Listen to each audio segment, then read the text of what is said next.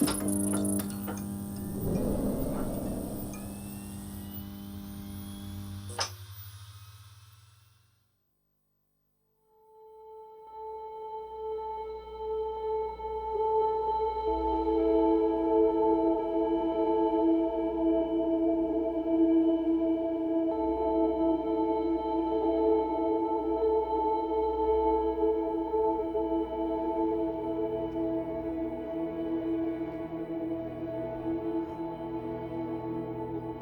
ever just find yourself staring at your banking app, feeling like your ancestors are saying, close it, just close it?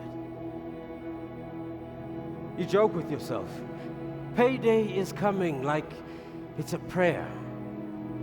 But inside, your heart is racing, your mind is running. You're not just budgeting, you're bargaining with life. It's not just about money. It's about weight. The weight of being the one who made it. The night owl who never sleeps. The caregiver who gives until empty. The early riser who's first in and last out. You carry the dreams of your family and the pressure of everyone's expectations on a single payslip. Yeah, you nailed it. The just make a plan generation. We are the plan. It's bond payments and black tax. It's school fees and side hustles. It's debit orders you don't even remember saying yes to.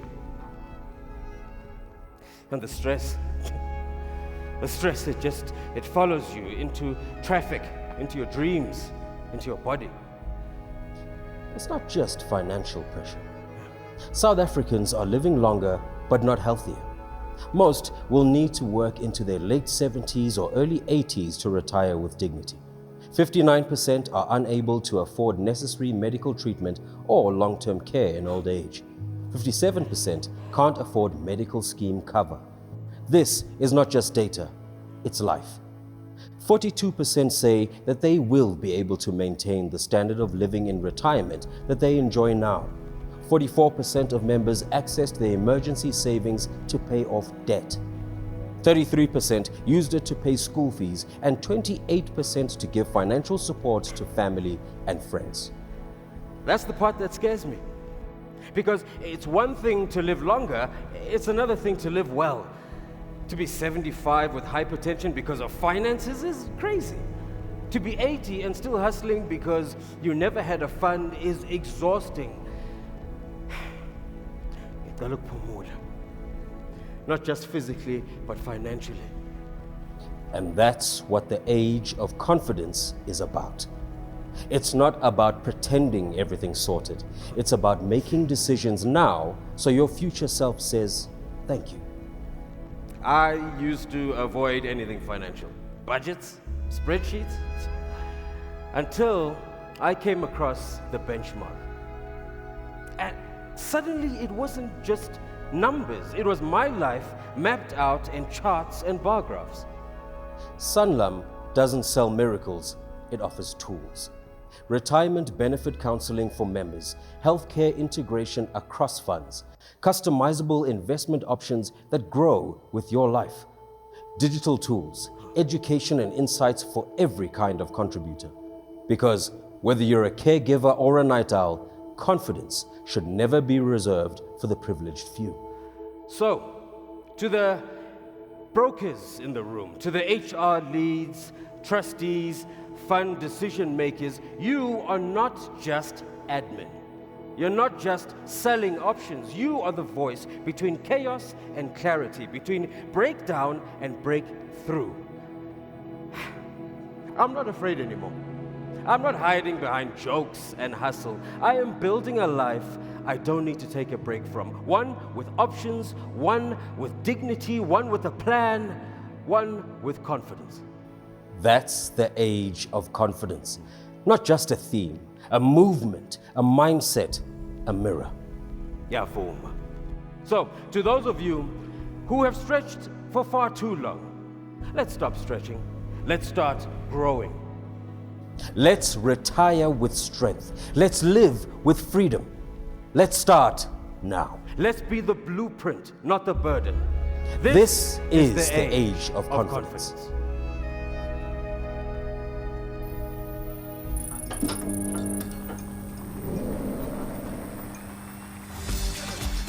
Ladies and gentlemen, welcome to the Sanlam Benchmark 2025. Please put your hands together for your MC, Paul Pops.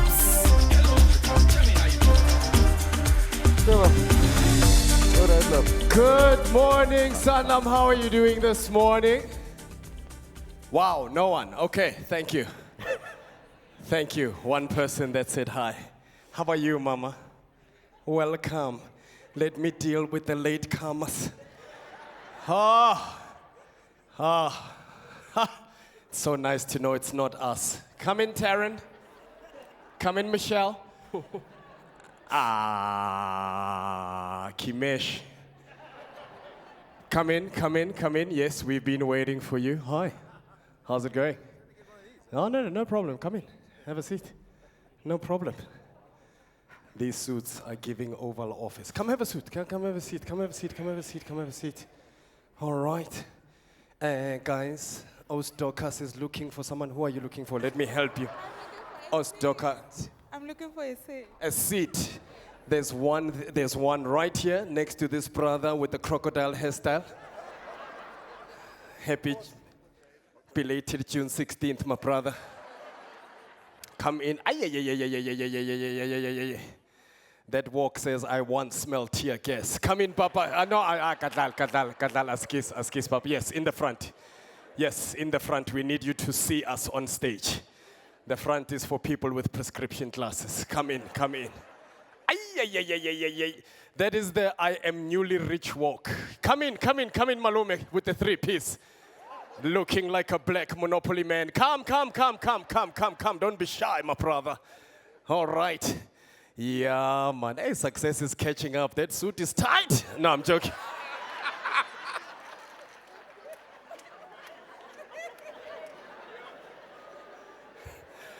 It's the age of confidence, my brother. Come in. Have a seat.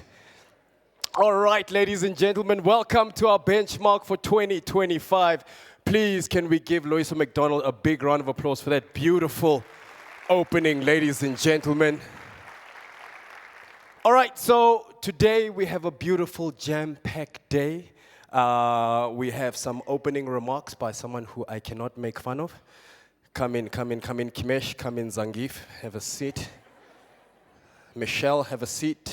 Kobus, kan jy asseblief baie dankie meneer. Ons is gelukkig dat jy met ons wees hierso vanaand. All right, so ladies and gentlemen, couple of house rules we need to adhere to today. Look, we've got world-renowned speakers who are coming to grace us on the stage. Please, can we give them our undivided attention? Let's make sure that all of our devices are on silent mode. Let's also avoid being on our devices throughout the presentations from our speakers and our panel discussion.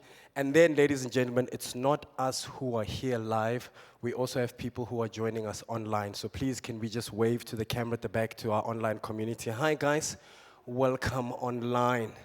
All right. Have a seat, Chief Mona. Thank you. Thank you, Mama. Thank you for joining us. The latecomers. So this is just a note to all latecomers. Throughout the day, we're going to have a tea break. We're going to have a lunch break. Please be on time. If you are not back in the room seated on time, there's a guy in a suit that looks like it's half pajamas, half suit, who will be waiting for you at the door with a microphone to deal with you. So please be on time throughout the day. Today, our theme is the age of confidence, ladies and gentlemen. We are living in the age of confidence. That is why I can confidently wear a suit that looks like a handkerchief, because I am confident in the age that I am in. No weapons formed against me shall prosper. Papa, you don't look confident in the back. There's a seat right here in the front. Come through, right here. Come sit with your big bosses. Come have a seat. Don't be shy. No, come. Don't be shy. Come. Have a seat, my brother. Feel what Santon feels like. Come, come. You are walking there in Gomorrah. Come here. It's cluttered there. There's lots happening. Phones are going missing. Come here. It's safe. There's lights. Aircon. The aircon is nice here. There, you can't breathe. Come this side, man.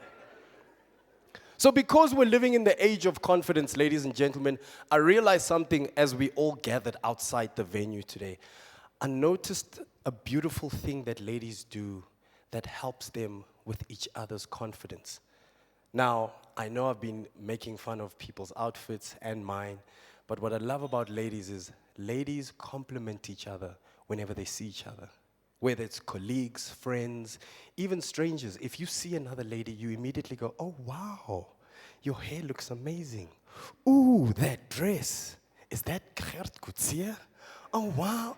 And then they even say, oh, please turn around for us. Ooh, friend, you look nice.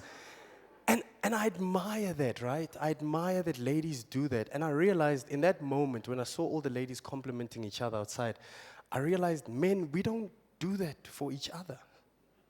We don't, my brother, has anyone said you look handsome today? Exactly, Uncle Harry, no one has come up to you, hey Harry, you look mooi for no one. And it's not right. So today we change that, gents. Gentlemen, I want you to turn to the man, closest man next to you, closest guy next to you, and say, my brother, you look handsome today. Wow, you look great. Take a sniff, go, you smell amazing, my man. You see, this is what we are doing to build our confidence, ladies and gentlemen. Thank you, gents. Thank you. We are living in the age of confidence. We need to be confident men. Let's build each other. All right. On that note, ladies and gentlemen, talking about confident men, it gives me great honor and pleasure to introduce someone who I will not be making fun of, because I would like to see you all next year. Ladies and gentlemen, our chairman for the Sanlam Group is here today. When we introduce him on stage, please, may we give him a huge, resounding round of applause. My brother with the half leather jacket, have a seat. Our group CEOs come. You can see that leather jacket was bought on lay-by. The rest of the leather is coming after winter. No, I'll take the arms for now. I'll take the arms. The Giselle brothers, we are waiting for you. Ngenani, Giselle brothers, Ngenani. Ngenani, Ngenani. You can hear, yeah, sorry, yeah, sorry, mama. Yeah, sorry about that. Have a seat, gents. Our group CEO is here. So, we're going to start the claps over there by you. So, what is your name? Gareth. All right. Gareth, we're going to start the claps by you. Gareth is going to start the claps. Ladies and gentlemen, we're going to move them all the way around the room until we get to, my brother, your name? Steve. Sanish. Oh, Uncle Sanish. Oh, I see you now. Sorry, the lighting is not as great as VIP. I didn't see you there. All right, Uncle Gareth, let's start the claps there. Let's move them all the way around the room.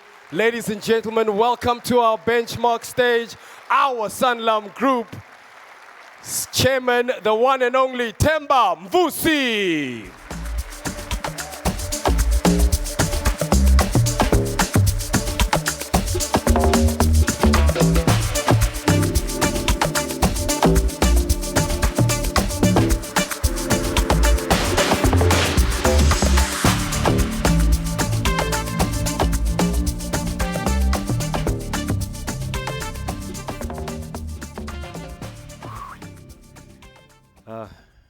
I missed that one. Good morning, esteemed guests, colleagues, and partners.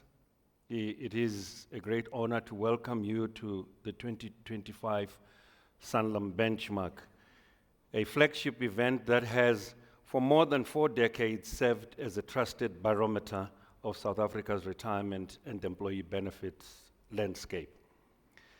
This year's theme, Age of Confidence, is not just a reflection of where we are, it is a call to where we must go. Colleagues, we gather at a time of significant transition. The global economy is under pressure. Geopolitical tensions are reshaping alliances, and here at home, we're navigating a complex policy environment, from the implementation of the two-port retirement system to the ongoing debate around national health insurance, to the government considerations around directing retirement savings towards capital investment in national infrastructure. These shifts are not abstract. They affect how people live, work, retire, and plan for the future. However, amidst this uncertainty, there is also opportunity and resilience. In just a few months, South Africa will host the G20 summit, the first ever on African soil. It is a moment of immense pride, but also of immense responsibility. In 2010, when we hosted the FIFA World Cup, the mood was one of celebration, a unifying crescendo of song, sport, and shared identity. Today, the tone is more complex. The G20 is not a celebration. It is a negotiation, a test of leadership, of credibility, and of vision. And yet, in both moments, then and now, South Africa stands poised to redefine its place in the world. At Sanlam, we understand that confidence is not born from comfort. It is forged in uncertainty. It is built through clarity, through strategy, and through the courage to face the hard truths and act on them. That is what the Sanlam Benchmark research is about.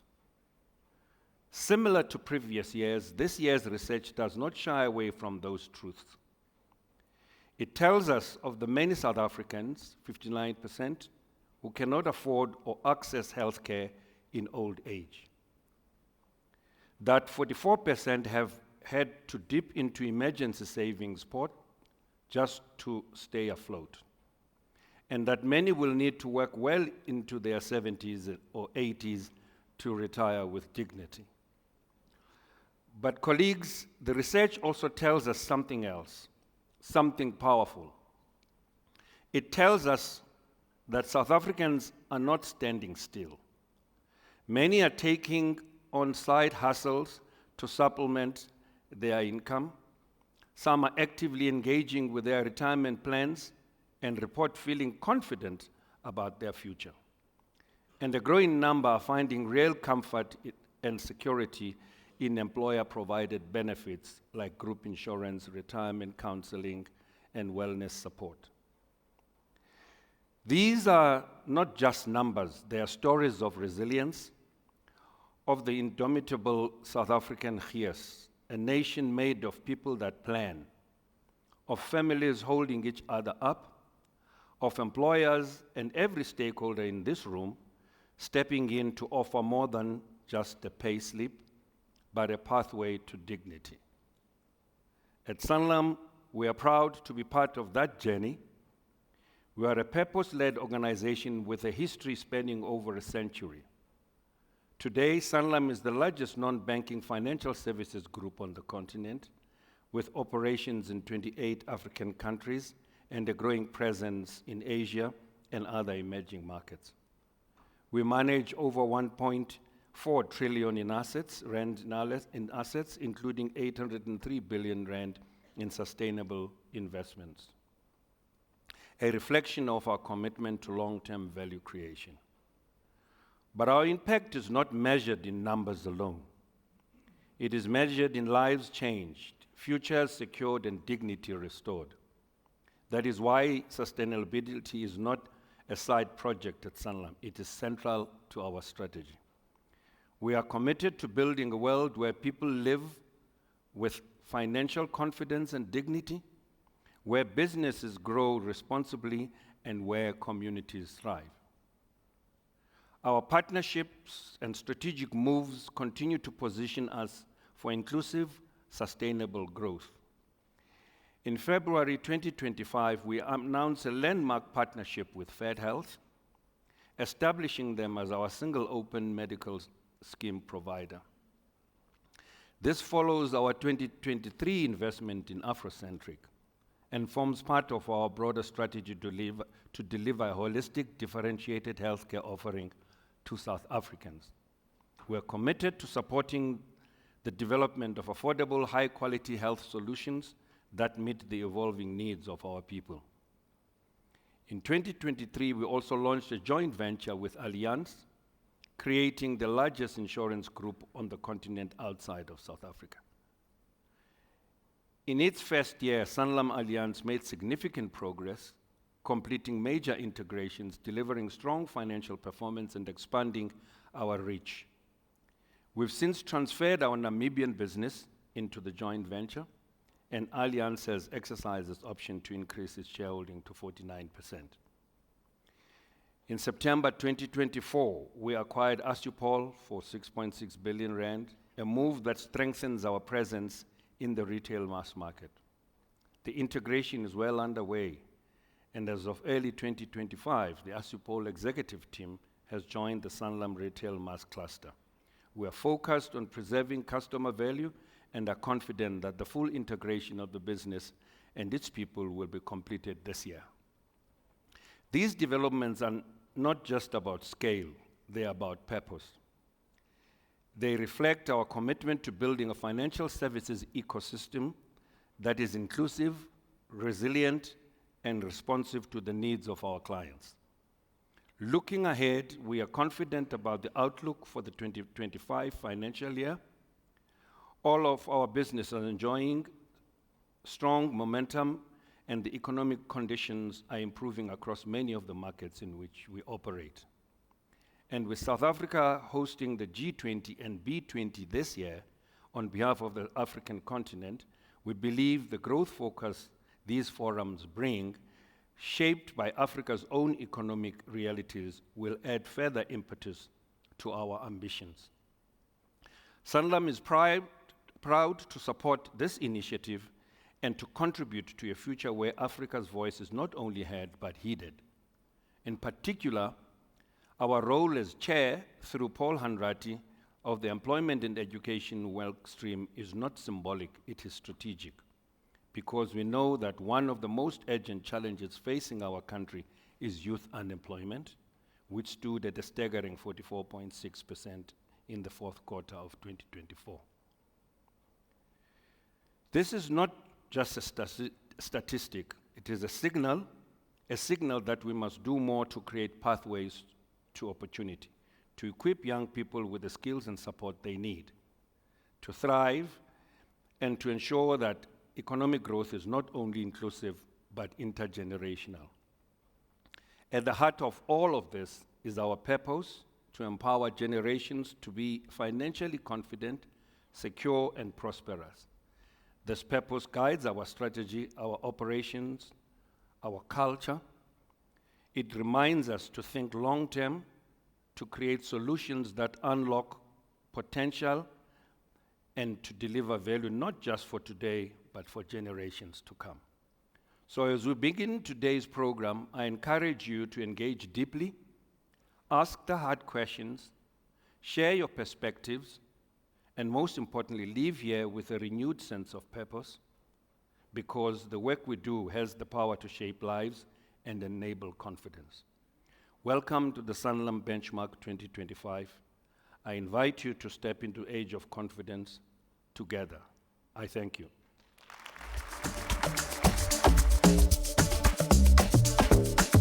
Big round of applause, ladies and gentlemen. Keep it going. Let's hear it one more time for Ndate Temba Mbusi.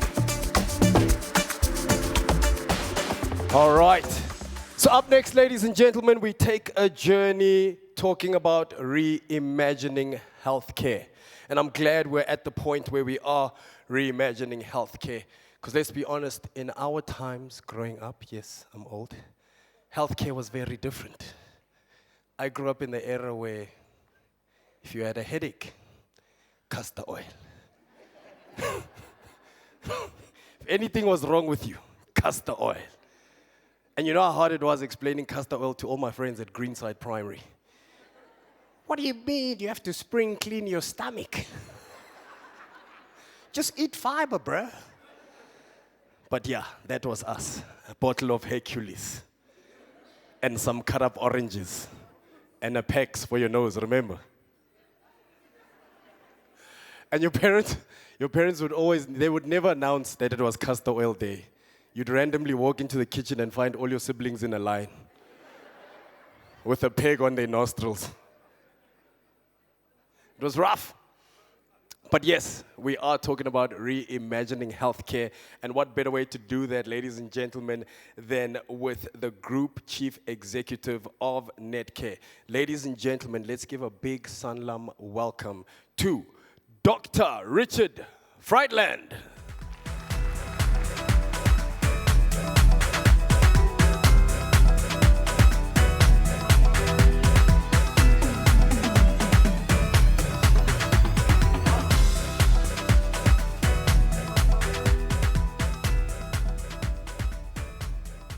The chairman of the Sanlam Group, Mr. Themba Mvusi, ladies and gentlemen, friends and colleagues, good morning, and thank you for the extraordinary privilege of being able to address you here this morning. As we embrace the age of confidence, I've entitled today's presentation, Reimagining Healthcare. And I want to begin by making a very bold and controversial statement. Take a look at this. Globally, the provision of healthcare, in terms of the relationship between providers, funders, and patients as we know it, is fundamentally flawed.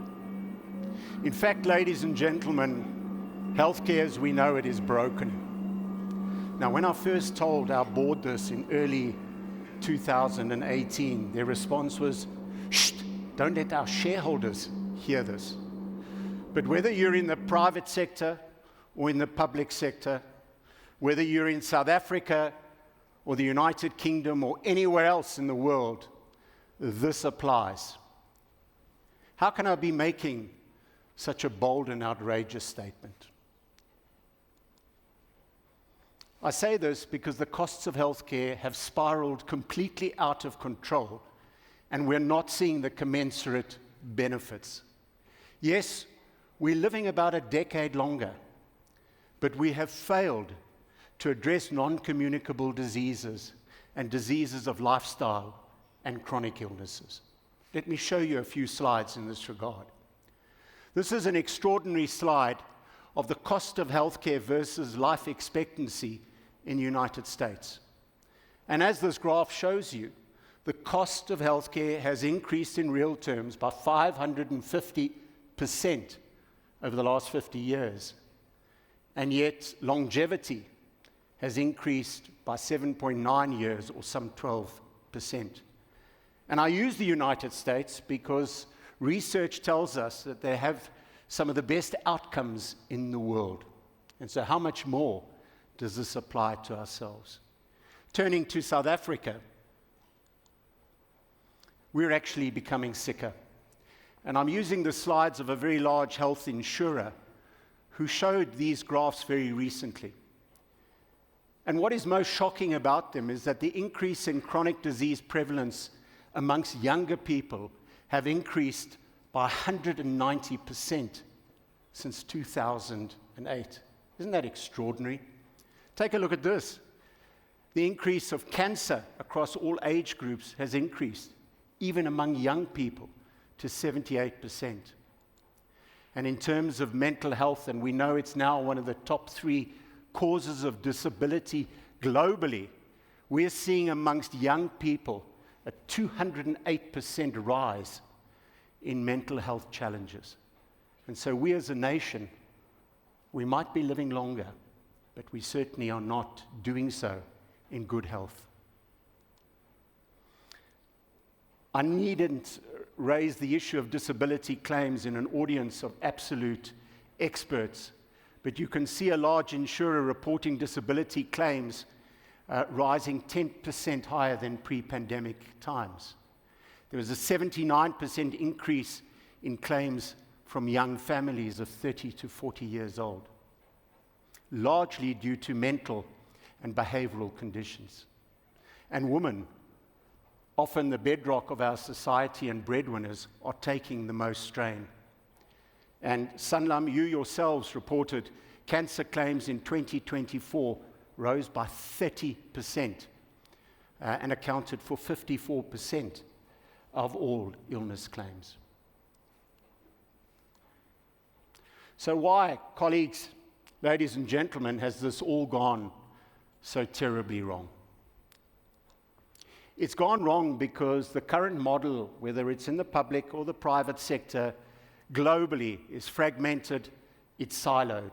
When patients come in, we know little about them, we treat them, and we don't really care about them thereafter. Most patients have abrogated their responsibility to healthcare workers and doctors. When I was in practice, I would often ask a patient, "Tell me, sir, why did you have your tonsils removed?" Doctor told me. "Ma'am, why did you have your leg removed?" The doctor told me. We have disempowered patients through the system that we've created in healthcare. And as a result, there's a duplication of tests, of procedures. There's a huge wastage. There's a lack of communication between providers.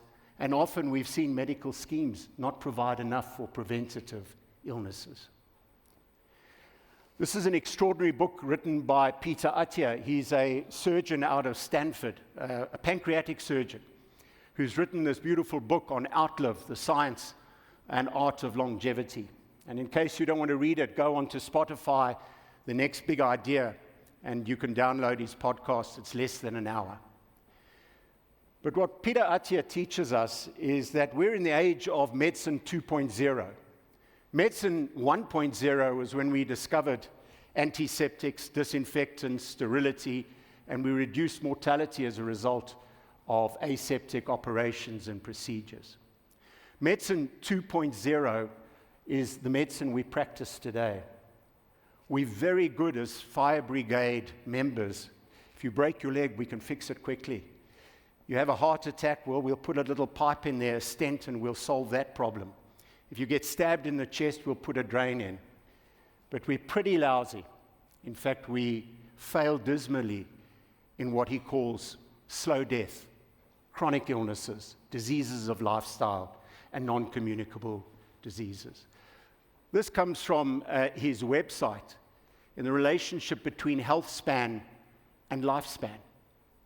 And as you can see, we might be living a decade longer, and this is in the United States data. But in reality, our health starts to diminish and decline from about the age of 40 and 50. There's a wonderful statement that says, up to the age of 40, we recover from injuries, and after the age of 40, we acquire them. And I think many of us in the audience who are runners will know that is a truism. And I want you to keep this imprinted in your mind because I'm going to return to this graph a bit later. He calls this medicine 3.0, understanding what longevity is in terms of its relationship between lifespan and health span. Now, we're very lucky that over the last 10 to 15 years, there have been two paradigm shifts in the world. The first paradigm shift was the introduction of participatory healthcare, trying to get people to become equal, active participants and partners in their own healthcare, sharing with them their records, explaining it to them, and through that, improving compliance. And we've seen globally with the emergence of data and digitization that has become a huge enabler. But without being able to provide patients with their data and records, it kind of makes the concept of participatory health somewhat meaningless. And even if we give people their records, is that enough? Hold on to that. I'm coming back to it a bit later. The second was a change in our perspective, moving what we call from patient to people to person-centered. And this was led several years ago by the World Health Organization that said we had a pretty pejorative view, and that the patients we were treating in our institutions were people before they came into hospital and they're people in our hospital, and we should be focusing on people-centered healthcare. And then an amazing thing happened amongst large public sector organizations that are focused on population health and saying if we want to achieve the health and wellness of our nations, we've also got to realize that we've got to be able to take an individual approach to them. Each one of us has a very different and individual approach to pain or response to disease. And so whilst we are focused on population health, we need to start thinking about the individual, the person. And so person-centered health and care was born. We began to realize the seismic shift in our own organization back in 2017, 2018. But the challenge for us as a large healthcare organization steeped in the old way of practicing medicine was how do we address this? And I want to indulge you, if you will indulge me, I should say, take you through a few slides of the journey that we've been through in our own organization. Some of the lessons and revelations we've learned. It's a 10-year journey. We're only 7 years into it. And it's been an extraordinary one in trying to embrace this idea of participatory healthcare, of person-centered healthcare, and understanding how that might impact the people we're privileged to treat. And so we developed this strategy. It responds to those 3 global mega trends, uses all of our ecosystem and assets to really result in person-centered health and care that's digitally enabled and data-driven. And I think for all of us in leadership and all of you in the audience, strategy straplines are easy to make up. They're pretty easy. They slip off the tongue beautifully. But the question is, how do you operationalize it? And this was an enormous challenge because we realized if we wanted to remain in contact with our patients before they came into hospitals or any of our mental institutions or our primary care institutions, we needed, and thereafter, we needed to provide them with their records, empower them with what was the matter with them, what was going on in terms of their healthcare. But you know, back in 2018, and certainly in our organization, the concept of anything involving digitization and data produced an anaphylactic shock. People didn't want to go near it. And so I want to talk about what person-centered healthcare means to us. And we had 3 phases. The first was to digitize our entire organization, every single medical record. It took us 6 years. We've completed it. In between, we had to delay for the COVID pandemic for 2 years, where we treated over 160,000 South Africans through our facilities. The second was data-driven, in the sense that we never had data before we digitized, and now we're like the chihuahua that's caught an elephant bone. We're producing 50 gigabytes of it daily of clinical data, really to improve patient outcomes, safety in our hospitals, and to be able to be a platform for research in South Africa and contribute, particularly at this time where research funding is under enormous constraint. And the third that we're busy with at the moment, the most difficult, is how do we empower our patients, the people we're privileged to treat, with their own records so that they can improve their wellness, their health span. And this was the challenge we faced. And I put this picture up because this is the handwritten chart of the first heart transplant patient in 1967. And Chris Barnard was the first to bring ICU medicine to South Africa from Minnesota in 1963. But let me show you something quite shocking here.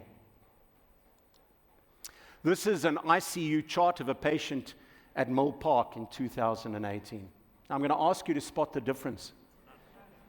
There isn't one. Isn't that extraordinary? More than 50 years later, despite huge advances in medicine and science, very little had changed. And that's how stuck we've become in an old paradigm. And so this was our task, to take all of this paper. Imagine giving a patient that. You want to see a record, what happened to you? Please, take this. See if you can even decipher the nurse or doctor's handwriting. To this, to iPads.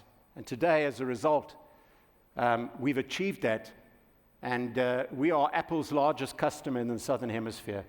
There are over 29,000 users of the iPads, including all of our nurses and doctors. We have over 15,000 within our organization. And we've digitized all of our delivery platforms through our primary care, our emergency services, our occupational health care, cancer services, etc. But that was just the start, and it's taken us 6 years.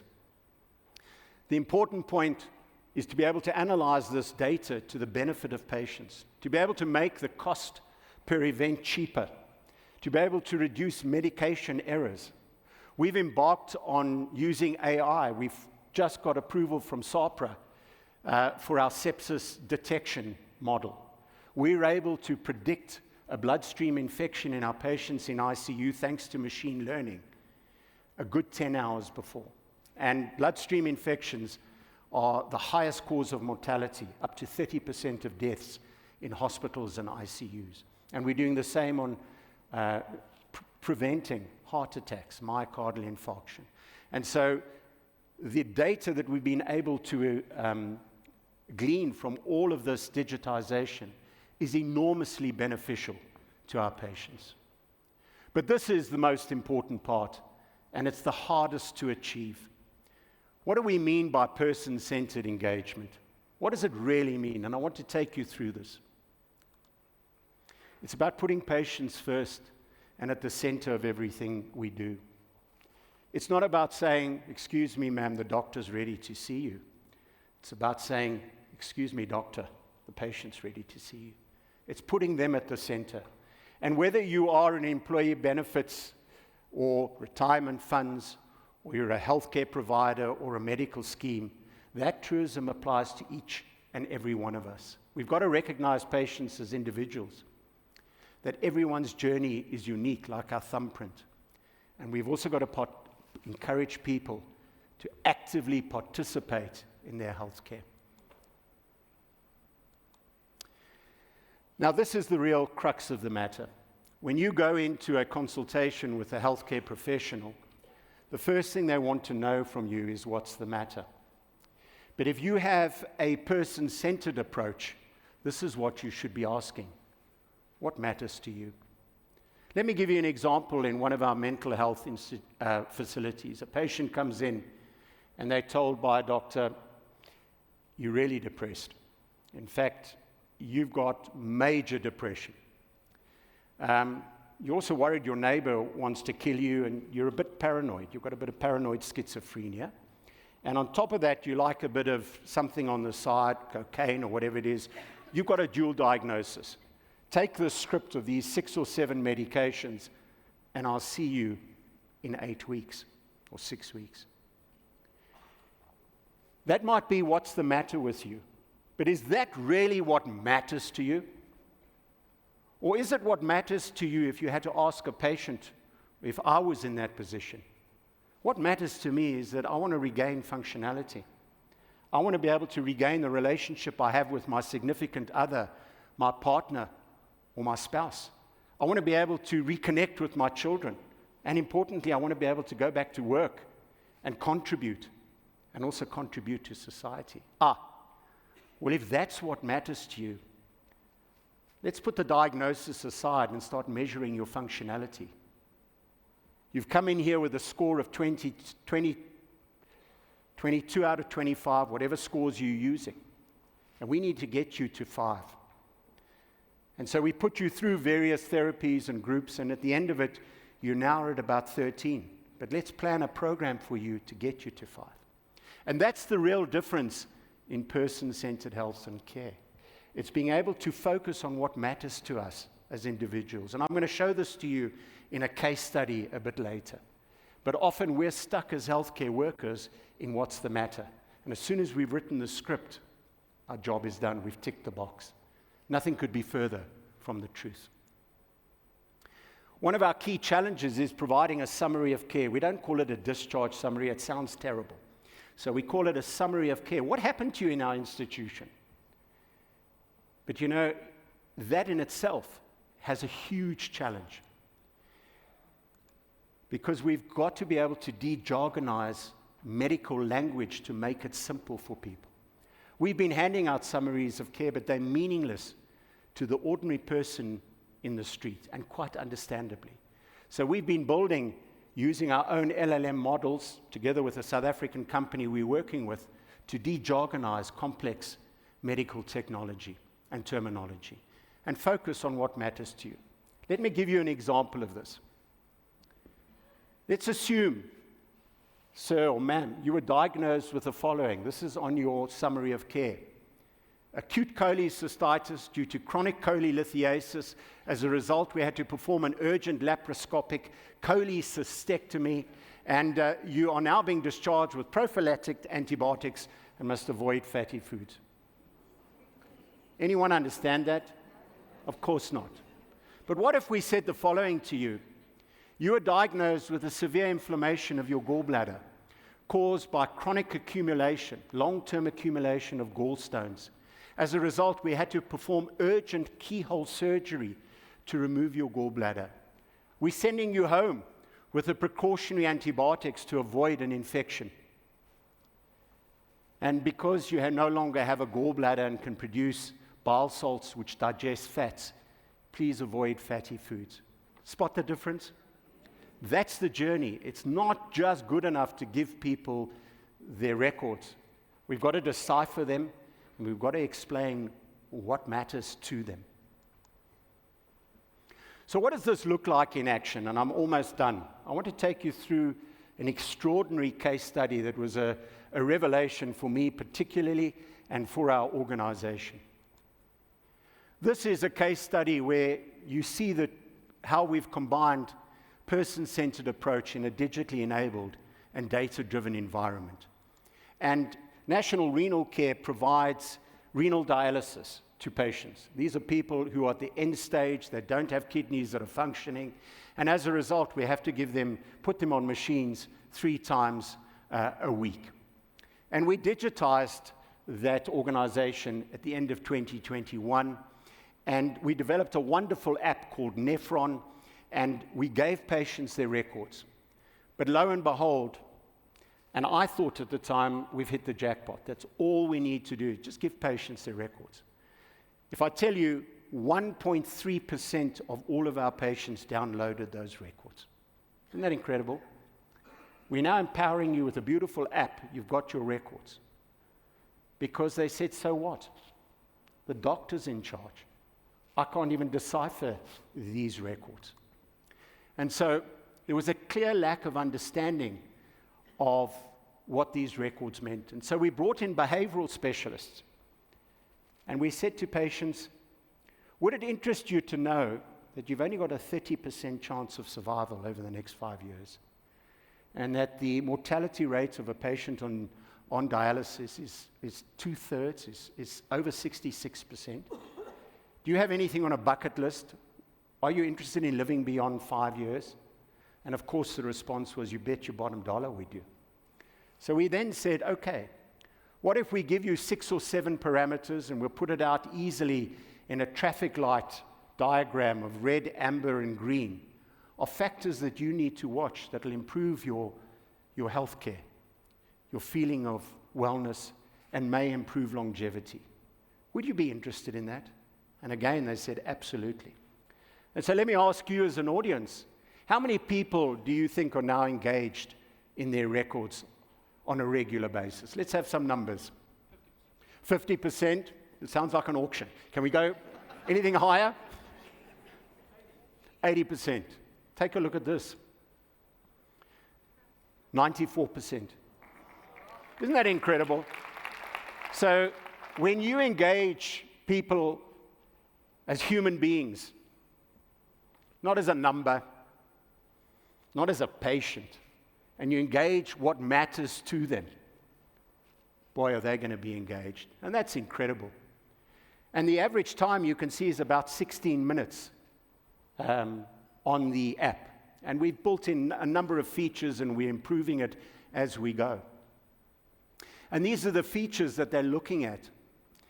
We've got meal planners, we've got fluid trackers, because often patients with renal disease retain fluid, so that's important. Recipes, symptom activity.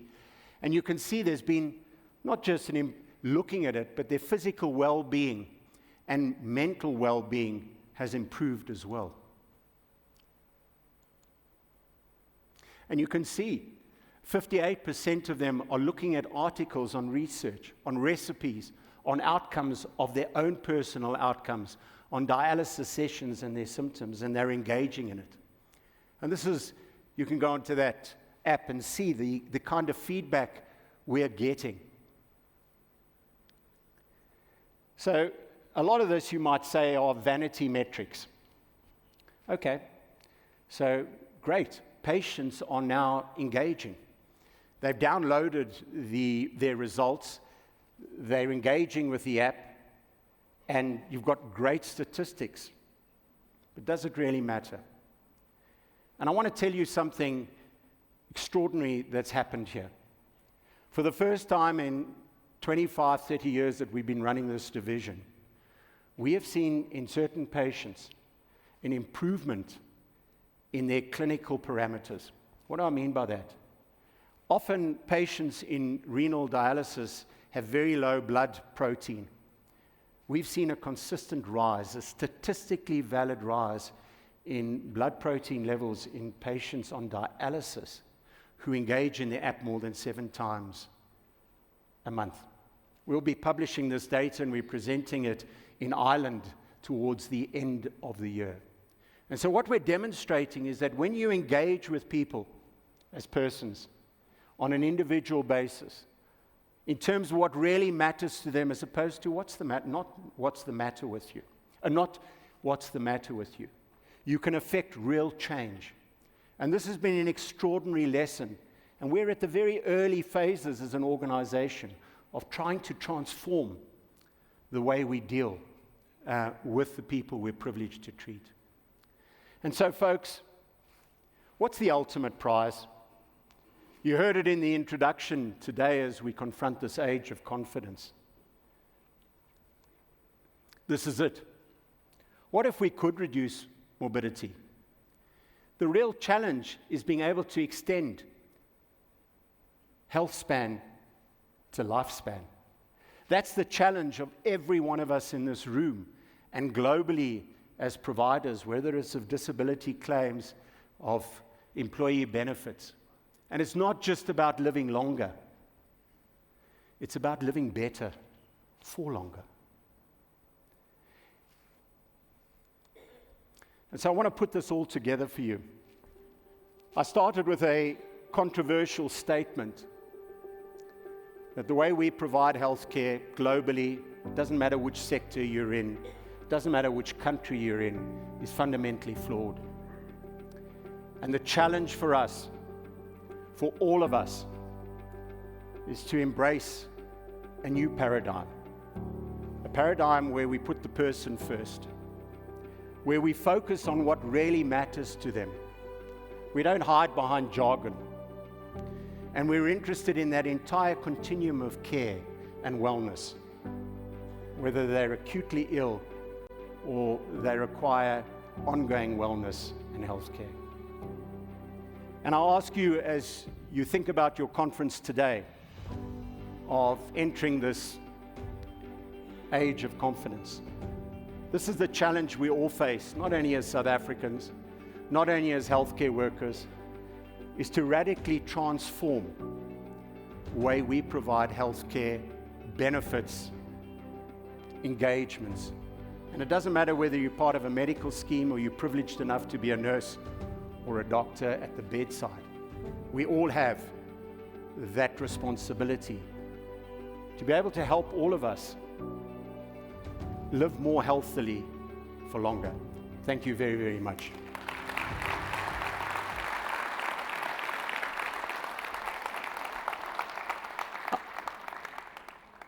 I'm going to ask you to indulge me for a second, and I want to show you something. You know, we may all be involved in our respective businesses, and we may all be doing enormously good. But we have a responsibility as South Africans to build and contribute to a society we can all be proud of. And it's incumbent on all of us to be a force for good. And Chair, I don't have your permission, but I want to show you a project we're involved in, and we'd love Sanlam to partner us in it. And I can tell you that I've been working since I was 11 years old. I've remained a SMOS agent, don't worry. But you know, there are over 1 million South Africans, school children, who go to school without shoes. It's an extraordinary number. The research done showed it's at least 1 million. And we have a project of converting 20 drip bags into 1 pair of school shoes. That costs 35 Rand. We've handed, thank you. Now, Chair, we've handed out 300,000 of these. It's in a NPO. We've put people who used to collect rubbish, put them into a company to sell these shoes for 35 Rand. You get a Section 18A. Last week, we handed out our 300,000th shoe to a school in the Magaliesburg.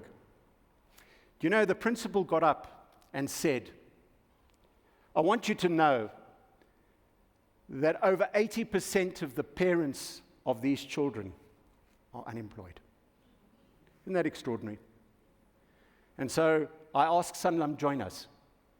We want to get to 500,000 this year. Come join us and see the joy it brings to people. I was down in rural KwaZulu-Natal during the pilot phase where we tested this. And I said to a little boy, how does it feel? You've been walking 3 kilometers through the mud, through the rivers to get to school. You've now got a pair of shoes. And you know what he said to me? I feel like the president. Folks, thank you very, very much for your attention today. Appreciate it. Thank you, Dr. Richard.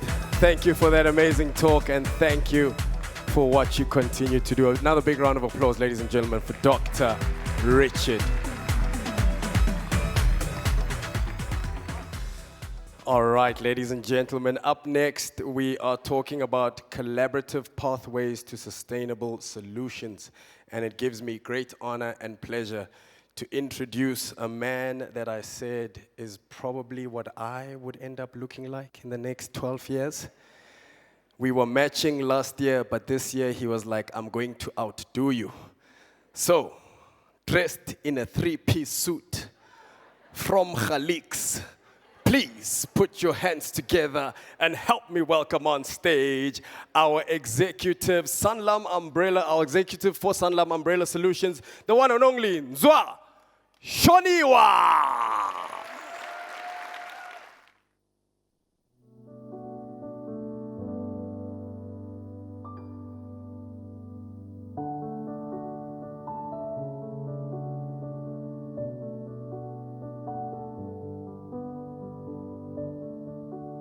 Yes, I did.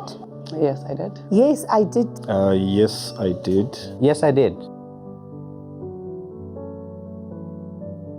I needed the money. I had a pavement, so I was short with the money to pay the people to install the pavement in my house. Because it was part of a relief package. At the time with the new law, that we could access our funds. It was because my daughter was graduating and I had to finalize her fees and also buy things for her graduations. I had an emergency and it was the only option I had to avoid looking for credit. I actually used it December. I needed to do something for my kids. I use it for my studies. Oh, I haven't. No, this year I haven't yet touched it, but I'm saving it up for something more bigger. I didn't withdraw the emergency savings withdrawal this year. I did not withdraw from 2025's one because I think the amount was less. No, I didn't have to this year. At least my finances were balanced. No, I don't even think I'm actually going to take it, because the reason why I took it last year was because of I had to pay for the fees and graduation things. So taking two-pot for me, I don't think it's going to happen anytime soon. Yes. Withdrew in 2025 of this year. No, I've never seen any financial advisor before. I'm considering consulting one. No, I've never used a financial advisor. No, I've never used a financial advisor before. No, I haven't used any financial advisor. Maybe in the future, consulting one. No, I don't think so. I think it was just a once-off for now. Given that you do take funds from it, however, if the company does allow, you can make additional voluntary contributions to try and put those funds back and try to make up for those monies that you took from your savings pot. No, not at all. The bracket was good, so it really did help. And we did foresee it as well.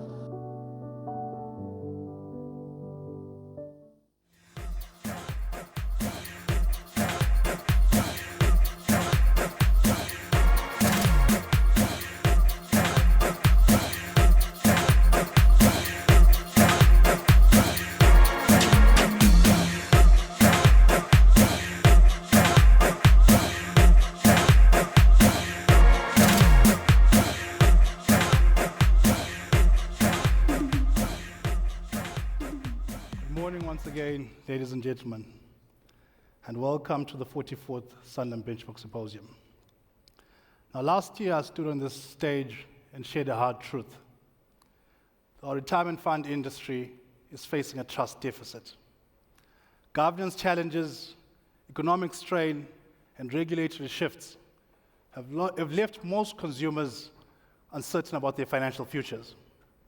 But today we move forward. We ask not just how we rebuild trust, but how we achieve a shared purpose through collaboration. The 2025 benchmark survey results show you the depth of this challenge. But importantly, they also show us the opportunities that exist for meaningful collaboration. I think this is the time to move from diagnosis to action.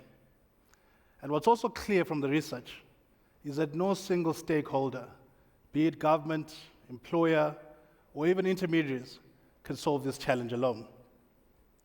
It will take all of us working together, guided by data, and driven by a common mission to enable an age of confidence, where every single South African can retire with dignity, confidence, and choice. So let's begin with the data to see what the data tells us, as well as the opportunity that it presents. This year, we expanded our research. We interviewed 74 employer funds. And the one thing that you'll notice on this slide is that we've seen a decrease in the number of standalone funds that we can interview. And this obviously speaks to the consolidation that's happening in the industry. We also interviewed 168 participating employers and umbrella funds, up from the 100 in 2024. We interviewed 506 consumers. And consumers are employed individuals who currently contribute to the employer's retirement fund. And one theme that echoed across every single group is that education, communication, and professional financial advice is important. Now, we believe that this is a key area where stakeholders can collaborate to make a meaningful impact. And the belief is confirmed in the data, where 49% of employer funds and 58% of umbrella funds feel that targeted communication can improve retirement outcomes. And I guess what this talks to is that we need to communicate with individuals at the appropriate time in that member's life cycle. Nearly 50% of employer funds and 40% of umbrella fund participants support introducing retirement planning into the school curriculum. I think that's something that's quite important to get the kids understanding how money actually works. And I think from my side, we might actually see the tooth fairy charging market-related rates. I think the concept of CPI works differently in that space. But there's also more. people are asking for more communication. And when we tested funds' attitudes towards responsible investing, 70% of employer funds and 62% of umbrella fund participants confirmed that they would support investing in projects or businesses that create positive change while delivering financial returns, particularly in job creation and education. And from a consumer perspective, the majority of respondents indicated that their top requirement within a holistic employer proposition is education services and money management and budgeting tools. And I think what's clear from the last two slides is that there's alignment between what employers are asking for, participating employers and umbrella funds, as well as members. More education, more communication. In addition to this, over 90% of consumers confirmed the importance of receiving educational information as it relates to your retirement fund benefits. But here's the challenge. Too many members are still not provided with adequate financial advice when making important financial decisions. Many members still rely on online sources such as Google for financial advice. And you must understand, this is what leads to some of the stats that you see here. Many members are still cashing in part or all of their retirement savings. And we still understand one of the biggest challenges we have in the industry is a lack of preservation. Now, despite 68% of respondents expressing a desire to save more, in a difficult economic environment, many simply can't afford to do so. So it's not surprising that members are struggling, and as much as they would like to increase their allocation to retirement savings, they just can't afford to do so. What we also found interesting is that a small number, 5%, say that they'd rather opt out of this compulsory contribution and do it themselves because they can earn better returns. Now, I promise you that next year, we're going to dig deeper so that I can share their secrets in terms of how they can earn those better returns and outperform our investment managers. But from our side, this is where we think collaboration becomes critical to ensure that education, communication, and professional financial advice are woven into the fabric of our system, not just as afterthoughts, but as core pillars. The data is clear. Education and advice are key to improving retirement outcomes. But education alone can't fix a system that's too complex to navigate. If we want members to act with confidence, we must also make the system easier to understand and navigate. So what is the role of each of the stakeholders? We believe that the main role that government can play in this space is to simplify our industry. Now, the FSCA has outlined its priorities over the next 3 years to advance financial education, and this was done through the recent launch of the Financial Education Plan. The plan targets vulnerable and high-impact groups such as students, SMMEs, and grant beneficiaries. And it includes measures such as advancing digital financial literacy and boosting thought leadership. What is clear is that the FSCA do not want to just position themselves as a regulator, but they also want to act as a collaborative partner in building financial literacy and education. And from our side, we believe that this is an opportunity for industry stakeholders to partner with the FSCA as it shifts its focus from leveraging digital tools and innovative technologies that will help consumers better understand some of the sophisticated products and services that exist in our industry. But we must go further. The need for education and clarity has been underscored by the rollout of the two-pot retirement system. As much as awareness has grown from 59% to 90% in 2025, only 36% of consumers have accessed the emergency savings pot. And 43% believe that access to retirement savings could harm their long-term outcomes. 73% now understand the impact of emergency saving withdrawals, and 77% are aware of the tax implications. From our side, this is an encouraging sign of growing financial literacy. These figures reflect both progress and opportunity. The foundation is being laid, but more must be done to ensure awareness, translates into momentum. The momentum that's needed to inform and make sure that members make confident decisions. Now, while efforts to improve financial literacy are commendable, the broader system continues to face mounting pressure, from rising costs to implementation challenges. These also demand a more coordinated and sustainable response. And as we continue to assess the impact of recent reforms, it's clear that the implementation of the two-pot system introduced both opportunity and strain. The FSCA told us that they believe the once-off costs of implementing the two-pot system came in at 1.6 billion, of which 65% of this was on system upgrades. And I think this explains why we've seen an increase in the average administration fees that funds charge. Where employer funds administration fees have moved up from 0.51% to 0.71%, the highest we've seen since 2016. And from an umbrella fund perspective, administration fees have remained at 0.61% since 2018. And this could possibly be explained by the economies of scale that you see in umbrella funds. Now, this cost evolution might explain why we see over 50% of standalone funds confirming that they'll consider moving to an umbrella fund. Now, as it relates to two-pot regulation, funds and participating employers felt that more time should have been given to implement systems effectively, as well as educate members properly to make informed decisions before implementation. We feel that additional information and education around tax implications and long-term outcomes would have definitely benefited our members.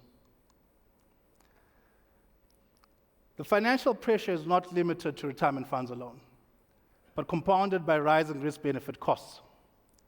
When comparing current costs to pre-COVID levels in 2019, we see an increase in the number of funds that have opted for approved risk benefits. We see an expected increase in the total cost of death benefits under both employer funds as well as participating employers, even though we've seen this come down gradually over the last 3 years. We also see an increase in the total cost of disability income benefits. In addition, we see a decrease in the average level of benefits offered by participating employers.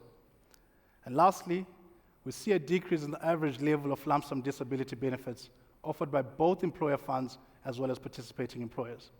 So it's clear, due to these rising costs, members have started to reduce the amount of death benefits as well as the amount of disability benefits that they would like included in their system. A notable trend that we've also picked up on is a rise in critical illness claims. And Sanlam Group Risk 2024 analysis shows that tumors and circulatory diseases such as heart attacks and strokes account for over half of all critical illness claims. And cancer-related claims have increased across all disability product lines.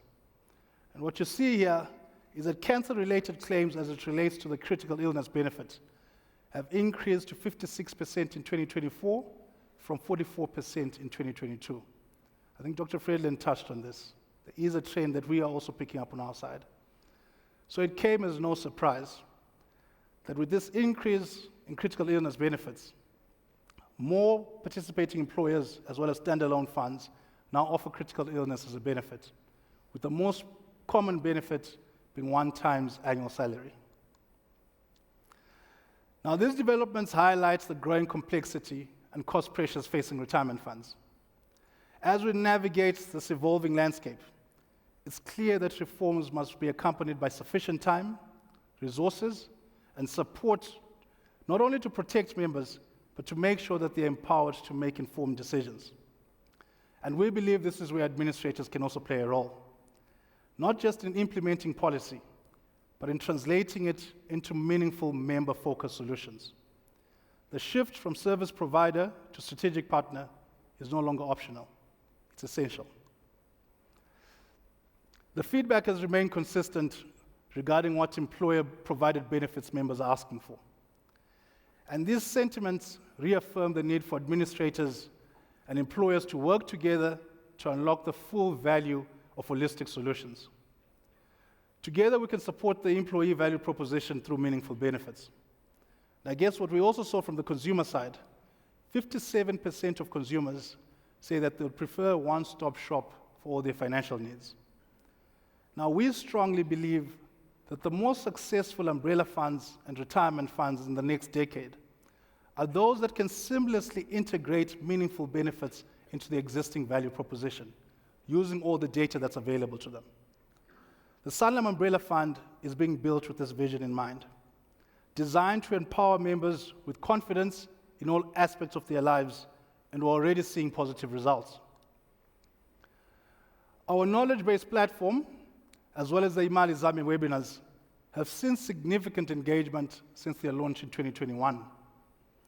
And what's clear from this slide is that the topics that attract the most engagement are those topics that focus on improving retirement outcomes. This shift from transactional service to strategic partner, we believe this is how we can start to rebuild trust, not just in the system, but in the everyday financial decisions that members make.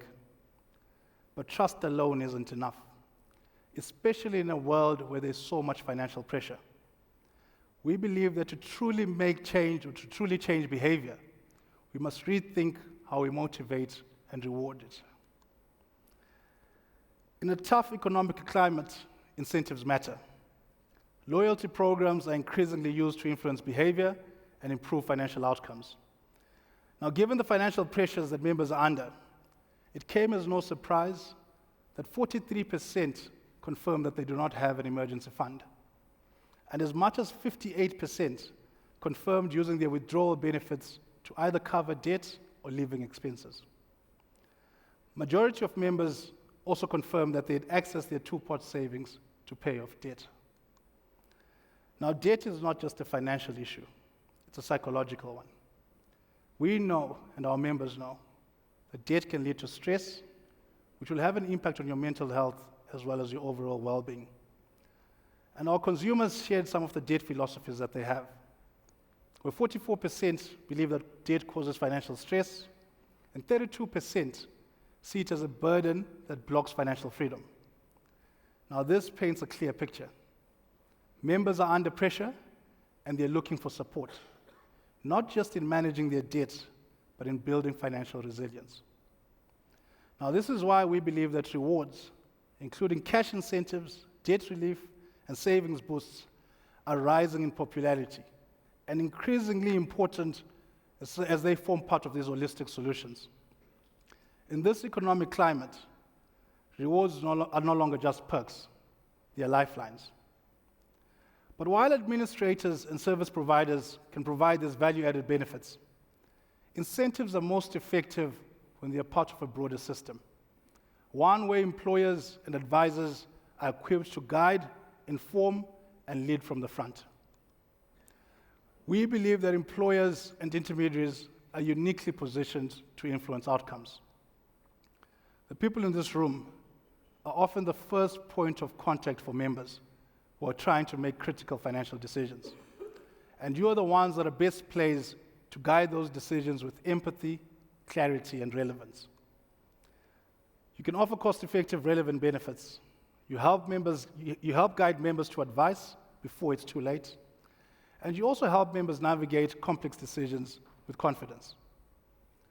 Now, one area where we feel that this guidance is especially important is in the use of default investment and retirement strategies. We see this importance as 90% of active Sanlam Umbrella Fund members are invested in the default strategy. And I guess this highlights their trust in the decisions made by trustees as well as joint forums. Life stage strategies are still the most common default investment strategy, used by 3 in 4 funds. And for both employer funds and participating employers, we can see that they still strongly prefer a multi-manager structure as their trustee default portfolio. Worryingly though, we see that only 49% of members are aware of the annuity choices available to them at retirement. And we think that this reveals a clear communication gap. However, we're seeing a positive shift as the use of trustee-endorsed annuities has increased. For employer funds, from 24% to 38%, and for participating employers, Retirees, this has increased from 35% to 46%. Employers want trustee-endorsed annuity strategies that offer longevity protection, inflation-linked income, and cost-effectiveness. These trends reinforce the critical role that employers and intermediaries play, not just in offering benefits, but in helping members make sense of them. The earlier this guidance is provided, the better the outcomes for members. This is especially critical as most members confirm that they only seek advice within 9 years from retirement. Now, most of the people in this room would understand that this is far too late. And this is where we feel that strategic partnerships and data-driven insights are key to empowering employers and advisors to intervene earlier and more meaningfully, including facilitating early access to professional financial advice. Now, as we look ahead, we must harness the power of collaboration, strategic partnerships, and data-driven insights to empower employers and advisors to intervene much earlier and more meaningfully. We must also consider the expectations of a new generation, one that demands digital first, personalized engagement to enable them to make the right decisions. And we see it in our own internal data. More than 50% of active members on the Sanlam Umbrella Fund are millennials. Now, as digital natives, they expect digital first. They trust the default strategies, but they also want to understand what their options are. This reinforces the need for modernized, personalized engagement strategies that meet members where they are at that particular time. There's a reason to be optimistic about the future, though. Results from the consumer survey reveal encouraging signs of member accountability and engagement, where 57% of members confirmed that they hold themselves accountable for the retirement decisions that they make. An additional 33% confirmed that they hold themselves and their financial advisors accountable. 74% confirm that they're confident that they understand the retirement benefits offered by their employer. This number is slightly lower, where 68% say that they understand the medical aid benefits that are offered by their employer.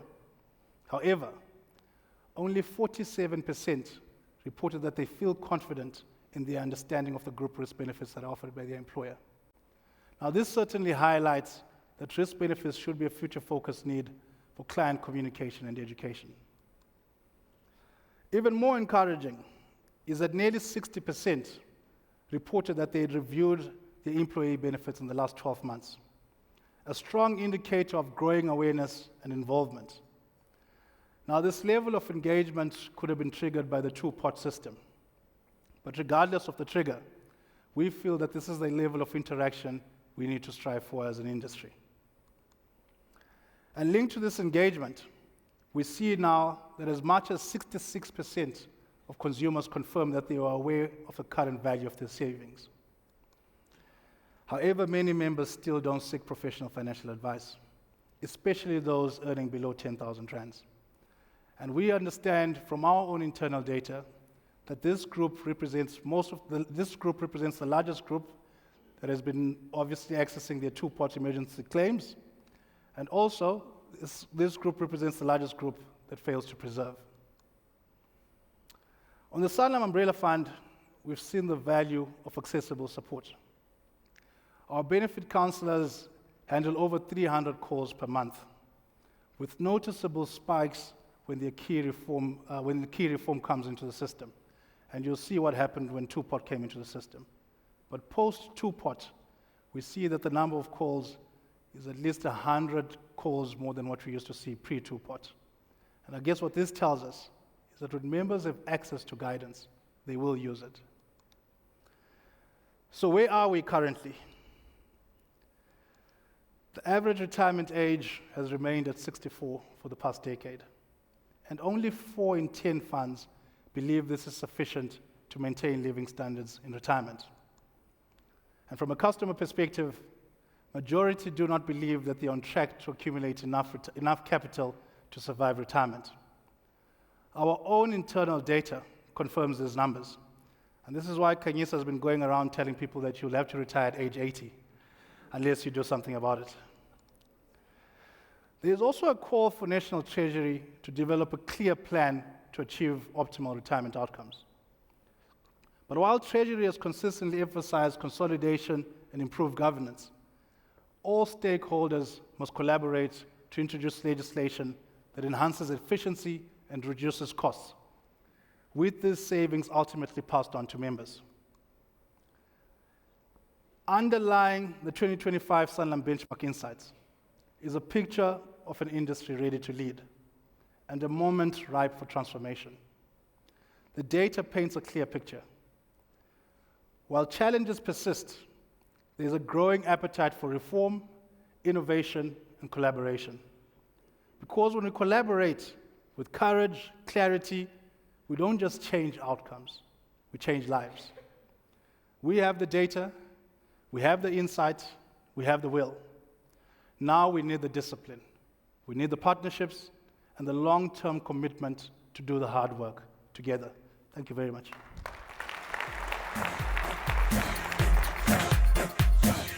Round of applause, big round of applause for Ntatenswa.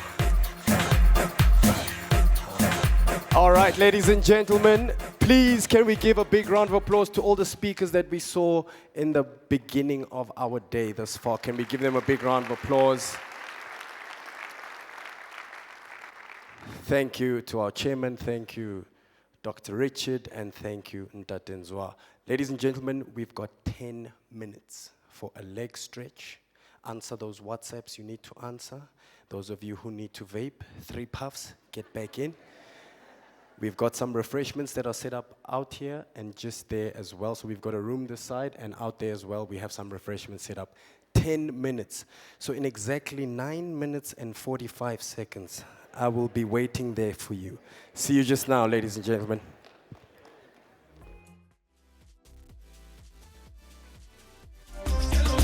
Welcome back, ladies and gentlemen. Welcome back, welcome back. Please be seated for this very exciting second half of our day. Come in, have a seat, have a seat. We're going to enter into a phenomenal panel discussion. We are just waiting. Yes, the ladies with the scarf. Please come have a seat. No. Here I'm behaving. Here. Thank you, my brother. You look like me 10 years ago, Bamba.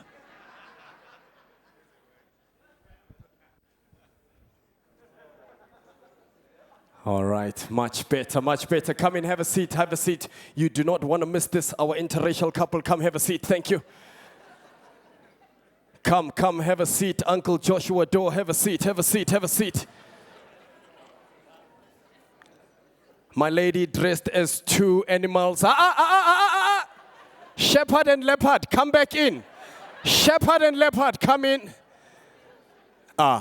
President Jacob Gedleyihlekisa Zuma. Baba.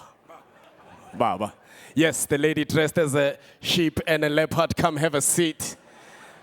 Indian Steve Jobs, come have a seat.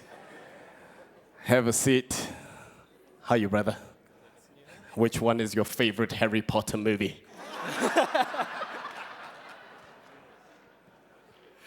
All right, everybody is back. This is amazing. Thank you so much for keeping time, ladies and gentlemen.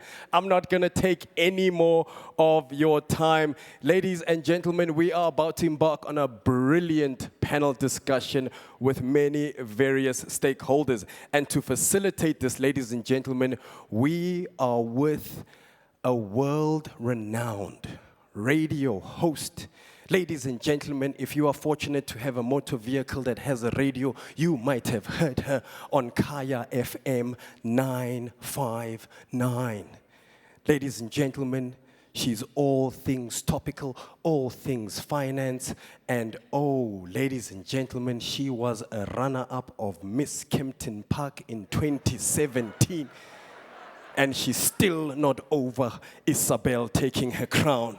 But she's here today, ladies and gentlemen, in a beautiful, stylish white 2-piece, looking like Felicia Mabuza without the mole. Please put your hands together, ladies and gentlemen, and help us welcome on stage Gugulethu Mfuphi!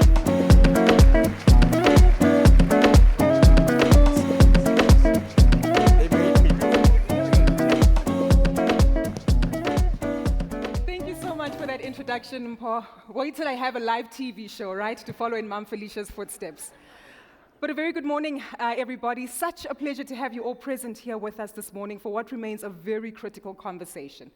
As you can tell, between Mpho and I'm the more serious one. So this is where we're going to get into the facts, the figures, the data, and most importantly, reflections on retirement reform.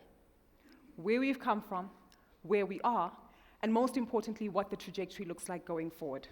Over the next 40 minutes, we'll participate in a panel discussion, and we have key industry leaders, all of whom are formidable leaders within the institutions that they lead, but more so, come with a wealth of institutional knowledge given the various stakeholder groups that they've represented in the past. So today, we'll get fair reflections on understanding just where we are with retirement reforms in South Africa. Most importantly, also crafting the way forward as to how best it is that we build up on the presentation that we saw from Nzwa. Collaboration. What shifts and changes do we need to see to ensure that we enhance the tax harmonization and build up on the progress that has taken place there? Number one, also maximizing member returns by ensuring that we prioritize investor education, but also making sure that we speak to the full outlay of the needs and requirements that they have from a financial perspective. This is an interactive conversation, so during the themes that we'll highlight, we also welcome you to share your thoughts, your views, as well as your questions. There will be a Q&A session available for you to actively participate in. I'm going to begin by introducing my panelists up on stage. I'm going to introduce them according to their names and titles, together with the institutions that they are representing on stage. Once they have all made their way up, ladies and gentlemen, I'll ask that you give them a round of applause just to allow us to direct them into the respective seating arrangements that they'll participate in on stage. Are we ready? Yes. Ooh, you sound nervous. Are we ready? Yes. Thank you so much. Ladies and gentlemen, one of our first speakers will be joining us on stage, taking a seat to the second chair on my right-hand side, the Commissioner of the South African Revenue Service, Mr. Edward Kisvetter. He'll be joined by the Deputy General Secretary of the South African Democratic Teachers Union, SATU, but also joining us as a key convener with COSATU in his capacity today, Mr. Nkosana Dolopi in the second chair. He'll be followed by Mr. Kaiser Moyane, Chief Executive Officer at the Association for Savings and Investments South Africa, ASISA, followed by Chief Director for Financial Sector Development at National Treasury, Ms. Alvina Taylor. And joining us in our last seat will be Ms. Jolie Mukorosi, Chairperson of the Sanlam Umbrella Fund. Please give them all a warm round of applause as they make their way up on stage.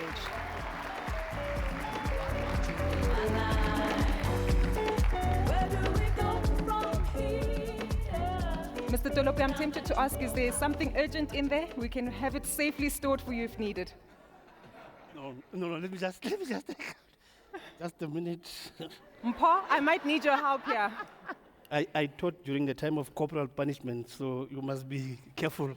I might mete out corporal punishment now. Not at all. Mr. Pops, we might need your help here just to assist us to store this safely. Where's Mpho when you need him now?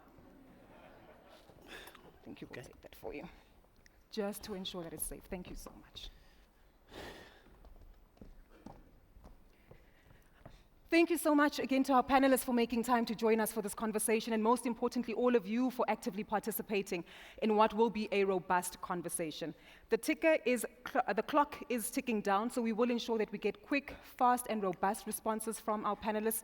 But most importantly, we also want to ensure that we prioritize the level of depth and of course, key understanding that we need to pull out of this conversation to move key stakeholders in the room forward with the decision-making and implementation of reforms and suggestions that we need to table going forward. I'd like to start off by reflecting on that last slide that Nzwa had on screen. It gave us some perspective around the various reforms that have been implemented in the retirement industry pre-pandemic. Whether it's T-Day, annuitization, but also ensuring that there is tax harmonization in the industry. One thing is quite clear, the retirement industry in South Africa has been proactive in implementing these vast streams of reforms.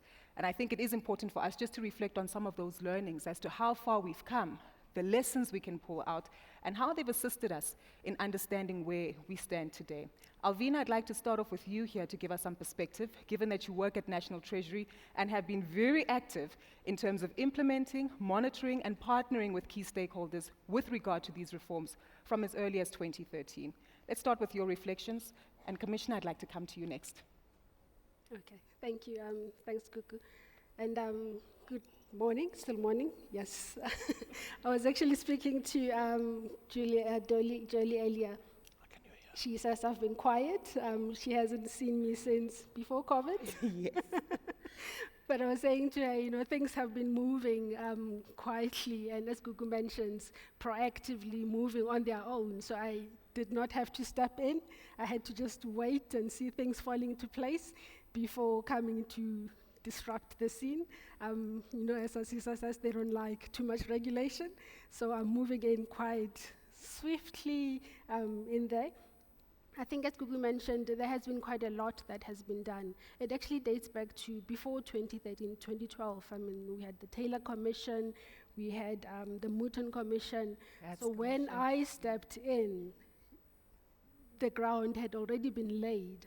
So we released a number of papers as National Treasury on annuitization, as Kuku mentions, as preservation. We do now we had a softer form of preservation. We encouraged, not encouraged is a nicer word, we required provident funds to annuitize when the members exit the fund.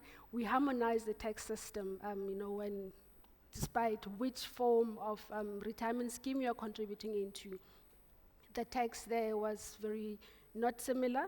That was harmonized, that was done. So we have moved quite a lot. What we have been doing also and continue to do is to strengthen the governance. And Joa mentioned this, strengthening the governance of retirement funds, encouraging trustees to be properly skilled and trained, because you are taking care of individuals' money, hard-earned workers' money, and you need to know what you're doing. Sure. Yes. So also, tax-free savings account, that was also introduced. So there has been quite a lot happening. So what I think is still needed now, as much as there's annuitization, there's preservation, we've done a lot, but I feel there is still quite a lot to be done. What Andrew mentioned is value. What Old Mutual mentioned earlier, no, should I mention Old Mutual, is having good value products, ensuring that as members, there is proper value in the retirement income that they are saving. So there's still quite a lot to be done. Even though a lot has been done, there's still some gaps. Yes. Got you. So to participants in the room, if you thought the ride was over, it's just getting started and we're continuing in terms of the shifts and changes that are required. Commissioner, if we come to you, I'm quite keen to get your perspective regarding some of the shifts that have been mentioned by Alvina, specifically when it does come to preservation, tax harmonization, and annuitization, taking advantage of the fact that at some point in your career, you also sat on the other side of the table as a key participant in the financial services sector. Thanks, Gugu. I think firstly, 3 points maybe. The first is that our retirement fund industry historically was racially divided. And since democracy, we actually were quite tardy in addressing those issues. For example, the T-Day reforms only happened in 2016 to bring greater equity between pension funds, provident funds, and RAs. And I think it was a necessary reform for equity purposes, but also to bring about a greater positive step towards saving for retirement. But ahead of that, even my first stint in SARS and Treasury, the whole thrust towards introducing automatic enrollment when you are employed, and then compulsory preservation when you leave, we were really slow in addressing those issues. But one has to pause for a moment, understand the context within which the resistance to things that would otherwise make sense to rational people. It's this whole trade-off between the obvious and necessary need to prepare for the future when you don't even know that you're going to live long enough to see that future, and you're struggling just to make ends meet today. So telling people they must save 15 or 20% of today's earnings when they can't even cover the cost of today has a moral and ethical dilemma. And I think in that regard, the two-pot system was probably the closest to a Goldilocks balance between that by allowing earlier access, but the quid pro quo was to enforce preservation. And I think that's a healthy balance under the circumstances that we have. But for me, and there are many clever people in the room, and I think we're addressing the wrong question when we are asking how can we improve the policy environment, how can we improve contribution towards savings, how can we improve preservation. The fundamental problem in South Africa is we do not have economic growth. I'm reminded of this joke about Van der Merwe who went into the Pizza Hut and the waiter, after he ordered the pizza, asked, "Do you want me to cut it into 4 or 8 slices?" He said, "Cut it into 8 slices because I'm very hungry today." I mean, that's what we try and do all the time. We're trying to find different ways to cut up a pie that's not growing. Got you. I mean, it's pathetic if you think that in 2090, I actually made note of it because I didn't want to, at my age, a note is better than a memory. But I just read this stuff to you. 2019, Singapore had a GDP per capita of just over 12,000 US dollars. Today, it's 88,000. South Korea, 6.5. Today, it's 36.2. China, and I just came back from China this week. It's phenomenal. Those of you who haven't been to China, please go and visit there if you want to see what progress and development looks like. China was, in 1990, 314. Today, it's 13,300. Botswana, our neighbor, was 2,000. Today, they are 7,500. South Africa was 3,100. Today, we are 6,200.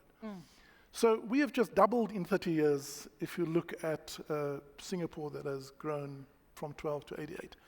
So my challenge to the clever people in the room is how do we grow the pie and not just focus on how to cut up and slice the pie differently between now and the future and between tax and non-tax. Got you. Because I think we're solving the wrong problem. Got you. And I think this is where, Kaiser, you can certainly come in as a representative of ASISA. 8 months into the job, but of course, lots of experience you have from playing within the ecosystem nonetheless. And I think this is imperative because as we do take a look at the figures, we're well aware that South Africa has a terribly low savings rate. We have a very mature, well-regulated, innovative, and well-established retirement funds industry, but as the Commissioner mentions, the money in the economy. Growth isn't there, and you're seeing this translate. Help us fast track to looking at past reforms to where we are now, how this still needs to be a considerate factor in terms of how best we move forward. Yeah, thanks. I just want to agree with the Commissioner that we can only succeed in our mission as we want to double the savings of the country. We've given ourselves a tall task by 2030. But we can only do that if there is economic growth indeed. So a lot of the money that gets into retirement or retirement savings schemes is from working people. And working people need jobs to be able to have money to live and to put away for the future. Before the two-part system was introduced, there was a terrible trend, which at some point I think the Commissioner did stop. There was a terrible trend where people who had fallen in bad times financially would rather quit their job so they could access whatever savings they had in their retirement funds, just so they could make ends meet, right? Now that perpetuated the cycle of not saving because you're actually eating into your future, right? And so we have not fully closed that loop because there's still a question mark even after the two-pot. But I want to say that the introduction of the two-pot system was actually a big win in terms of this mandatory preservation, if you like. because that 2/3 that must be saved goes a long way to help the working people to buy something for their future.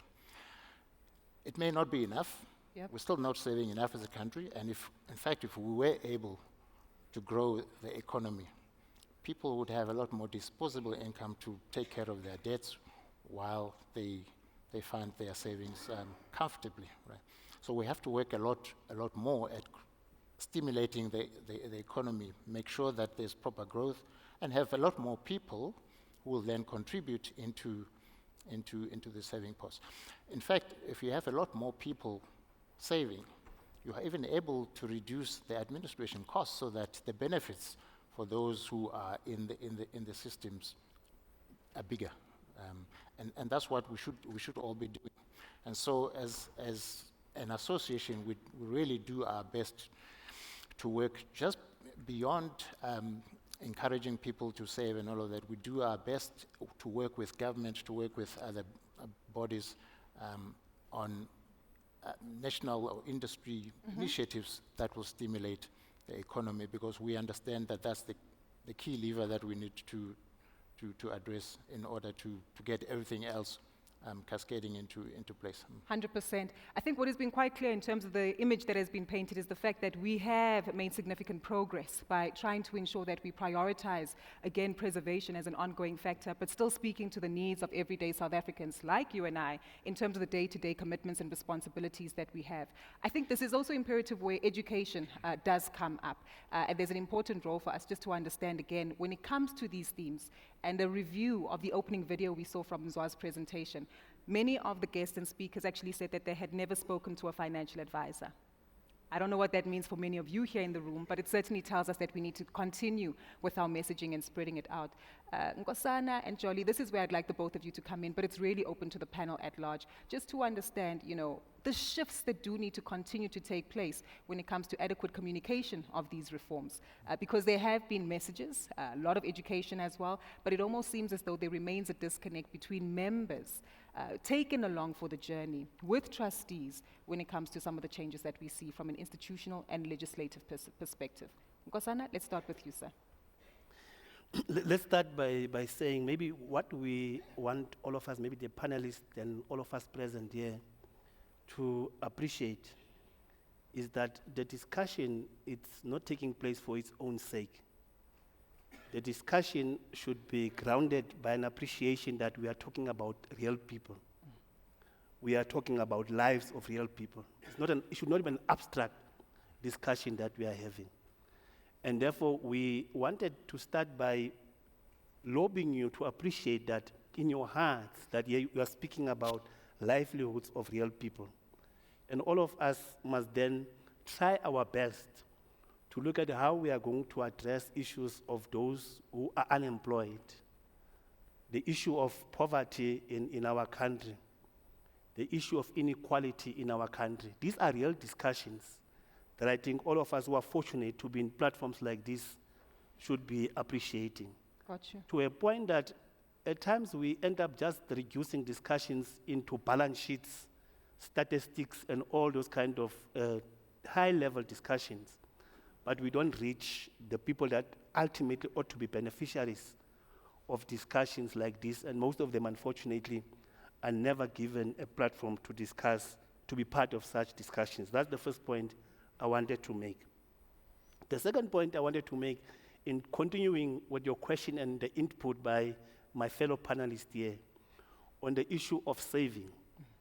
When we're in the trade union movement, we always say it is important for people to save. But we continue with that discussion by saying, saving what? Because that's the following challenge that you must pose, that saving what? I mean, research is showing us that for a long period of time now, the real earnings of workers have gone down. So now if you encourage them to save, you must ponder on the next question, saving what? Because the little that they are earning can't even attend to the basic variables of affording housing for their children, education for their children, healthcare for their children, transport to go to work, and so on and so forth. So I'm saying when we do meet like this, let's appreciate that. They must save, but save what? Because most of them, when they earn the 20th, like tomorrow I'll be as a teacher, I'll be earning my salary. It's possible that on the 21st I will be having nothing. But when we meet here, we say we must save. Now, what am I going to save? Maybe coming to the point of that, yes, of course, we appreciate that there were changes, and coming to a point of how do we educate workers even more. What we appreciate is that part of the changes was to make sure that at least now the voice of the workers is heard in the boards. We are represented in the boards. Now we are able to influence discussions inside the boards, which was something that was not there before. Yes, where you would have CEOs making decisions about us, without us. At least now we are there.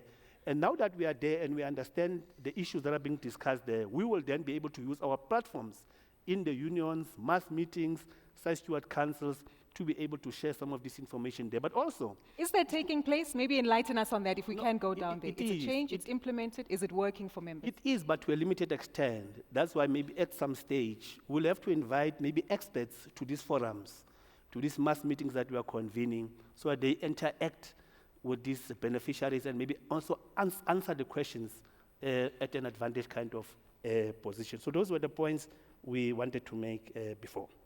Remembering that people are at the heart of it all. Jolly, this is where you play a critical role in your expertise, right? As a principal officer, as a trustee, where you prioritize the beneficiaries, the members as well, and the investment outcomes that essentially are made by the funds that you sit on. But I guess, again, reflection on education, because as has been mentioned, ongoing participation, necessary reforms, but there's still just perhaps this gap that continues to remain with regard to education. So it's an interesting thing that the slide presentation started today, Nzwa's presentation started with speaking about trust. And we still find that a lot of our members, there is a trust deficit that exists that needs to be bridged. And some of all these initiatives that Treasury has done and put forward, there's a mistrust about what has been put on the table. They just think that government is going to do a grab for their savings and run. So when you encourage people around greater savings, even some of the conversations we are having as retirement funds, we're finding that even trustees hold that view as well, that there's a grab for assets, and so we need to minimize our savings because government's going to run away with all our savings anyway. So there is some PR from it to some extent that needs to be done on that side before we can bridge some of the education gap that exists. Because I won't hear what you're saying if I don't trust you in the first instance. I'm just trying to protect what I currently have. The other thing that I think is important is that the global conversation is moving away from financial education to financial inclusion.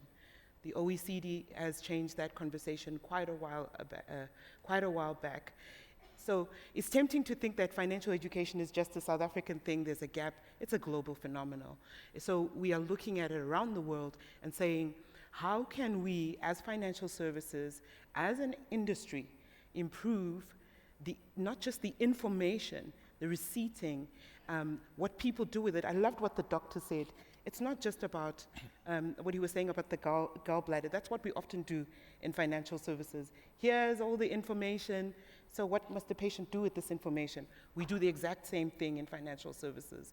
We speak in jargon. We speak in a way that doesn't make sense. We speak at a person, not to a person. And then we get surprised when we don't get the outcomes that we are looking for. People are very intelligent. The majority of our members are. And I think sometimes it's high time that we treat them as intelligent people. Maybe they don't have English as their first language, but the concepts that you can use to make basic financial concepts understood exist around us in the world that we operate in. Mm-hmm. So I must say I agree with all of what's been said, or the majority of it, by my colleagues.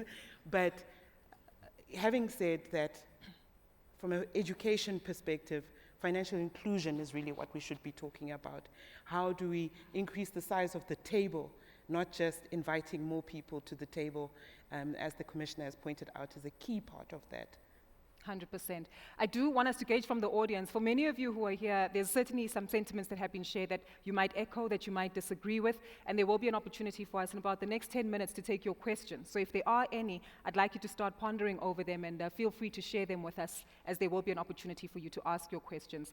But I think building up on this theme of the financial inclusion as well as understanding, by show of hands, those of you who, if you were not working in the financial services industry, given the world that you were exposed to, or the environment that you might come from, or the people that you are connected to, would you have any understanding of the retirement industry if you weren't working in the sector? No. I'm hearing no. Maybe let's see hands. It might be easier that way. There's quite a few.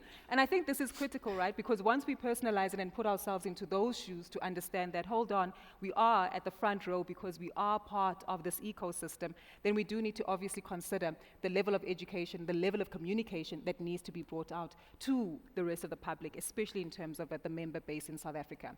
I want us to shift. We started off with where we come from, and we're here now, post-pandemic, where, of course, COVID-19 brought about significant changes, largely on the back of two-pot. When we look at the figures, 43 billion, I believe, is the last number in terms 57. of the 57 that we've handed out. That you've handed out. Yeah. In terms of tax, it paid out by the industry. That's back in the economy from the two-pot. Does that include the 2025 numbers? Yeah, and that's year to date. So about just short of 4 million withdrawals and 500,000 repeat. So this year, about 478,000 of people who had a dip last year came and dip again. Yeah. And we expect that to continue because the financial distress of people haven't changed. But the total amount paid out to date since September is about 57, 58 billion. Sure. The total amount of tax contribution was about 15 billion. And debt retained from those who withdrew just short of 1 billion. Sure. There's a key lesson here, and I'm glad that you've been able to update us on the numbers, Mr. Kisveta, because the last figure that I saw had changed slightly or was slightly lower. But this tells us something. It underscores again the fact that South African consumers are under significant pressure. But there are lessons, there's an opportunity that we can still embark upon when it comes to two-pot. I guess a broad question for many of you as panelists as we do reflect on where we are regarding two-pot. SA members are under pressure. 75% of them are coming back for repeat withdrawals in this particular tax year. And coupled with that, there's several considerations around those who actually have or face retrenchment, and what likelihood and opportunity might be present for them then to actually access their two-pot. Alvina, I'm keen to come to you with that one and open up with you, but really it's open up to many of the panelists just to understand where we are now. How do we shift forward given the dynamics that have unfolded regarding two-pot? Yeah. Okay, thanks. Can I go back slightly to what Jolie and Kosana raised earlier in terms of inclusion and unemployment, not having enough to save? Sure. I'd like us to separate the discussions. Those that are excluded, they might need a different kind of mechanism. The Commissioner spoke about auto-enrollment. Hopefully those that are formally employed could be covered through auto-enrollment, but you have those that are unemployed or that are vulnerable workers, that are informal workers, that might need a different form of mechanism. Personally, don't think they might need a retirement savings plan, maybe some form of savings. So if we separate those two, those that are currently in the system covered, what they're struggling with. Yes. I think as members, we are disengaged. I'm not an active. I participate, I do contribute, but I don't participate. I think only when you want something, that's when it clicks that I need to get information. The industry can send as many statements as they can, but if I don't open that statement, I'll only want to open it, I think I want to resign, let me check how much. Got you. That's when, as a member, I will open the statement. Or I need to access my two-pot withdrawal. Let me check how much I can withdraw. So it goes to how do we engage members and what exactly makes us as members so disengaged, so inactive, so we can be flooded with information and education, but I'd like to stay on that point and maybe challenge you on it, given the role that you serve, right, Alvina? Because you essentially play a role in terms of policy, in terms of the framework. Are there interventions that you're looking at as National Treasury to actually shift that in terms of driving, I can't say forced engagement, but heightened levels of engagement that are set out by policy for industry players and participants? Yeah, I think as a policymaker, I'm more on the outside, and I will keep on saying to Jolie, I will keep on saying to the fund, speak to your members, communicate to the members. But for me, I think as human beings, we are very strange. We have strange behaviors, like you cannot force someone to take that information. You can give the information, but how do you make sure that the information that they get, they internalize it, they use it? That, for me, I'm not able to answer that question, that for me particularly. Got you. Why do I get statements, but I don't open them? I'll only open it when I want to. 100%. Exactly. Jolie, let's get your thoughts on this Can one. I come in here? I think that one of the important things that we miss sometimes is the opportunity to use technology to assist us with increasing engagement with members. And this is why I'm excited about some of the initiatives that are coming in and some of the things that our members will see, in particular in the Sanlam Umbrella Fund, on their apps and how we're engaging with technology. Because one of the things that we are trying to do is to incorporate increasingly the use of behavioral economics. What kinds of existing behaviors can we use to actually achieve the outcomes that we are looking for? So I think that it's not necessarily the job of the legislator to make the kinds of laws that force members to look at certain things. I think that that's where industry comes in, that's where innovation comes in, that's where product development comes in. But I do think it is still the job of the authority and the lawmakers to give us enabling legislation and keep the doors open so that we can have the kinds of conversations, not just from a product perspective, but from a member perspective, that actually speak to the changes that we need in legislation to encourage the behaviors that we're looking for. And perhaps, you know, if we look at things like the move from physical banking to online banking, them accelerating their engagement with industry to say, okay, how are we going to respond to this in a way that we can protect our customers? Similarly, in the retirement fund industry, I still think that technology gives us a huge opportunity to increase engagement, whether it's through the rewards programs that were spoken about earlier. You see there are different engagement levels when you've segregated different members. All of those are creating the types of behaviors that we want to see. And using the existing instruments, I mean, we've got great examples around film that was used for edutainment. People were hooked on the things that they were seeing on the TV, but those were opportunities. So enabling and supporting legislation and those departments and collaborations, they help us, and they certainly do help us around reducing the trust deficit. But I don't think that it's the job of Treasury to make people read their benefit statements. 100%. Well, sometimes it might be encouraged. Go ahead, Nkosana. I want to make a point on the two-pot system. To say that whereas we celebrate it as a benefit, there is a discussion, and I don't want to get in trouble with the commissioner. Thanks. I don't want to get in trouble with the commissioner. But something that is coming up from our members is that whereas this was to be something that would relieve us, there is a possibility that how the commissioner, in terms of the laws that we have of taxing people, might be taking something from us that we thought would assist us in one way or the other. Because if you just take real figures, the 30,000 rand, yes, the real experience is, Commissioner, is that some of them are saying that it's possible that you could lose to the taxman something between 5,000 and whatever kind of money. I'm just saying maybe we must have a decent conversation about it. That you said we want relief, you have granted us relief, but the taxman is still taking a 15 billion. Let me speak to that. Okay. Just speak to that. So basically you're calling for no taxes, right? No, we are saying let's lower. Let's have a decent conversation Okay. about how we are going to manage the tax issue so that it really appears to be relief and not just by camouflage as relief. It's almost like somebody will be saying an accumulation of wealth for tax is an accumulation of misery. Oh. Thank you. An accumulation for the taxman at times can be an accumulation of misery and agony for the workers. Okay. And I don't think that was the intention about it. That's the first point I wanted to make. Got you. We'll The get the second Commissioner point, to respond. the second point that I think all of us must maybe talk about is on education. That workers should understand that when they do take from their deferred wages the money, it should be for a good reason.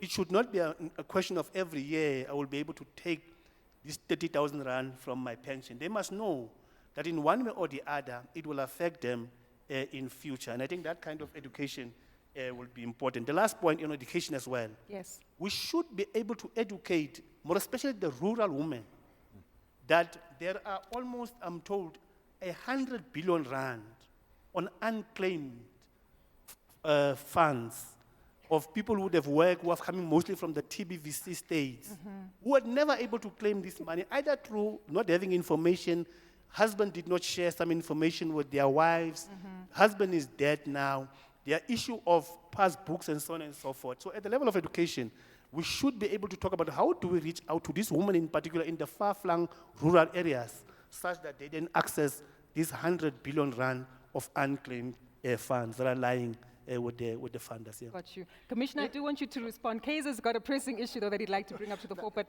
keen for you to respond to the themes that have been mentioned by Kaiser. Kaiser? No, the Commissioner can, I know he would like to respond, but then he's likely to, they might need a mediator, like I said. Yeah, so, good thing you're here to help me out with my job. yeah. But I just wanted to say, Commissioner, before you come in, I think on the 2 points that you raised. So firstly, on education, it is important, I think, that we do our best as industry players, industry bodies, as well as members, companies, right, that are in this space, to reach our members, make sure that there's accessibility to the messaging that we're trying to do, to share with them, right? So what we have noticed now is that statements get published in English, and they send, I don't know if it's now more than twice a year, right? But life happens in between those 6 months, right? Yes. and when they do get their statements, often in English, as I said, maybe something is too late. It may be too late. So they might have taken some decisions about what to do about their finances, that they're just waiting for a time to cash in, right? So education, so the point I'm trying to make is that it should be more frequent and it should be accessible. Yeah. So technology can certainly help, right? Instead of printing statements and sending them out every 6 months or something like that, with digital platforms, you can actually reach your members a lot more frequently. Yep. One other thing that we are certainly piloting as CISA is to reach people in the languages that they understand, that they speak. So, for example, community radio stations. People consume their news in accessible languages that they grew up with. Local languages in their community. So we're trying to make sure that consumer education reaches them in a language that is accessible to them, right? As I said, we're piloting this, right? Success of it will obviously be a partnership with, if it's successful, in the pilot phase, we'll obviously try to roll it out with the participation of a broader audience. And then on the issue of, we asked a question to Alvina, but she didn't quite answer it, about what then happens, particularly if a member is retrenched. Yes. It hasn't been answered yet in the current phase of two-part. For us, as an industry, as I said, we would like to ensure that preservation is not disturbed. So that's still an issue that we need to discuss. The trends in the country with the economy not growing and jobs being lost being a reality is that we are likely to see a reversal of that. So in other words, what we thought we were preserving with the 2/3, if people are able to access that when they're retrenched, we're likely to start undoing that good work that we. Are there recommendations that you have as to how that should be treated? So all I'm saying is it's something that we need to talk about with that objective in mind, that preservation should be the objective. Then how can we try to help a member that's struggling when they have lost their job, right? Got you. And I think that builds up on a twofold, perhaps a response, right, that we could perhaps get from you, Commissioner. Number one, responding to Nkosana's initial concern that great incentive or two-pot, but sounds like a slap on the wrist as well, slightly. And maybe, again, if we can focus on your recommendations and themes that you see going forward regarding retrenchments and how they'll be treated on the back of two-pot going forward. Thank you. I have a slightly different view to my friend here, Nkosana, in terms of the issue of tax not being part of the discussions leading up to the design of the two-pot. I think we have selective amnesia once the moment of truth arrives. But the seed of paying tax on withdrawal is planted by the design of the pension contribution, because that contribution is not taxed, right? And so the design of it, I think, is a smart design, because it means that the money that I am deferring, I am not penalized by it for the tax component. So I earn 100, I contribute 20 to the pension fund, I'm only taxed on the 100, I'm not taxed on the 20. Because the intention is that one day, when you retire, that's the moment when you will be taxed on it. And there's an advantage for most people in that, because in retirement, your effective tax rate is most likely to be lower. So the first is you defer a bigger amount, which with the power of compounding and interest and growth means that your pot grows bigger, and then the percentage of the withdrawal at a lower rate, because the withdrawal rate will hopefully be at a lower rate. Now, again, prioritizing preservation. Yes. And it should be, but it should be equitable. So I think the current design tries to be equitable and not taxing the contribution. What happens now, and we're now looking a gift horse in the mouth. I didn't design it, by the way. I would have designed it differently.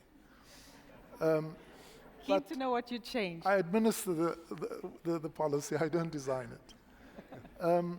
But the point now is the principle that the tax event happens on withdrawal is what's happening now. You're now withdrawing, albeit earlier, and so you trigger the tax event. Mm-hmm. So the problem is not the two-pot design. If it's a problem. The complexity is not in the design of the two-pot. The complexity arises, or the tax burden arises in the way it was designed. But you cannot then forget the benefit at the moment of withdrawal when the moment of truth arrives. So I think that's an important principle that has to be understood and convenient. This came up in Parliament in the last 2 times I was there as well, because members write to their constituency MPs, and this complaint comes up all the time. So that's a very clear stance in saying that you will continue to be taxed on withdrawals with early... until the policymakers decides differently. But you right? Come to the policymaker to see if they might shift. But I want to mention a few things that I think the industry should reflect on. Yes. As a burden that's on them. Because the industry, quite frankly, people in the room, are the biggest current beneficiaries of retirement contributions, right? The contributors are deferred beneficiaries, right? So I give the pension fund money now, I have to wait, well in my case I'm already past the waiting time, but most people have to wait for 40 years while they get the benefit. But the industry has the money now. And how they use that endowment to a greater social good is the burden on the industry. And I challenge them that it can't be about shareholder returns. It can't be about maximizing bonuses and incentives and rewards for the current generation. It has to be about how do we create... So Reg 28 was introduced to define how some of these allocations can happen. But I come back So first of all is, how do you use this huge assets under management to a greater social good? The second is Singapore, which is a system I am a lot more aligned to. First of all, they have compulsory enrollment. If you have a job, you don't have a choice. You will belong to the CPS. But during the term of your contribution, you can have access to it, but for defined purposes. Firstly, to buy property. You can borrow against that. And you have to settle it at the end and reconcile it. The second is for buying investment instruments, even shares on the stock exchange. And thirdly, towards medical, right? So at the moment, my fear as a South African, not as a taxman, is that how much of the withdrawal is actually funding discretionary expenditure, a holiday, or a nicer car. That's my concern, because that would be the worst possible use of money that should look after you when you're retired. So how do we design a system where those who are currently contributing can have real wealth benefits, not income benefits, from retirement savings, from their retirement? So buying a house is a wealth benefit. Buying a car or buying a holiday is an income benefit. It doesn't really have enduring effect. So how do we take on that challenge? I think the industry must help in that regard. And so I think the industry, my challenge to them is, how do we use this privileged endowment, and the chairman spoke and others spoke about this privileged work we do, to serve a greater social good would be my challenge. The last point I want to make is the entire discussion about policy, about savings rate, and our savings rate is 1%, right? It should be between 5 and 10% if we want to really match up to countries that are doing well. But it's not just about the percentage. I often say we focus on the numerator, but you can do with the numerator what you want to. If you don't fix the denominator, you just get a bad outcome of a different numerator, right? So 1% of 100 is 1. 1% of a million, all of a sudden you're talking of bigger numbers.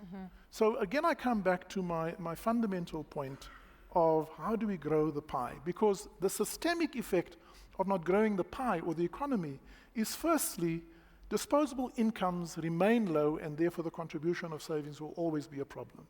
Secondly, high unemployment and formal work, because we don't create jobs, we don't get more people to earn a decent living wage and have dignity, and so you have more people on the social wage.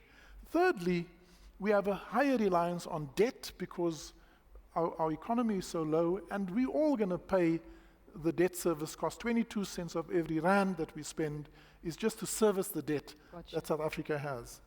And then all of that erodes the pension fund returns. And so the cyclical effect that is caused puts us in a vicious rather than a virtuous cycle. And that puts on fiscal pressure, social grants. And then I haven't even spoken about the future world of work. How do we accommodate the gig economy, the shared economy? And then other innovative thoughts like flexible retirement ages. I think increasingly countries like Sweden and others are re-employing retirees up to the age of 70 or even beyond that. So I think we have to think a lot more out of the box and not just simply play around with the numerator, because the real problem is not changing that. The real problem is growing the bigger cake, and then we have a lot more to fight about. 100%. Nkosana. Oh, you agree?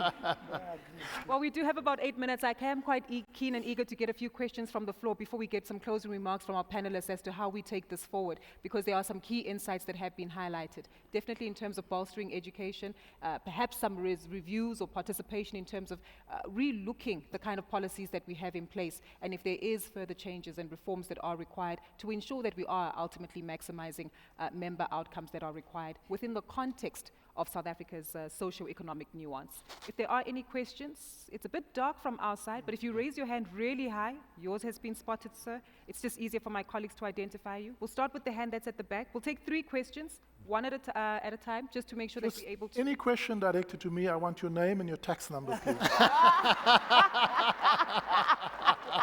Well, on that note. Is it still up? We'll start at the back, sir. Your hand has been noted. Is there any other on that side of the room? We'll come to you as well. Please go ahead, sir. Good day, everyone.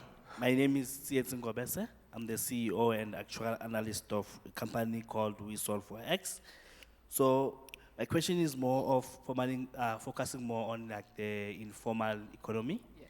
So my mom has been a street vendor for the past 40 years. I mean, she had been having an average sale of like 20,000 per week on sales, but we have never had the idea of retirement and pension fund.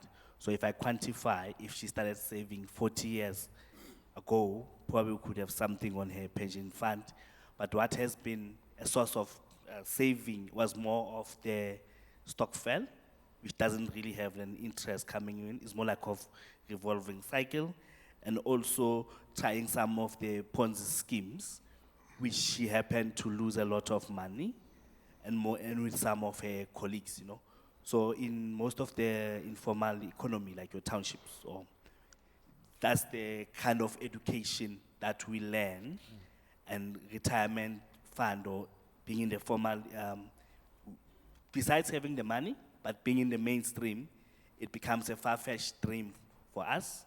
So we want to know what could be the future possibility to incorporate informal traders, whether taxi drivers, they do have the cash. I think they could afford any significant amount 100%. to be part of that space, so that we can also have a positive contribution in that space.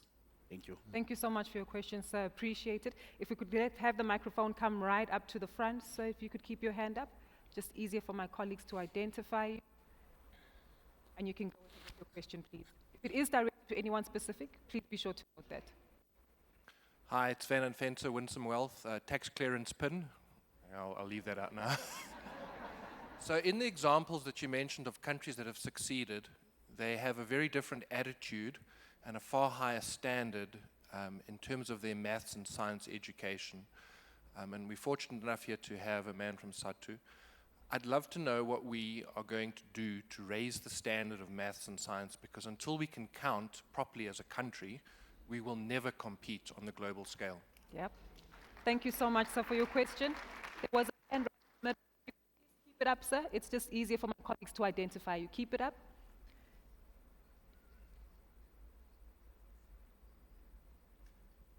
Thank you so much. Morning, thanks. My name is... Please remain standing. Easier to see you, and we've got cameras in the room. Perfect, thanks. Okay, so my name is Sifiso Nala. So mine is more a comment, more than a question, and it's more on the issue of communication, because we keep talking about communicating to members and educating members, and year in, year out, we hear that communication is not enough, but I'm of a different view, because I do think that funds do communicate a lot. But the bigger issue is really that people are financially strained, and we need to be honest about it. A lot of people don't have enough money to live on.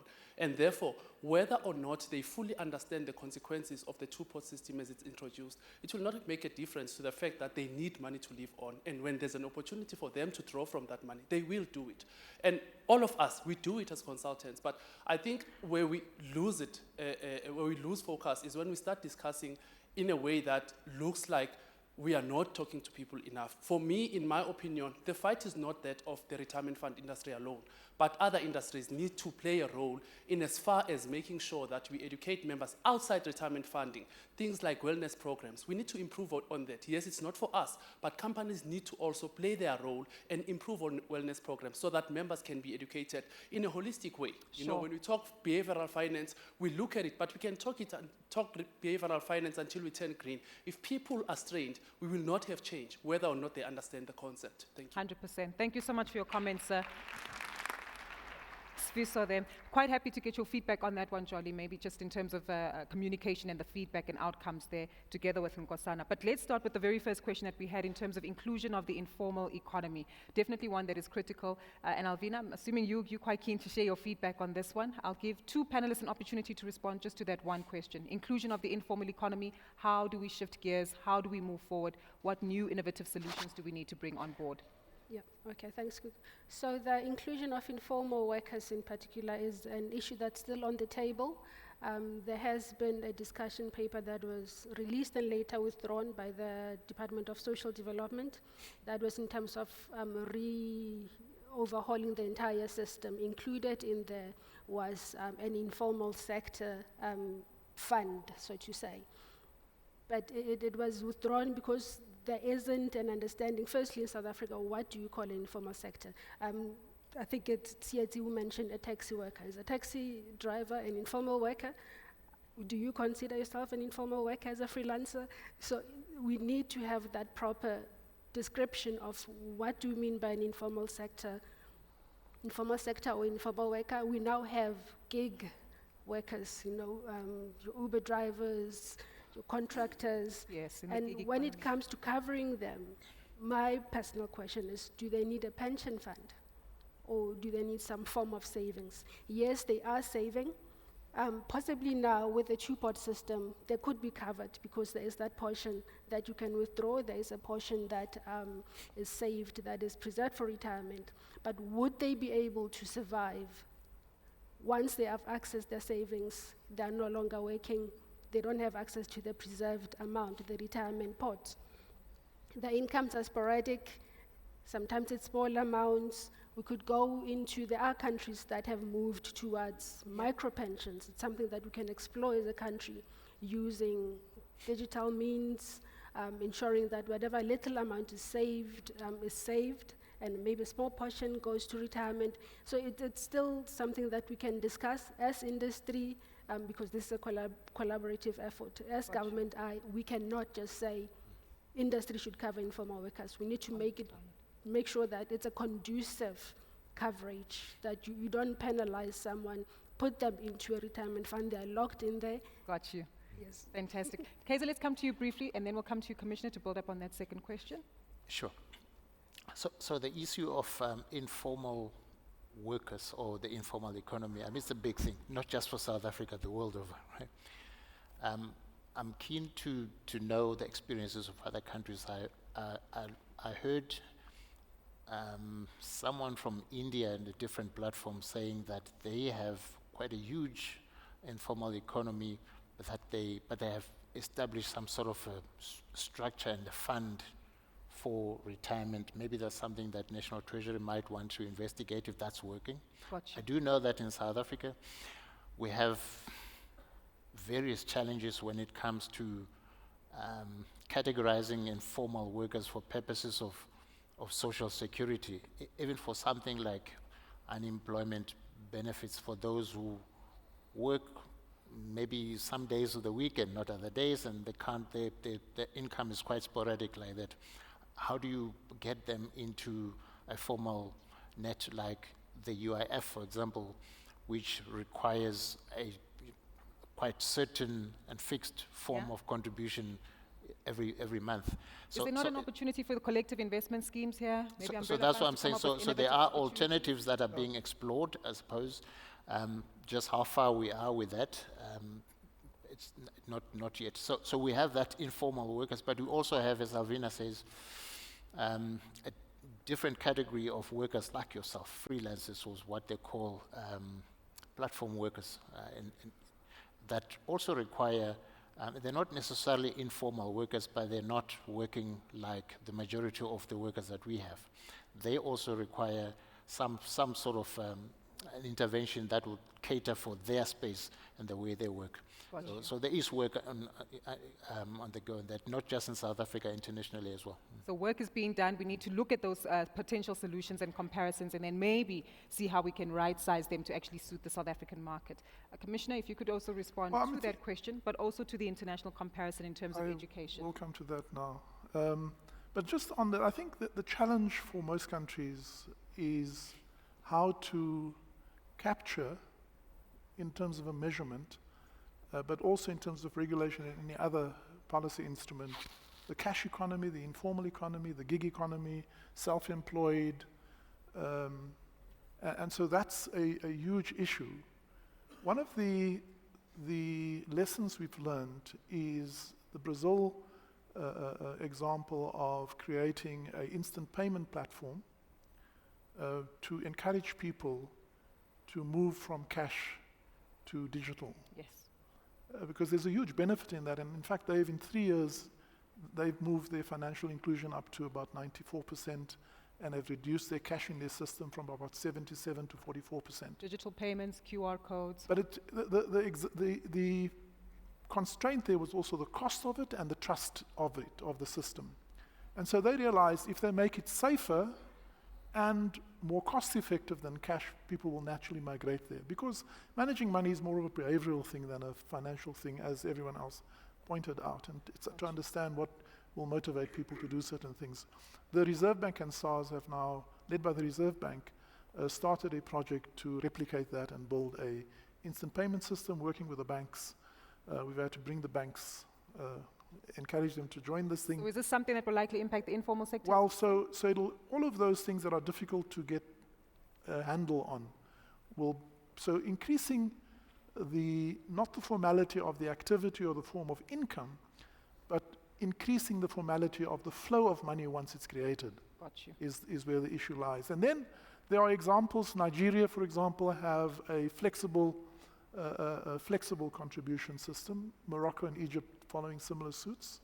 So I think we don't have to reinvent the wheel. And the availability of technology, of apps, makes it in the hand of everyone. And how do you create incentive so instead of giving a reward or a bonus or something else, make a contribution to a pension fund 100%. as part of the reward. So there are many issues that you can address. I'm gonna press Let me come to the yes. thing which is, it's above my pay grade. But I absolutely agree and am saddened by the fact that the current system of education is not preparing our young people for the future world of work, for the future society. We are dismally failing this generation. If you look at countries that are doing well on any score of mathematics, of science, but also I'm fortunate, I have 2 grandkids in Singapore, and if I look at the experience they're exposed to even in a public school, it's just way ahead of what we have. So I'm not going to answer the question, but amplify the point you make, that unless our policymakers addresses the provision of education of this generation, they're going to be worse off than we are today. 100%. Nkosana, I have your thoughts, and then Jolly, I definitely want to get your views, especially on the back of the comment from Sfiso, in terms of what? On the issue of education, I agree that we need to prioritize education, and you raised the issue of maths and science. We need to prioritize that. Whereas we appreciate that industry, you are assisting many of our learners with bursaries. We appreciate that. But I think we can do even more than what we are already doing. So I'm saying in your boardrooms, when you discuss the issue of bursaries, let's look at increasing the pool such that we, in a focused kind of way, fund more children who will be doing maths and science. But we will be making a mistake, colleagues, if we think that we address the issue of maths and science and we don't enter into the space of addressing structural problems that we are experiencing as a country, which is an economy of a country that produces and reproduces unemployment, poverty, and inequality. That to me is the big discussion that many people don't want to enter. Our economy in this country it's meant to produce unemployment and poverty, and unfortunately and painfully so. The people who are suffering the most from this will be the women from the far-flung rural areas. And that's why I'm saying maybe as they are preparing for this dialogue that they are going to convene, key to the discussions in the dialogue will be the kind of economic structure that we have. You can maths and science every day, produce more of them. But if they have to be recruited into an economy that is not meant to address the fundamental challenges of our people, it will be a futile exercise. So let's fund our education system. Let's make sure that the township schools, the rural schools, are changed and resourced properly such that they attend to the question of maths and science properly. That's what I wanted to make around that. Thank you. Fantastic. Jolly, let's get your thoughts, and perhaps building up on the remarks that were made by Sfiso in terms of, again, industry dynamics and perhaps proposed solutions we can bring to the fore to include participants as well in the informal economy. I've actually read quite a few of the National Treasury papers, and I think that we're headed in the right direction. The issue that I have with the direction in which we're headed is actually the pace of change from a legislative perspective. I sometimes find that We are not moving fast enough in some of the key things that will move the dial around, including the informal economy, around including the gig economy if you look at Uber drivers and people like that. And they're mentioned in the Treasury papers, by the way. So I do appreciate what was said earlier. We can bring the products to the market, but if the market is unaware of the products again, it then also becomes an issue in and of itself. But I do think we're moving in the right direction when it comes to the capturing of the informal market. My issue is with the pace of it. But again, as Alvina mentioned at the beginning, I don't often get to see her. So while I have you on the stage, one of my wishes is that Treasury could have the courage to discuss a promulgated expense ratio when it comes to the minimum that must go towards retirement savings itself. Because there's a lot of money that is leaking out of the system that has nothing to do with a retirement outcome that we're actually looking for. I think you will actually see the consolidation that you're looking for in much of that. And then the pie. Okay, it might not grow bigger, but there will be frosting on that cake at the top now. We need more than frosting. It'll be tastier. But again, that's one of the reasons why, and the gentleman, maybe behavioral economics is something that we should discuss together. But one of the things that I like about the conversation around financial inclusion is that it's not talking about just information anymore. It's talking about what are actually the problems that are stopping you from coming into the room, and for us including you in this outcome that we all want to achieve together. Because let's face it, it's actually better for all of us if we are all off in a better financial situation. 100%. I think you've closed it off quite succinctly so in terms of the wish list that we need to abide by in order to make sure that we maximize member benefits. In taking into consideration the reality of members at the moment, given the stats, the figures, and of course the outcomes that have been shared by institutions like SATU and COSATU, understanding the lay of the landscape, that we do need to ensure that we are participating in an economy that does grow bigger, faster, quicker, and in a more equitable manner, but also understanding that from a legislative point of view, shifts are being made to recognize wider aspects of our economy, but also industry itself is also responding with the necessary themes, solutions, and of course, meeting consumers where they are with regard to education. But of course, the messaging to members does need to continue to ensure that we all journey together in unpacking and solving for the new dynamics and perhaps the journey and future reforms that might be required going forward. We haven't even touched on fees and costs. We haven't even touched on certain aspects as well that speak to shifts and changes within the industry. But this is why these conversations are ongoing and will develop. But a big thank you to my panelists for joining us, ladies and gentlemen. Can we please give them a round of applause? Okay, nice, that's one. As the Commissioner is off to collect more taxes, I understand.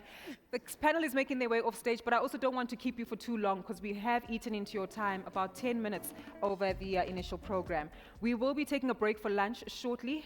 Lunch will be served within the foyer.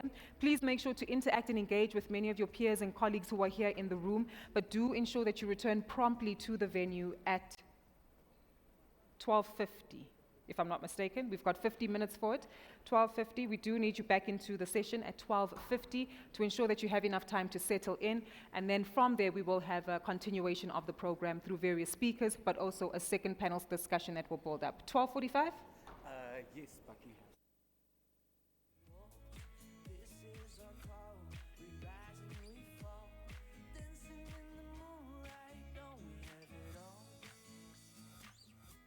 Before we go, I feel like I'm taking Paul's thunder here because we have some great news.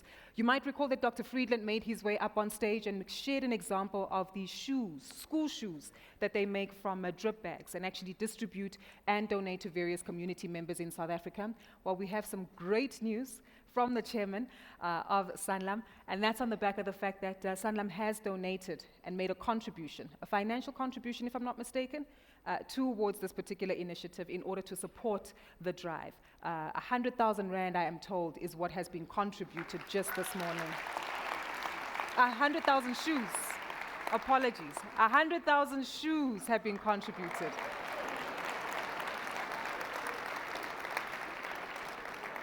But if you want to match us on the money, you're more than welcome to do so. So I understand that there has been a clarion call for you to actively participate as key stakeholders in the room. You too can actually pledge, and whatever you pledge, Sanlam will match it. Fantastic. Okay, we've got about 45 minutes for lunch. Do make sure you pledge, you make your commitments, enjoy lunch, be back here in about 45 minutes at least 12:50 to ensure that we're all seated and ready for our next session. Thank you so much.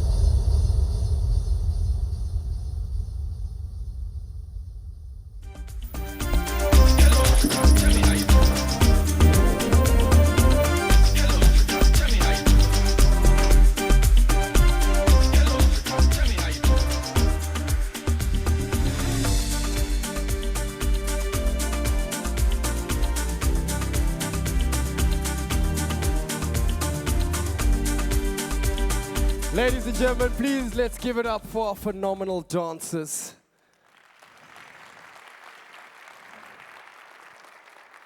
Thank you, sir. Thank you. Don't worry, one day you will also. We hope you are paying close attention because 8 of you are going to come up on stage and reenact that choreography. If your name tag has a 6 on, no, I'm joking. So ladies and gents, shame, let's give it up for the amazing dancers. They did such a phenomenal job. How was lunch? Delicious? Are you ready for the second half? Before we move on, our lovely lady Gugu, let's give her a big round of applause, ladies and gentlemen. She was absolutely phenomenal and beautiful as she did her presentation, ladies and gentlemen. And that hairstyle you can see is brand new, is from yesterday. So you know she slept on the pillow like this to make sure that tomorrow, see right. Well done, Googs.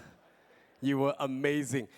Before we move on, ladies and gentlemen, I just want to take this time to really acknowledge something massive that Malome Nzwa has done, ladies and gentlemen. Dr. Richard came up and he said their goal is to get to 500,000. So 500,000 shoes this year. Then Comrade Mpopops in the future said, you know what, Dr. Richard, I am going to donate on behalf of us 100,000 pairs of shoes, right? Yes, thank you to those 2 claps that started all of this. And not just that, ladies and gentlemen, he took it a step further, which is where we get involved. He said, anyone that's here today, you can send an email to benchmark@sanlam.co.za with how many pairs you would like to donate, and we will match that as well. Yes, thank you for the 1 clap that started that. Not to put anyone on the spot, but my brother, how many pairs are you donating here today with us? I've got 100, I've got 200 here. I'll do 100. 100 pairs of shoes, 100 pairs of shoes, ladies and gentlemen. My brother's looking at me like he will never outdo me. At the Devon July, I'm in the Pegasus Marquee. So my brother, how many pairs are you donating today? 5. Yes! Yes! 5 equals 10, my brother. Akesh, I'm looking at you in the eyes, my brother. 20. 20 pairs from Akesh, ladies and gentlemen. I know, I'm just putting the gents under pressure. Sureshni, I'm coming straight to you. Sureshni, how many pairs are you donating here today? 100 pairs for Sureshni! Yes, ladies and gentlemen. So remember, every single donation you make, no matter how big or small, will be matched. So I think, let's give a big round of applause to Ntate Nzwa, to Sureshni, to Akesh. Please, let's donate. Let's get to that target of 1 million. We're already at 600,000, basically. In this room alone, I think we can get to 700,000. And we still have the rest of the year. My sister with the leopard. And that's a white leopard.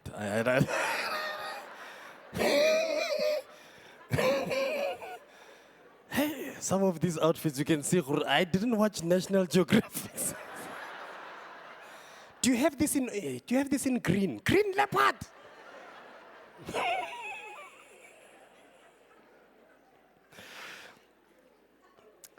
Shame, man. And the reason why I was saying we need to give it up to our dancers is because it's not easy dancing for people who are sitting down, you know, because dancing is something you feel like you want to participate in. You know what I mean? And you could see like some of the dancers, like you could see like even some of the guys, you can tell they play Mugusha growing up. You can see. I've lost you there. Mugusha is a... How do I explain Mugusha? Mgusha is a game that girls from the township would play, right? They would play it. It's a very simple game. All you have to do in Mgusha is you have to get your mom's old stockings, right? So every girl who plays has to ask their mom for their old stockings, the ones with the holes, the ones they're no longer using. And they take those stockings and they take a little razor, a little manure blade, and they cut the stockings and they make a string and they tie the stockings together and they make this big circle, right? Called the Mgush. So Mgusha is very simple. One girl stands here, the other girl stands here, and depending on the level, the Mgush keeps going up. And the rules are simple.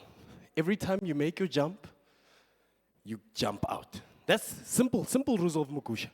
You have to jump in to the circle and jump out. And the higher the Mgush goes, the harder the levels become. And it's a simple game, because that's all you have to do, is jump in and jump out. But the amount of passion that girls from the township used to put into playing Mgusha, if you were there watching, you could see, Noman, this is an Olympic sport. Because the Mgusha will be here. Here. The person is here. She'd walked up to it unfazed.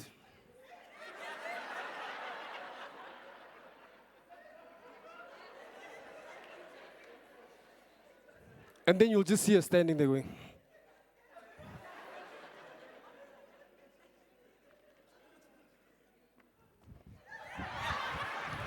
In!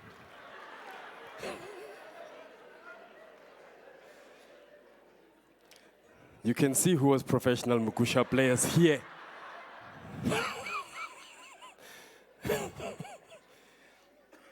So, ladies and gentlemen, I'd like us to move on and talk about aging in the age of confidence. Last year we did such an amazing game, or rather we had such an amazing program that kind of showed us what we're going to look like in the future. Some depictions were accurate, mine was not. But to talk us through the aging of confidence, ladies and gentlemen, I'd like to welcome on stage Executive Manager of Afrocentric and our GM Health Policy and Medical Advisor for Afrocentric. So please, put your hands together and help me welcome to the stage Satish, Anthony, and Dr. Nkateko Msimeki.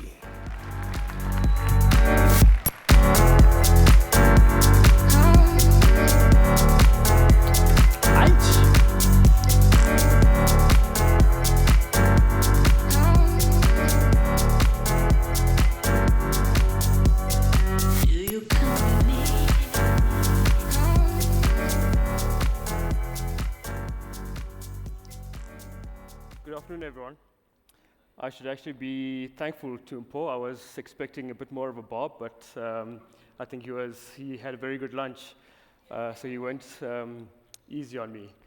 And I do appreciate that this is the first session after lunch, and in keeping with the theme of aging, if you do find yourself nodding off, please don't stress. You're not aging prematurely, you're just digesting efficiently. Or maybe the alternative. But it is a conversation that we need to have, the one about aging, because it affects all of us, personally, economically, and structurally.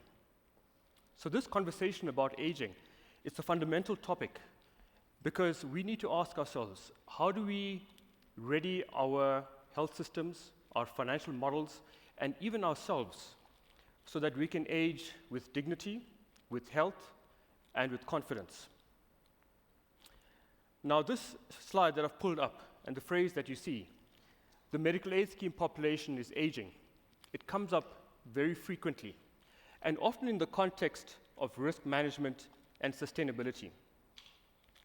The standard response to that is we need to attract younger and healthier members so that we can balance the risk pool. But I want to ask, does that solve the problem? I want to pause here And I want us to consider whether we're tackling the core issue. And for me, I believe the challenge is not that we attract younger members. For me, it means a fundamental rethink of how we take care of our older and sicker population, a population that's only increasing in size. But let's zoom out. Globally, 1 in 6 individuals will be over the age of 60 by 2030. And 2/3 of that cohort of 1.3 billion people live in the low and middle income countries, including South Africa. And here's the scary part. The population in these countries are forecast to age 3 times faster than the population in the wealthy countries. If you look at South Africa, we are considered a young country by global standards. We have a median age of 28. But as it goes with averages, that always hides what lies beneath. If you look at Gauteng and you look at the Western Cape, our economic hubs and our largest population centers, the median age is significantly higher. By global standards, they're considered old. So the truth, we are entering the age of aging, quietly, rapidly, and if we don't pay attention, it's going to catch us flat-footed. So that shift, it's not just coming, it's already here. Consider this. In 1996, 7% of all South Africans were over the age of 60. Today, that number is closer to 10%, and by 2050, it's expected to be greater than 16%. So that's not just a gentle incline. That's a sharp demographic pivot in just one generation. And here's the other interesting piece. The proportion of the population younger than 15 is also decreasing. So what that means is that the largest population size in South Africa will now be between the ages of 15 and 59. And that changes everything. How we plan for care, who pays for the care, how we plan for services, how long we work, and also how we fund aging itself. So the question we should be asking is not if we're aging. We are. What we need to ask is, are we aging healthy? Let me bring it back to medical aid schemes. Today, the average age of principal members is around 34 years. And that's reasonable until you consider that 1 in 10 beneficiaries is already over the age of 65.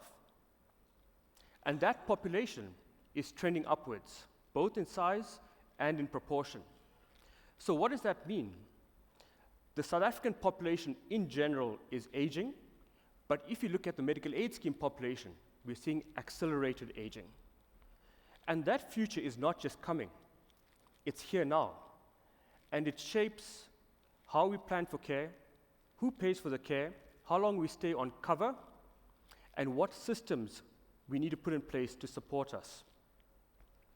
And I know I use the term member abstractly, but it's not the case.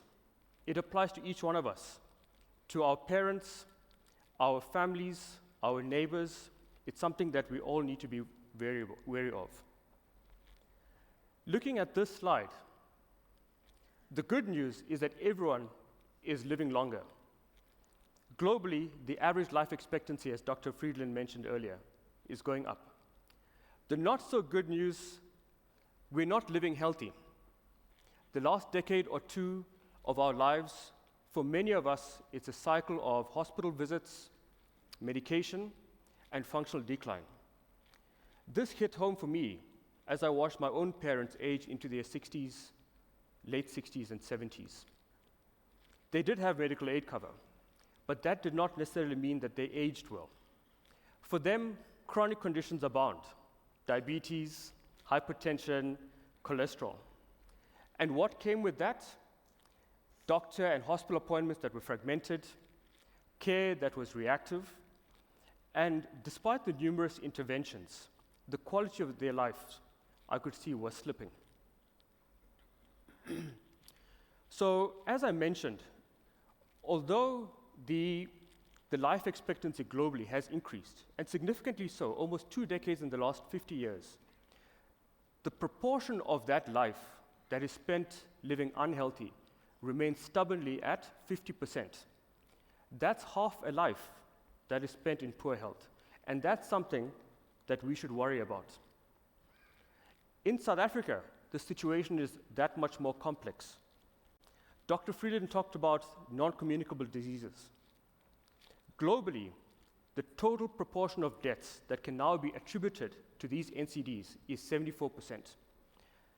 Heart disease, oncology, cancer, diabetes, and 2/3 of those deaths happen in the low to middle income countries. In South Africa, we have it much worse. In South Africa, we have what's known as the quadruple burden of disease: HIV, tuberculosis, trauma, maternal and childhood issues, and NCD. So our older population is not just aging, they're aging into a web of overlapping and chronic conditions. And we can see this in our own MedScheme data. Beneficiaries older than the age of 65 have a significantly greater likelihood of having a chronic condition. And the cost to the healthcare system is 5.5 times greater if they've got multiple conditions. And it's not that different if you consider beneficiaries who are younger than 50. What we are seeing is that 1 in 10 beneficiaries below the age of 50 now have a chronic diagnosis. So that means that we're not aging into illness. We're aging with illness already on board. So I have sketched a picture now of how we're aging and how we're aging with illness on board with us. But let's step back and consider the system that supports us, the healthcare system. And as Dr. Freeland mentioned, it wasn't built for this. The South African healthcare system, both public and private, is structured around episodic specialist care, not the continuous coordinated care that would help someone with multiple chronic conditions, as an example: diabetes, cholesterol, hypertension, for individuals who are into their 60s and 70s.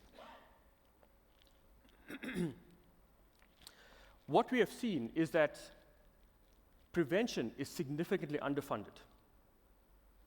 If you look at the 38-member OECD, the Organization of Economic Cooperation and Development, only 3% of total healthcare budgets goes towards prevention and wellness. In South Africa, 63% of total private healthcare goes towards hospitals and specialists.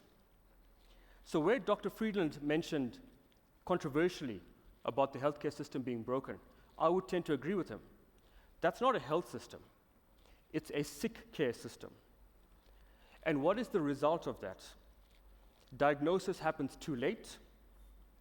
Treatment is typically at the most expensive point of care, and the care that's provided itself is typically fragmented.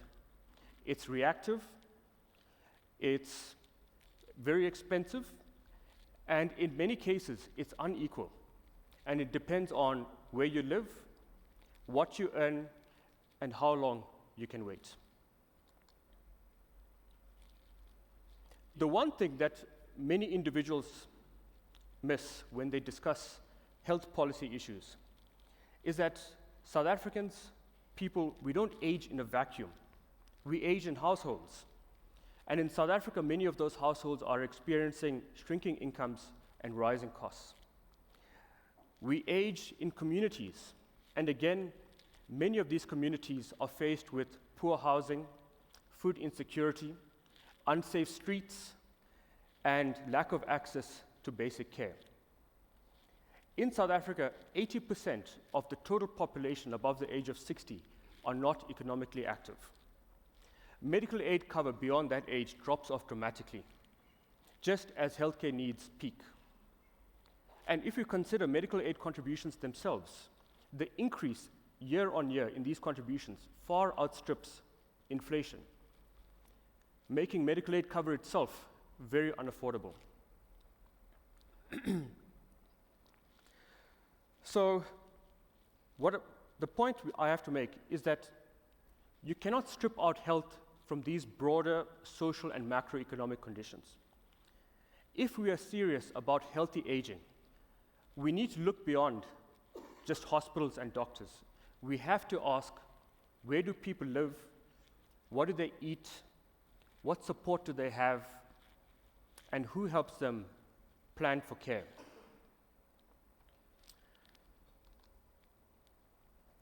So the picture that I've painted for everyone here today is we're aging far quicker than what you've planned for. We're getting sicker, younger. We spend a lot on healthcare, but not necessarily smarter. And the systems we have built arguably cannot contain what is coming. So we have very valid reasons to be quite concerned. But that doesn't mean that we have to remain in crisis mode. There is a way forward, but that starts with a shift from reactive, specialist-driven care to one that is more proactive and community-based support. It means a shift from funding illness to investing in wellness and prevention. It means a shift from fragmented care to coordinated, value-based care. And to help me unpack this in greater detail, not just to talk to the theory, but also to the real policy and system design, I want to hand over to my colleague, Dr. Nkateko Msumeki.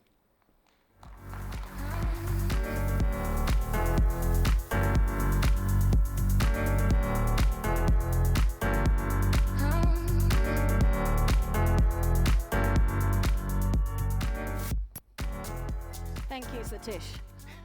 Thank you. So the challenge of aging and ill health actually affords us an opportunity to reimagine health, to use Dr. Friedman's words. I propose to you that that reimagination and rethinking should take the form of primary healthcare and value-based care. Satish has already mentioned it should also take the form of collective effort and social determinants of health. But before we get into that, it's helpful to think about, well, what is primary healthcare? What is value-based care? Is it just a buzzword? Primary healthcare really thinks about health not merely as the absence of disease, but a whole of society approach to care. Not system, society. We call that Ubuntu around here. It's about holistic healthcare, being patient-centered or person-centered. It's about thinking about empowering the individual and the community to address issues of inequality, but also to help them own their own healthcare. It's about moving more upstream as we think about solutions, thinking about prevention and not just cure. That automatically means we're thinking about moving from expensive hospital-based care to care within communities. It's personalized care, it's need-based care, lofty ideals. And for some of you, you might be saying, hold on, that sounds a little bit like this buzzword we've heard called universal health care. And actually, you're right, because primary health care is the foundation of universal health care. But beyond being a principle, primary health care is actually a health model that has been thought of way back in 1978. For those of you who were born before 1978, that was not to say.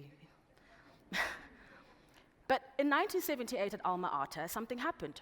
Nations gathered together to discuss health reform, and they came up with this model called primary health care and universal health care. Now, the question you're going to ask is, well, what evidence do we have since then that this thing actually works? Why is everybody going on about it in the policy space?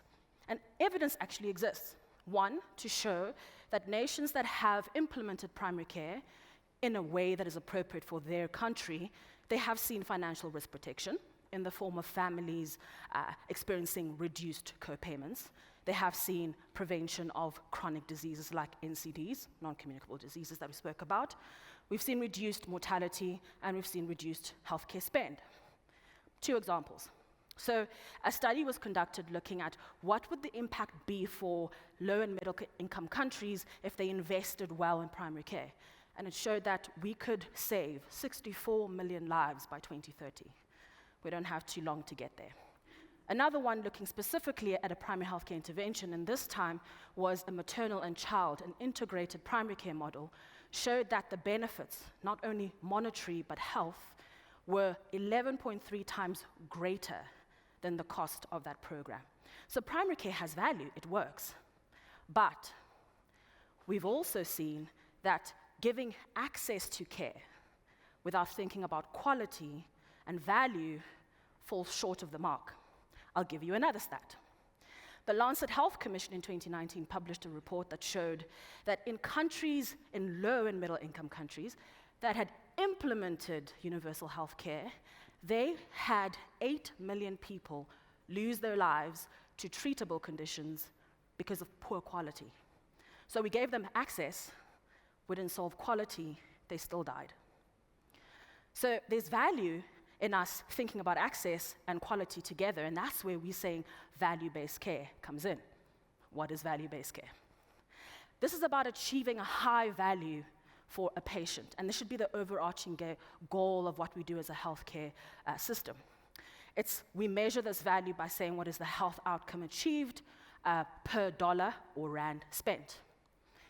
Health outcomes here are actually quite patient-centric, in that we're not only looking at the measures that matter to me as a doctor, that matter to policymakers as a health system, but importantly, those outcomes that matter to patients. What are the side effects you're experiencing that stop you taking your treatment? The complications of your disease?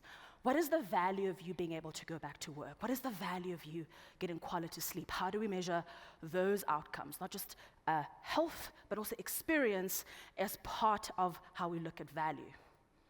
Quality becomes now a cornerstone of how we deliver healthcare. I want to give you the right level of care at the right place at the right time. But I also want to promote high-value care, but importantly, we want to withdraw low-value care. I want to pause here for a second. We're currently in benefit design time. So in the medical scheme space, and actually not just there, we see it internationally, we see it in health policy spaces. Every time we think about how do we improve benefits, how do we get more members into our funds, we think about how do we add stuff. We don't typically think enough about how do we evaluate the programs that we are implementing already, and are they showing no outcomes or low value and withdrawing them. They're costing us money. They're costing us resources and time. So it's worth us doing that work so that we're only promoting really high-value care and removing low-value care. Because we know low-value care costs lives and it costs money. Why think about this in the age of aging? Because in the age of aging, as Satisha said, we know people are losing access to care, so we want to address access. We want to address quality, but we want to do it in a sustainable way, which is the value I've just mentioned.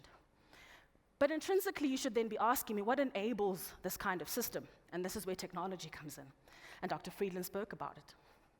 But what's important about technology here, and we've got enough evidence if you look at South African data, that shows you want the right technology, not just the sexy stuff.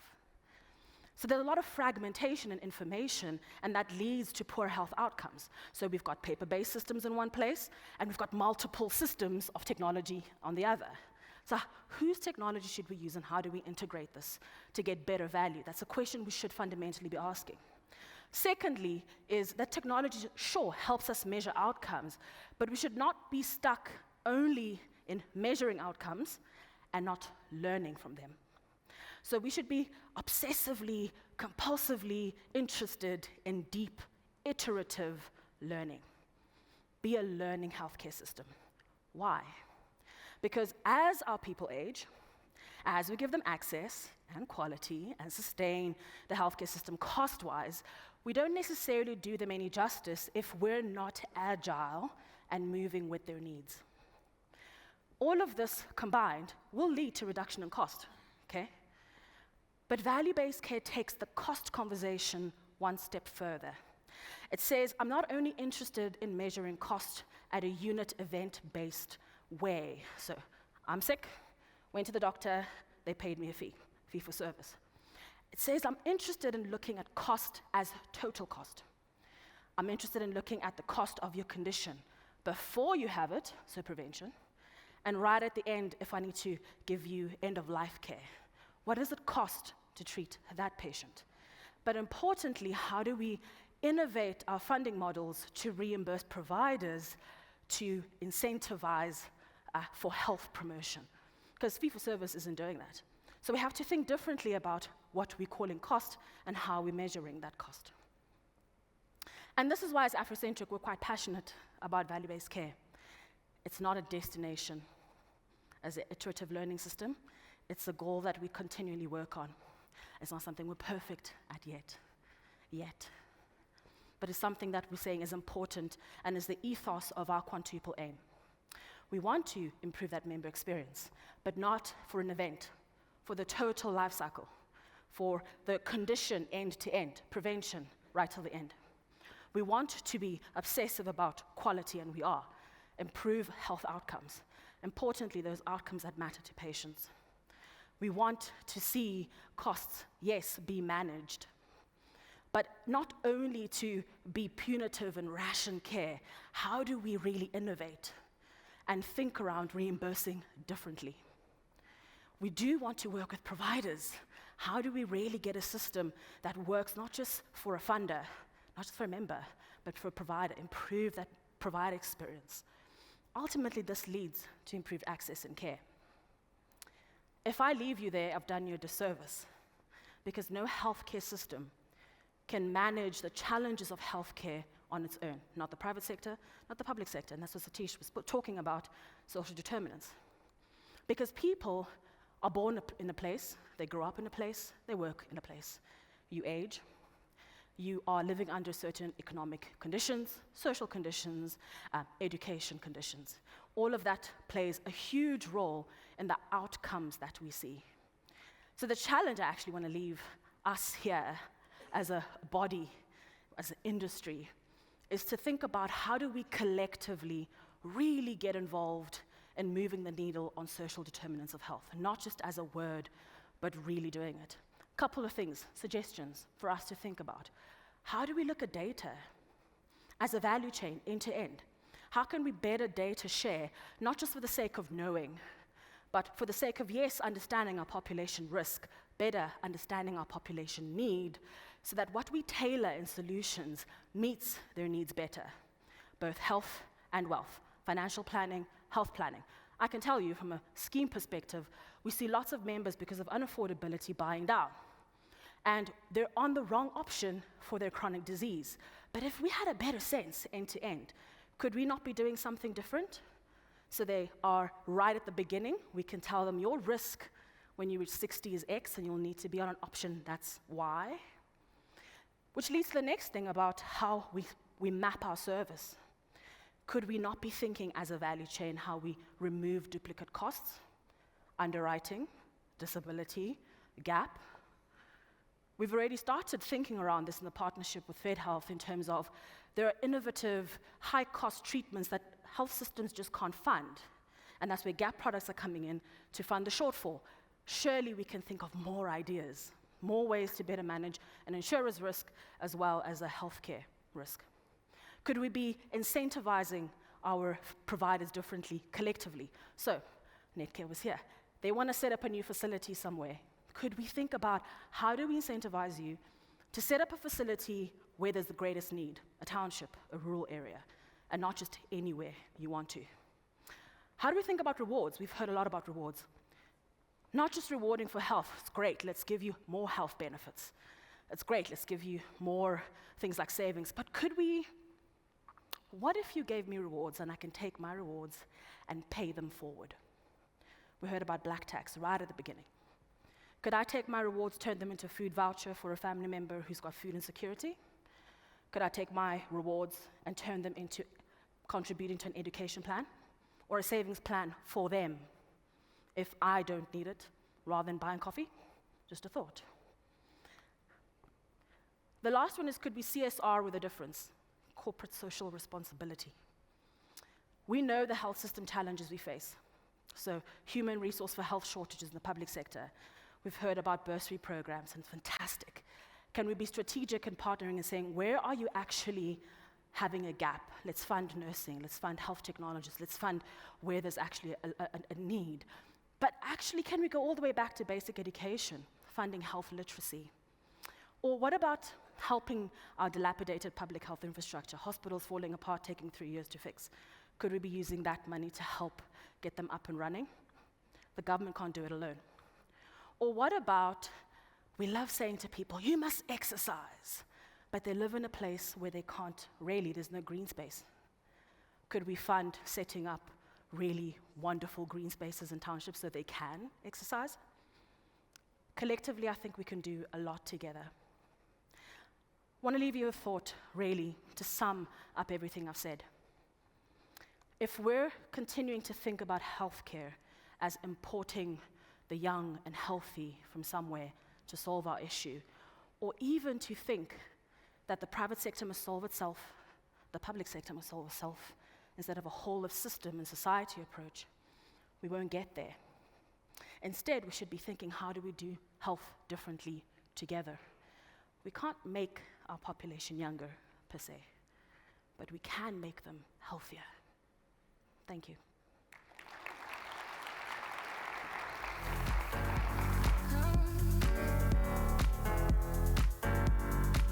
Round of applause. Big round of applause, ladies and gentlemen. Let's hear it for Satish and Dr. Nkateko. All right. Right now, ladies and gentlemen, we move on to a very interesting topic. And the topic is, without the breadwinner, the entire structure crumbles. Without the breadwinner, the entire structure crumbles. Now, sitting amongst us here today, many of you are breadwinners. And you know the advantages and the disadvantages of being a breadwinner. Some of the disadvantages is everybody relies on you. You carry a lot on your back. There are kids you are putting through school who aren't yours. There's all the stepfathers laughing.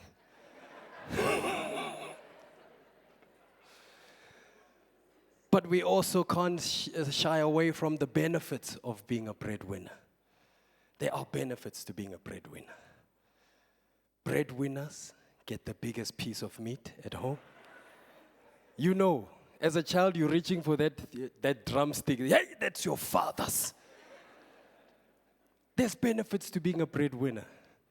At funerals, you don't have to do as much work as everyone else. Breadwinners are not there with the shovel, no. They're doing that thing where they grab the sand. Breadwinner energy. So, ladies and gentlemen, talking to us about what we can do to care and protect, I'd like to please welcome our head of pricing at Sanlam Group. Kan ons hande met mekaar begin geslaan. Ek kyk van jy Gareth. Laat ons begin daarso. Laat die ander hander ingekom. Laat ons give it up for the one and only Renier van Ginsen.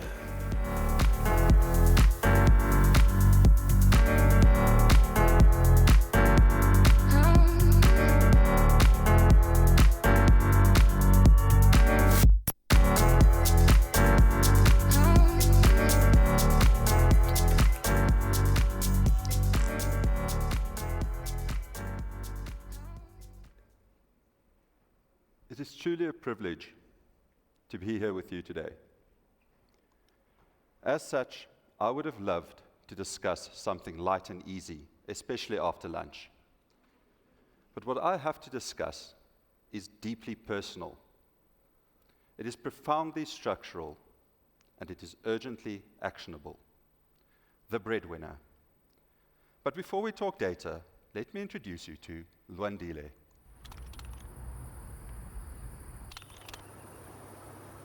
My name is Lwandile. I'm a market worker and then my father. I wake up at 10 to 3 every day. I have 2 kids, 2 boys. I have dreamed for them. I want my children to go further. They must have something that I didn't have.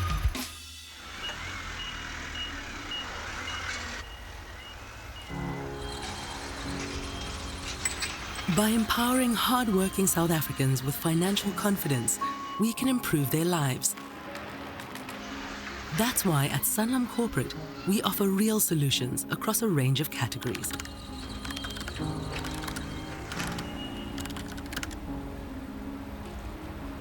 My mother was having a cancer. It worries me if I can get something like that. Because all of my children, that depends on me.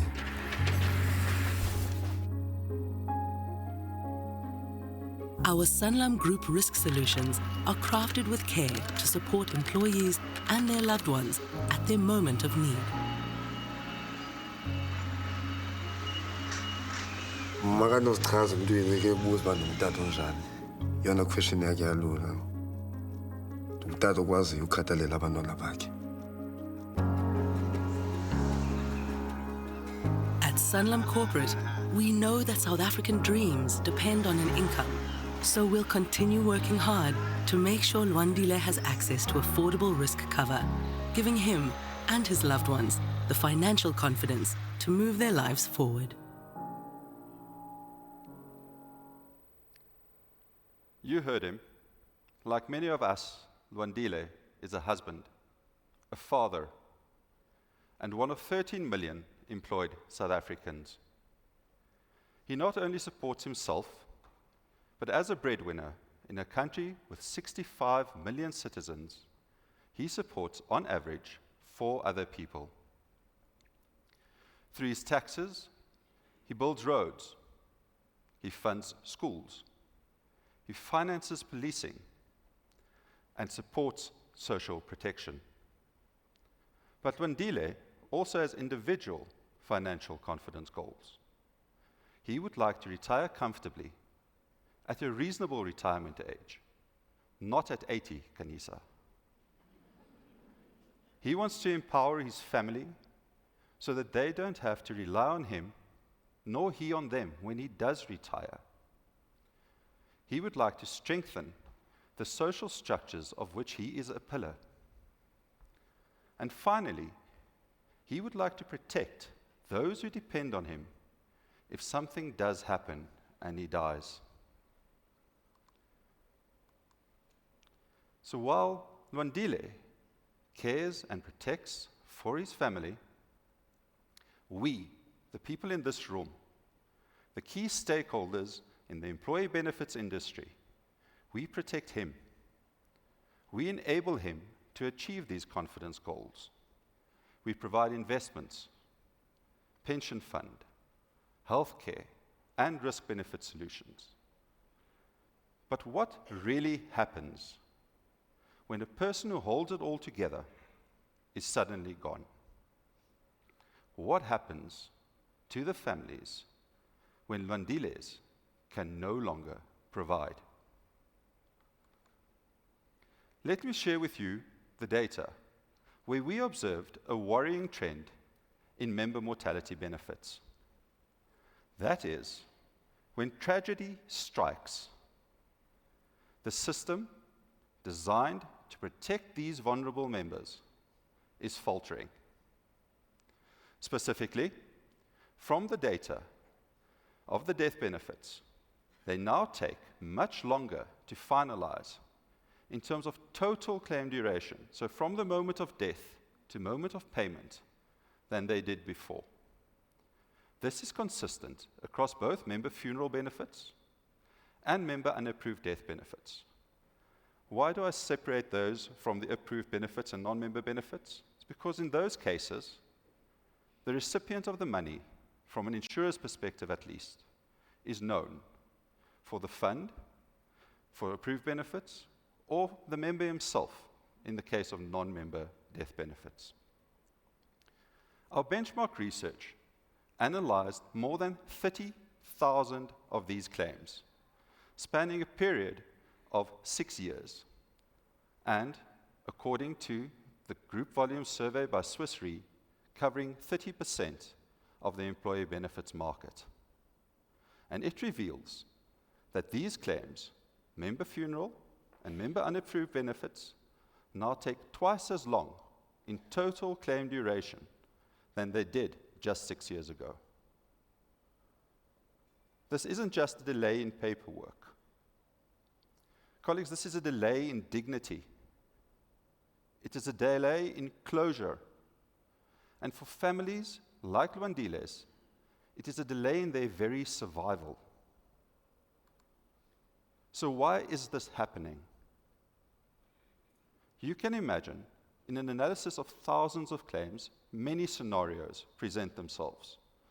But there are three main causes that consistently stand out. Incomplete submissions, where missing information, ineligible forms, or outstanding documentation delays the process of assessing, capturing, and finalizing. On the topic of missing forms, beneficiary nomination forms not being submitted. This derails the process from a known beneficiary into an estate process. It's no longer on track, on the fast track.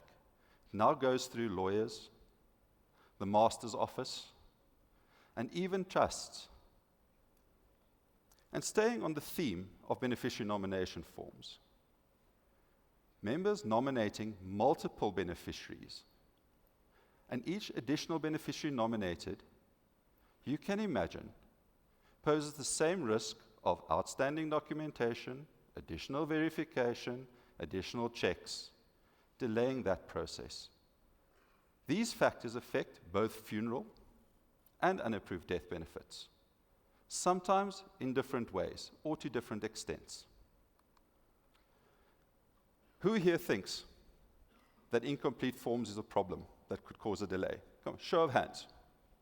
Anyone? It's not even half the room. Come on, you can do better. I do, naturally. On any submission, the insurer has to capture the claim, review the information, identify what is outstanding, and then request what the outstanding information is. The person on the receiving end, whether it is an intermediary, an employer, or a grieving spouse or child, has to then gather that information, return it to the insurer, which then again has to capture, screen, verify. Just standing here talking about the process has taken 20 seconds. You can imagine how much longer it takes in practice to follow that process, potentially a number of times. If you look at the chart on the screen, you will see that only 1% of claims, that's 1 in 100, are submitted with complete documentation up front. That's virtually nothing. However, these claims take on average 25% faster to finalize than their equivalents where there is an engagement. By contrast, 20% of claims require multiple engagements. And as you can see, there's a very sharp rise in how long it takes in total duration. I'm not talking internal process time at the insurer. Total duration from the moment of death to claim payment where there's multiple engagements. Consider the 4 or more requests in some instances taking 35% longer than the average to finalize, compared to 25% faster where a document is received. Put differently, it takes almost twice as long where you've got multiple follow-ups than when you don't. I said earlier, it's not a delay in paperwork. Colleagues, this is literally a delay in paperwork. That's delaying dignity. And as such, it should be easily solved for the people in this room. The second major contributing factor is an absence of beneficiary nomination forms.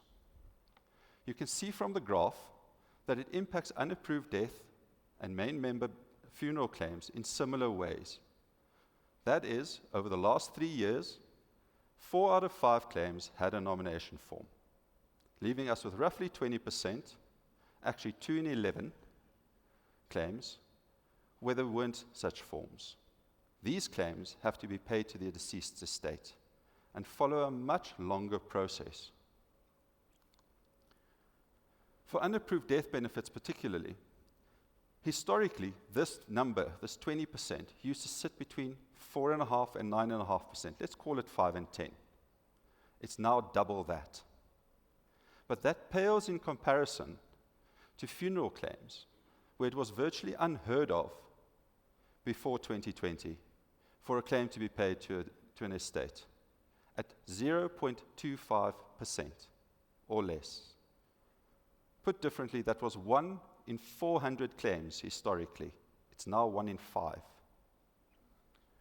This is not a criticism of the regulation. On the contrary, SGR, Sanlam Group Risk, fully supports the regulator's objectives to strengthen industry governance and protect members against exploitation, abuse, and outright criminality. In our country, with its high funeral fraud cases, as exposed by the Assisa surveys recently published, and the much publicized murder for money scandals, I think we can all agree the regulation is necessary. However, the estate process introduces significant extra complexity and extra time. On funeral claims, this 80-fold shift from 1 in 400 to 1 in 5 has resulted in a process that takes 4.5 times longer in total duration than where the beneficiary is known. But we shouldn't just focus on the 20%. It shouldn't just be an exceptions conversation. What about the 80%? I mentioned earlier that in our country, each breadwinner supports, on average, 4 other people. This is reflected in how we nominate beneficiaries. You can see that more than 50% of cases, there's more than one beneficiary nominated. And this is on death claims, not on funeral claims, where it's typically just one person responsible for the burial. More than 50% of cases. It's not a financial decision to families like Lwandile's.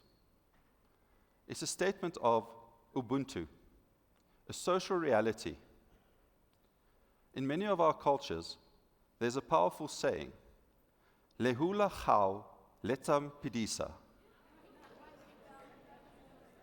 It literally means, through your death, I live. This is an expression of hope that the retirement benefits and death benefits of the member will lift their families out of poverty. It is a sacred social trust between generations. It is about legacy and shared responsibility. A third of claims are paid to 3 or more beneficiaries. These claims introduce complexity, obviously, I mentioned earlier, documentation, etc., etc. But they follow a process that if you have a quick squiz on the right-hand side of your graphs, take 80 to 100% longer. But it's not up to the member to solve this problem. It is up to us, as an industry, to shoulder the burden of responsibility in finding a balance between the cultural imperative and efficiency. So what have we done? What has worked? What hasn't worked? Equally important. And what are we going to do? So what have we done? I think as an industry, a couple of people mentioned earlier, extensive communication, continued communication, education programs, member awareness, call it what you will. We've all done this, and that's gotten us the 70 to 80% success rate that we have at the moment. But there's the stubborn 20% that remains. We've also had some gains through technological improvements and investment, the adoption of simplified claim forms, multi-channel submission. These facilities allow the member to record their wishes in an easier manner.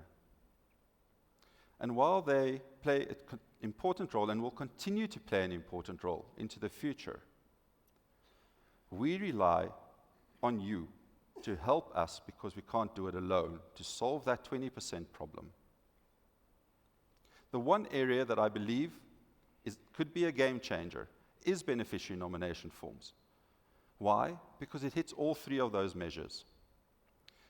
Documentations that are incomplete, missing nominations, estate processes, as well as multiple nominations. It can make an immediate, meaningful impact in the lives of vulnerable families. But we've had little success using the usual methods. In fact, Sanlam recently embarked on a 6-month project targeting 1,000 such members who don't have these forms through the usual channels on a regular basis. And we had a huge success rate of 37 additional forms. That's less than 5% for 6 months' worth of effort. So what have we learned?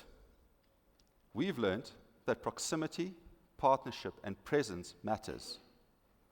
Where we've had success is where an employer partnered with us in one of our mining clients to gather beneficiary nomination forms at shift change. Another client in manufacturing gathered it at wage distribution, weekly wage collections.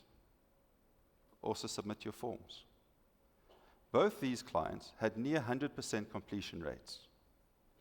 In our own financial services industry, we've had a client up their hit rates by having members completed during the member session with the guidance of their HC partners, completing it before you leave, again with near 100% success rate. So our continued commitment to you, our partners and clients, and sitting here as South Africa's breadwinners, is to continue the education that we've already embarked on. But we want to improve on that by meeting members where they are at, not where we are at. We can have much more success by initiating the conversation where the member is, not where we want them to be. I would also like to kick off, with your help, an industry initiative to standardize these nomination forms. Rather than having employer, fund, insurer-specific forms, let's standardize as an industry.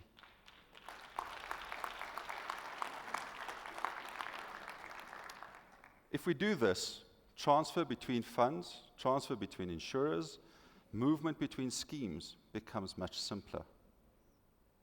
It could work similar to what we see already on the underwriting with takeover covers. Member moves, you just send his cover with him. And I want to reaffirm Sanlam Group Risk's relentless drive to this one-touch claim process, leveraging technology to simplify the process and improve outcomes for families like Lwandile's.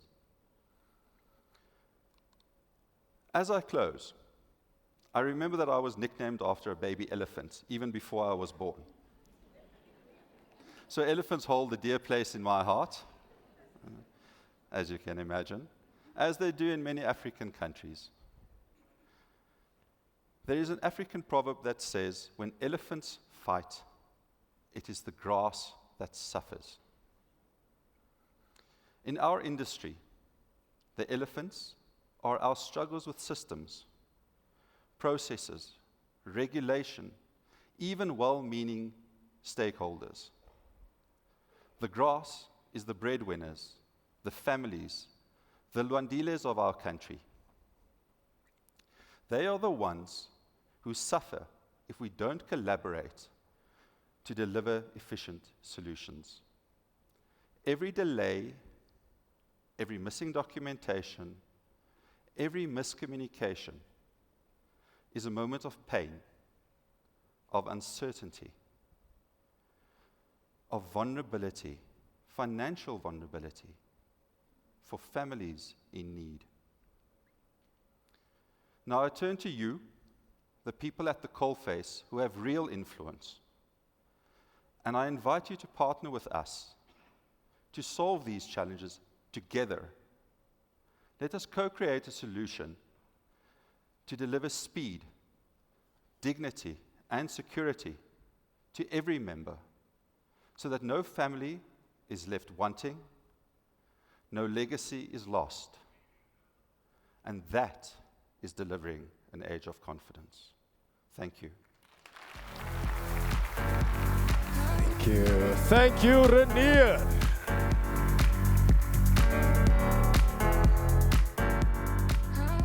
When elephants fight, who suffers? The grass. So next time you see two elephants fighting, ask them to take it off the grass. Hey. No. I go. Hey. Yeah, no.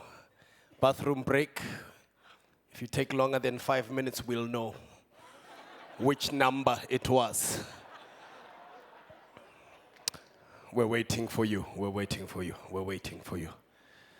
All right. Ladies and gentlemen, we are gearing up for something exciting. I'm a firm believer that you can always tell by someone's accent how hard their parents worked.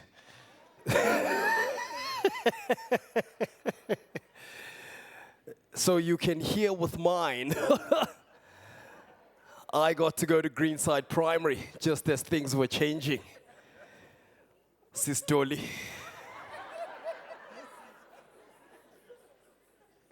Have you been seeing the show, my brother? No, so I got to go to Greenside Primary, ladies and gentlemen, when I was growing up, right? And Greenside Primary is not far from here. It's in the north of Joburg. But I lived in Soweto, Zone 9, Meadowlands, right? So I grew up in a time where I knew that I had to be a different person depending on where I was, right? In South Africa, you kind of realize, and this is what me and my friend have come to realize. My best friend of 27 years is Jean-Paul Watson, right? We don't see color, but we realize we live in a country that sees color. So we know certain things. If we're in Cape Town and we need to make a dinner reservation, he must phone. If we've been drinking and driving, I must drive. Because I don't know what it is with my white friends. Whenever they drink, even if they have one glass, immediate color change. He's red, he's a dead giveaway at roadblocks. You can see something is wrong here. And JP's commitment is, guys, he's got unwavering commitment, because even though he'll see the situation, but he'll still want to play it off cool. He'll still want to talk to the police in Vernac. JP doesn't speak Vernac to me. But the moment there's police, sawubona malumi. Siphuza amanzi lana baba. Hey, relax awena. But these are the things you learn to navigate. As a young person growing up during those times, there's certain things you kind of learn on how to navigate, right? But there's still certain things that also kind of throw you off. I remember I got stuck in my world at Greenside. I assumed all schools were like my school. I caught the biggest wake-up call when we hosted our first inter-primary school gala, right? We had a gala, we had athletics, and it was the first time we ever saw a school from Soweto come to challenge us athletically. We used to the surrounding schools coming, Emerentia, Delta Park Primary, Parkhurst Primary, and we kind of have the same battle music. So we were there, we were ready. Our team captain, Stephen, was super nervous because he didn't know what was going to happen. So he was pacing in front of the stands. He's like, guys, listen, when these other schools get you, we need to let them know who's boss, okay? You guys are with me, okay? And we all agreed, yeah, Stephen, we're here, yes. And I remember we heard the first buses come, and those were the surrounding schools, Parkhurst, Delta Park. We could hear them coming because they were singing in their buses. So we saw these Aero Coach buses pull up, and we could hear them singing, the wheels of the bus go round and round and round, round and round. The wheels of the bus go round and round all day long.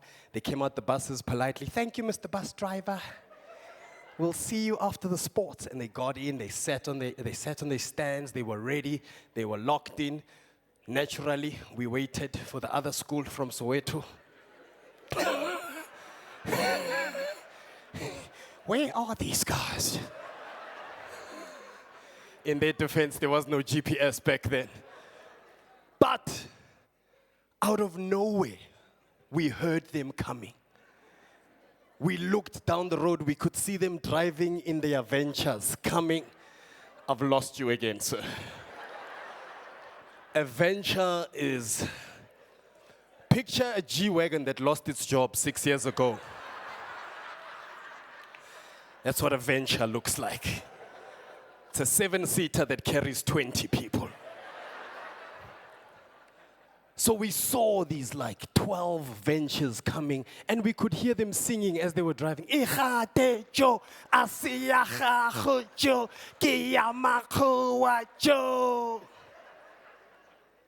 the kids got out the ventures. Short, we'll see you after this. We'll see you after this. They got into their stands, and I remember at that moment, it became real. Because this was the first time, right? This was probably 99, 98, 99. So first time we'd ever had a school from Soweto there. So the other schools kind of knew the rhythm of everything. So we thought, okay, cool. Let's kick it off, and everyone will join in, right? So I remember we started, right? We started, because Stephen was like, okay, guys, they're here. They're here, they're here. Are you guys ready? Are you guys ready? And ladies and gentlemen, please, if you grew up Model C, this part is for you. Please, feel free to join in. Papa, your part is coming. No, I know they say don't judge a book by its cover, but you can see someone who was there the day Hector Peterson got shot. Papa, your part is coming. So please, all of you who are Model C, feel free to join in. So Stephen turned around, he looked at all of us, he's like, okay, you guys ready? You guys ready? 1, 2, 3, I said a rocker chicka boom. I said a rocker chicka boom. I said a rocker chicka laka chicka rocker chicka boom. Uh-huh. Oh yeah. Just one more time. And that's when we knew. Once that engulfed the whole arena at our school, we were like, now is the time. This is the perfect time to move the spirit. So we all sat exactly like how you're sitting in our various schools. So we started on this side. We said, we've got the spirit. Yes, we do. We've got the spirit. How about you? That's when you pass the spirit on. When you pass the spirit on, the next school goes, yes, we've got the spirit. Yes, we do. We've got the spirit. And then throw it to the next school. How about you? But their team captain, Jabulani Mqegas, absorbed all the spirit we sent him. Okay. Spirit, okay. And he turned around, he looked at his team, he's like, narrate. And please, ladies and gentlemen, if you were never a Model C, this is your part. Jabulani turned to his team, he's like, Niyabasabana, hi, asibasabi, siyabafuna, niyabasabana, hi, asibasabi, siyabafu. At this point, all my friends are looking at me like this. Dude, what are they saying? What are they saying? I'm obviously stuck in the middle. I have to translate now. They're saying, They're saying, are you afraid of them? No, we're not afraid. We're gonna kill them. Who's them? It's you guys. Me, I live with them. Show my chance.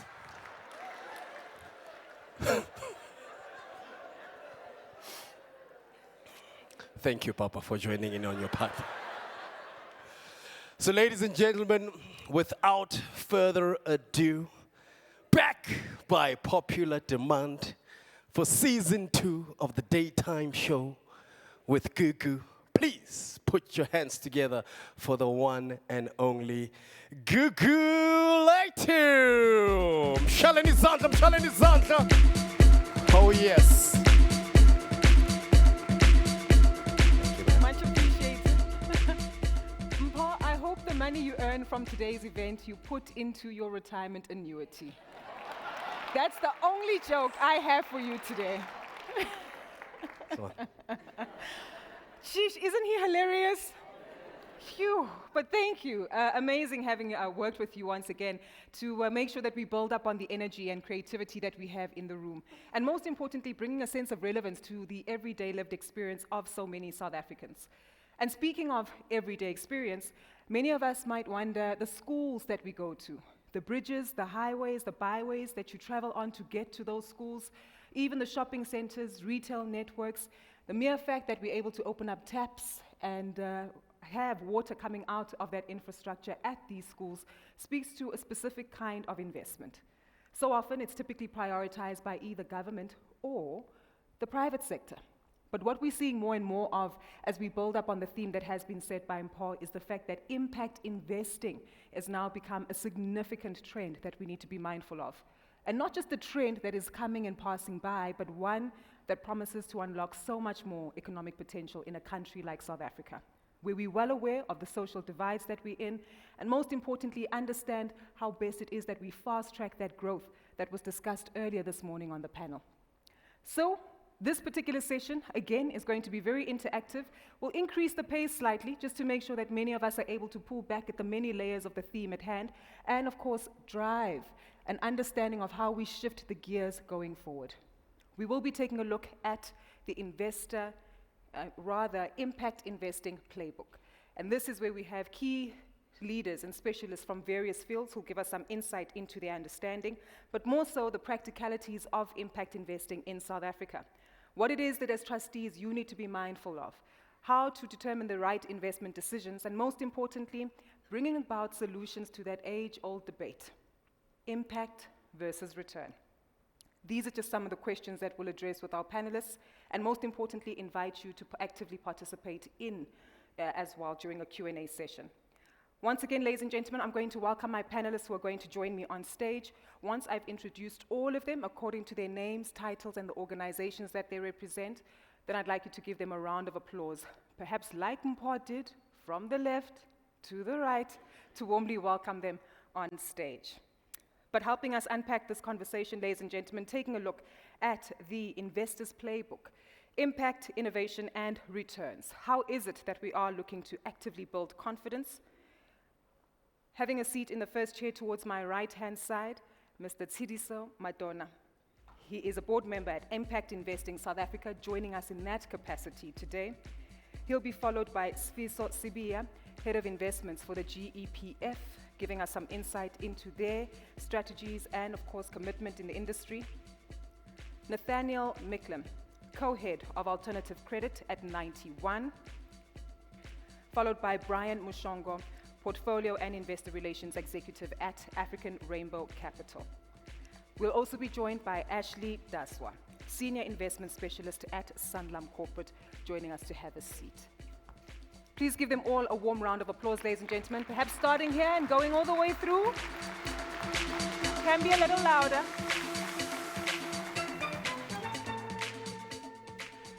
Thank you so much, gentlemen. Appreciate you making time to join us for this critical conversation as we really look to journey and chart the way ahead when it comes to impact investing.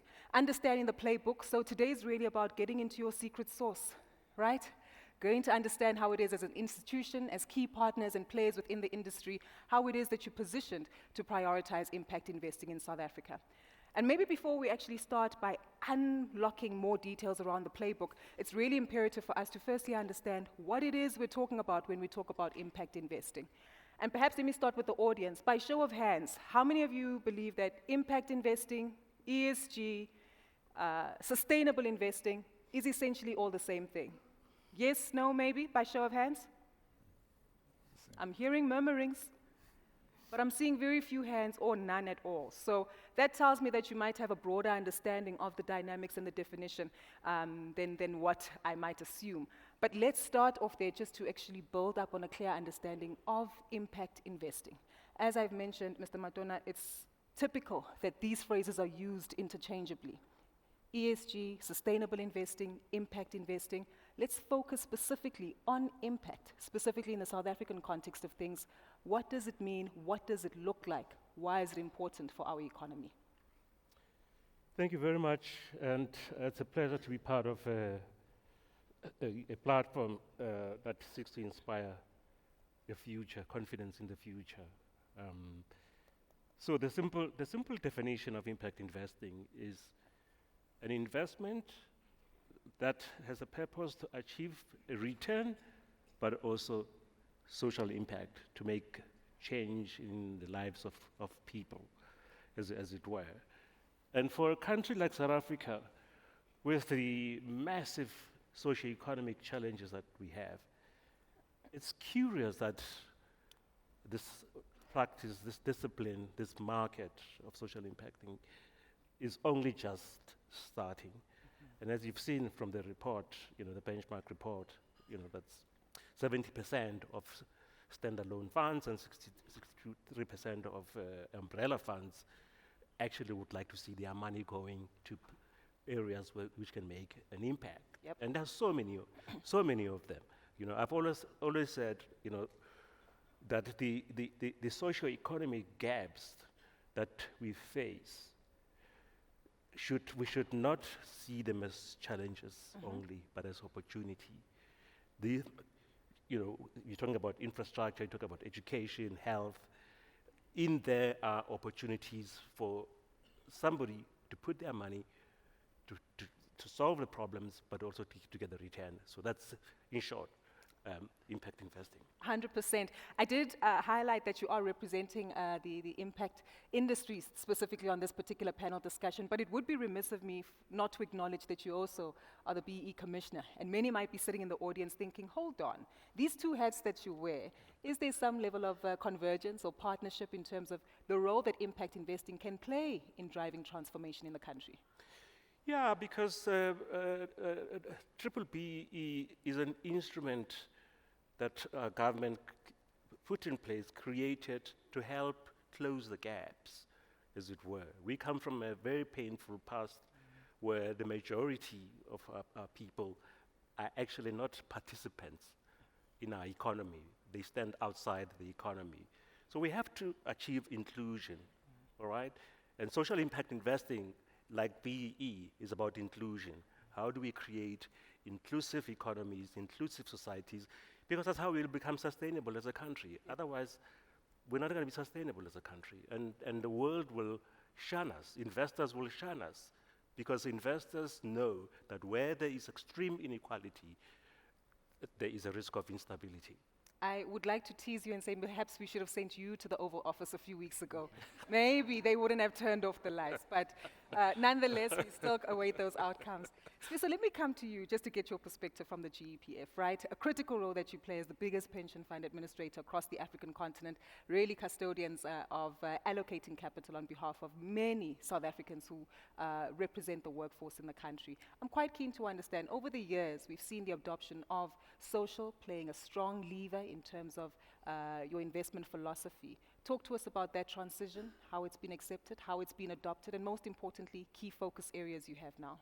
Okay. Good afternoon, everyone, and thankful to be here. So in terms of the evolution, as it were, of impact investing, I think the GEPF started its journey around 2010 when we developed a framework we call developmental investment policy. This was, and still is, being implemented by the Public Investment Corporation And what it seeks to do really is to invest with the purpose of creating development for the country, long-term economic growth, which seeks to, amongst other things, grow the pie, as the discussion was heading towards. So I would say, as a fund, the journey, I would say, had a couple of milestones. So one of the key ones was, I think it was around 2008, when we were founding signatory to UNPRI. We still are signatory. We also pioneered the CRISA code in South Africa. There was also collaboration with the JSE to start the Social Responsibility Investing Index. Over the years, we've still continued. We've revamped our policies. We've had a responsible investment policy. We now also have a revised version of developmental investment policy, and also a transformation policy, and most recently, a climate change strategy and policy. So our evolution has changed, and also the process of embedding the principles of sustainability within our investment process have also continued to be refined and enhanced. Got you. That's important in terms of that evolution. And I'm quite keen to understand, again, in terms of that adoption and the transition going forward, are there particular nuances that you look at from a South African or African point of view with regard to social impact investing? Okay, so from a South African capital allocator point of view, when you look at the spectrum of ES and G, the social component becomes a bit more pronounced and important. So, for example, within the unlisted environment, when we are in the process of structuring a deal, a transaction, one of the CPs or conditions precedent, which is viewed equally as important as financial returns, is certain social outcomes. Sometimes as well environmental outcomes. So what employment is this transaction going to lead to? What's the demographic split of the employment opportunities that will be created? And those are the sort of considerations that we make in making investment decisions, that we put as conditions precedent in executing that. So we do that in direct deals, even in the investment management space. When we allocate to other investment managers, the discussion is around how many black staff do you have at certain levels? Are they senior investment professionals? Who are you employing in the pipeline as well? So that gives a sense of the role of sustainability and leaning more on the social part in the investment process that we... 100%. I'm glad that you highlight this, because what it is encouraging to see is that it's not just a matter of a push through regulation to actually open up the sector to prioritize impact investing, but there are tangible incentives that are practical to us as South Africans. And the earlier conversations this morning also highlighted the importance of development in our social ecosystem and infrastructure. And in a moment, I'm going to come to many of you just to share your views in terms of the specific sectors where you'd like to see heightened activity, because I do think that that does give us a better understanding of what kind of impact we're looking for as a country and in unison as an industry, given the divergent views. But Nathaniel, I'd like to come to you here, because yourself and your peers on the panel actively prioritize this impact investing by going out to market, setting up the necessary structures, right, finding the necessary deals, and allocating capital to them, whilst also monitoring and measuring the necessary outcomes. I'm quite keen for you just to share your perspective in terms of the environment right now, and of course the lucrativeness of deals that might be ready to tangibly invest in. Great, thank you very much, Gugu, and really appreciate the opportunity. I guess just to short circuit it, it's probably been a 30-year journey for 91, and might be wondering kind of why it's myself that's representing here. I think we really are at the forefront of the alternative investing that 91 does. And I would say our journey on impact or ESG or sustainability, these terms are used quite interchangeably. They do mean very different things. ESG really being around risk containment, around environmental, social governance. Impact really being almost on the other end of the spectrum. If the first is seen as risk, the other is seen as positive impact. How can you have it? And then sustainability really being something in between, around backing businesses that will have long-term sustainable growth. And so I would say We are not big investors on impact, as in the actual outcomes trump your risk and return investment decisions, but we are very, very comfortable in the environmental social governance and the sustainability element of it. And so what does that really mean? It means making sure that from a risk-return perspective, you're delivering for your pension funds, ultimately for pensioners. You're not throwing capital at something that's not going to survive, but at the same time doing as much as you possibly can to promote environmental, social governance. We frame these things around planetary goals, productivity goals, around something mentioned earlier, taxes paid as an example, and the people, of course, which as Safis was mentioned already, I mean, that is at the epicenter, I would say, really, in terms of where we operate. Globally, the Northern Hemisphere, it's all about climate, it's all about planet. Here we've got many, many more problems. 100%. And so it's really around making sure that these investments address that. So, I mean, today we've developed that probably over the past 15, 20 years, where, let's say, the typical run rate on a year like this, investing in South Africa, is probably in the region of about 10 billion rands worth of investment that we try to do sensibly, generate solid returns. You ask about the return levels, these are kind of 10 to 12, 13% in rands. They more than compensate for inflation. They have fairly low volatility.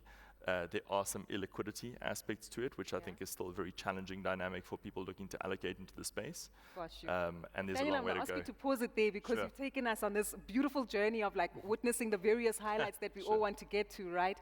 Number one, as you've highlighted, the separation of ESG. There are various ends of the spectrum, and that's something that we do need to educate trustees on in terms of this difference, this sustainability, this impact we'd like to see in our society can vary depending on the investment mandates that are present. And then the key part that you also mentioned in terms of risk assessment versus the return, which I also think is quite a contentious issue, which we will get to. But perhaps keeping with the wide level of the spectrum, perhaps let me come to two of your colleagues as well to give us their insight just on that. This is really open to the rest of the panel as well, just to share your insight when it comes to impact, when it comes to investing and understanding the divergent views that are available, but also the wide market. I can imagine, Ashley, this is where there's a specific philosophy that you follow, given your investment mandate under Sanlam Corporate. Maybe take us down that journey to understand the differences and nuances that exist. Yeah, thanks, Gugu. I think, as they mentioned earlier on in terms of, sustainable investing is basically the umbrella of all the different approach when it comes to responsible investment. And within that, at Sanlam, we apply it in 4 ways. The first one is more about ESG integration.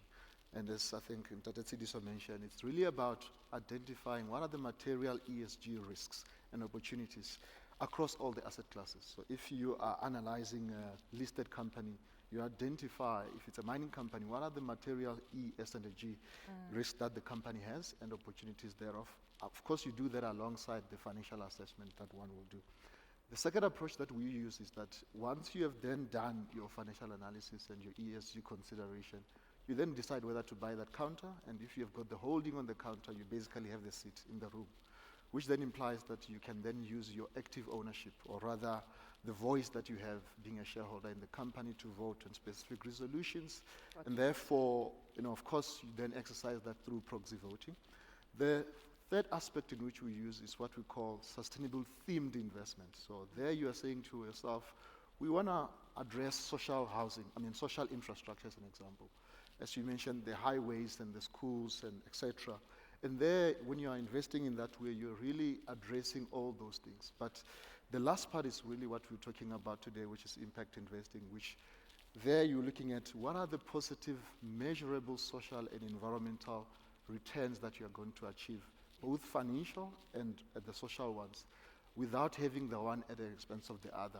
And I think that's really the approach that we used across all the different portfolios that we have within the Sanlam corporate space, and we integrate that, of course, aligning it with the UN SDGs, aligning it with the UN PRI, and on the local front, we also align it with CRISA, which was updated in 2022. 100%. So within the same spectrum in the round, but of course the impact is felt differently depending on which particular aspect you'd like to zone in on.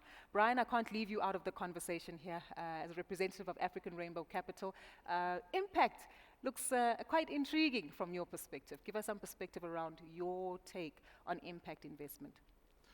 Yeah, so thanks for that, Gugu.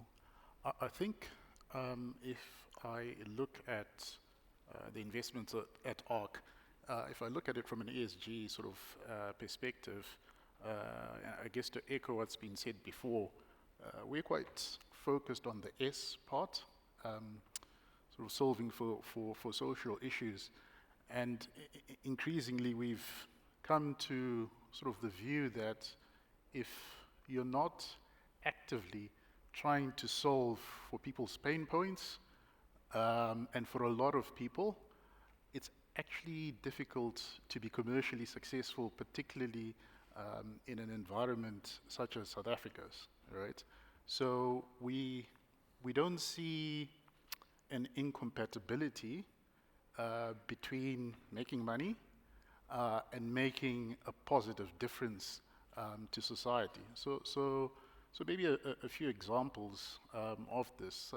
Obviously, a lot of people in the audience would be familiar with Time Bank, which obviously has come in as a cheaper sort of banking option. And I think in a South African environment, you will struggle to gain market share if you're not coming in with the same quality of banking service, if you're not coming in sort of cheaper. And that sort of mindset has replicated itself whether it comes to energy and electricity. So I'm thinking of something like a Go Solar. Whether it comes to financial wellness, all right? Something that people think is sort of very fluffy. It actually makes a difference to people's life, and actually from a commercial point of view, those are some of the fastest growing businesses in the country. So we don't see, and we are actively, increasingly attracted to businesses or entrepreneurs who are solving pain points for a lot of people. 100%. What I find intriguing by the comments that each of you have mentioned is that it really is quite a wide spectrum in terms of the sectors that are available, the level of interest, of course the capital that's available as well to allocate, but most importantly following through with a specific investment philosophy and mandate that does need to be covered. I am going to use the powers vested in me by Mpho Pops. He called me Felicia Mabuza Sattel Jr. earlier. So allow me to use this moment to interact with you as the audience. So to our technical crew, perhaps if you could help us by showing the lights on the audience for just a bit, because I do think that this is where we have an opportunity to pull out the various aspects that have been highlighted by the panelists for us to have a better understanding of the fact that where can we allocate capital, or where would we prefer to? So the trustees in the house, I saw many of you earlier on. I'm hoping that this is where you'd actively participate. But even if you're someone who might sit on the realm of investment or other aspects of the objectives we have regarding retirement, given what we've heard, there's energy, social housing, education, healthcare. I'm quite keen to see by show of hands how many of you would prioritize allocation of capital in projects that are focused on renewable energy. By show of hands, you can comment, you can murmur. Renewable energy, a few hands are up. Healthcare, hands up. Okay, we've got a sizable amount of hands for healthcare. You all see that, right? Fantastic. What about social housing and development? Investment into social housing and development. Okay, a few more hands that we see there. Digital inclusion. As we've heard, whether it's a fintech, insurtech, but active participation within the digital economy, which then also has a ripple effect into themes like entrepreneurship, financial well-being. We're seeing a few hands. Okay, fantastic. Thank you so much. We'll come back to you for those particular outcomes as well as the responses, but I think one thing stood out quite clearly: healthcare. Did you see the number of hands that were in the audience? I'm not too sure if it might be influenced by Dr. Friedland earlier on this morning, who really gave us a reality check about the health dynamics in South Africa, but an open one to the panel. And I believe this one ties back into the theme of regulation. We're well aware that the Financial Sector Conduct Authority is also looking at new ways, yes, in terms of regulation, but we also need to work in terms of policy to advance, open up, and have key areas and sectors of prioritization when it comes to impact investing. And I'm quite keen to hear from each of you, how is it as we move forward, do we need to ensure that there's, I guess, a level of alignment between what the market wants and, of course, what policy does prioritize or incentivize? Mr. Matuna, perhaps let me start with you, but it's open to the panelists to ensure that we build up the robustness of the conversation. Yeah, no, I don't think we're going to go far if we do not align where the market sees opportunities for investment and where policy sits, as it were, all right? And so I think the key approach, the key principle already throughout this day, it's a theme that has been throughout the day, it's collaboration, sitting across each other, identifying where are the gaps, where are we missing each other, and how do we create certainty. The worst enemy of investment is policy uncertainty. Oh, yeah. And so we've got quite a lot of work to be done. Even in the earlier session, you heard that, there's a lot of work that still needs to be done to actually create an ecosystem that can support this. I believe the potential is enormous for us to move the needle and close the gaps, the socio-economic gaps in our country. But we've got to get government and the private sector sitting together, co-creating solutions. Yeah. All right, so the concept of co-creation, absolutely important. Can I challenge you on that and just find out if there are any tangible examples we can reflect on where we've done that well? The pandemic perhaps comes to mind, and priority solutions that we can implement and learn from? Who ever thought that our most binding constraints in our economy, electricity, transport infrastructure, rail infrastructure, are currently being discussed around the same table by government and business.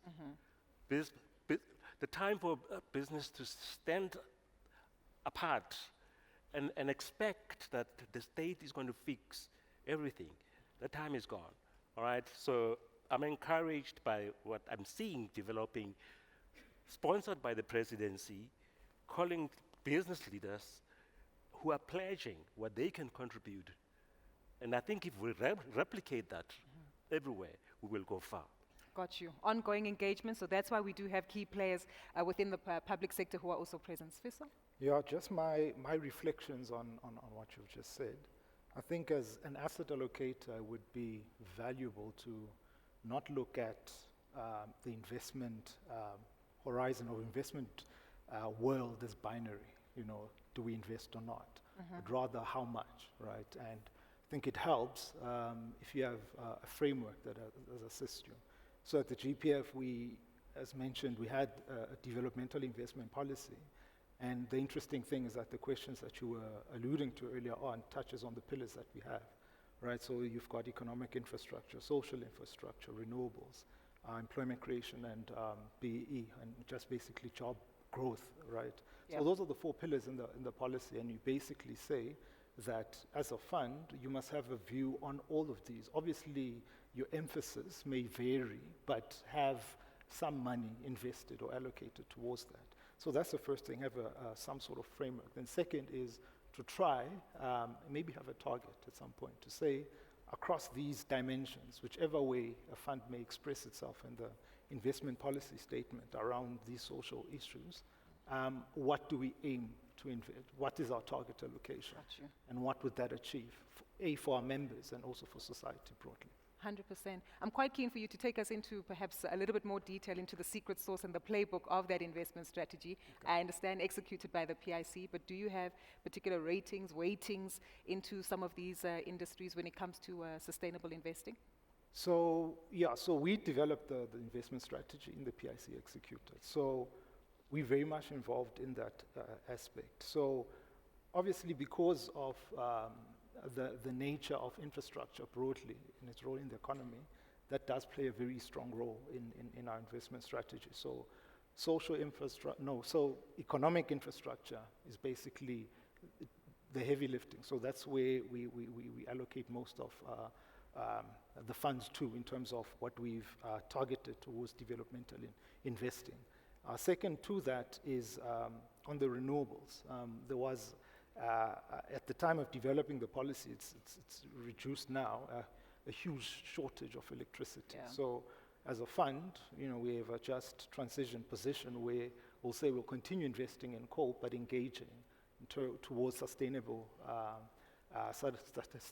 practices, but also offset that by investing in renewables. We've got investments in lots of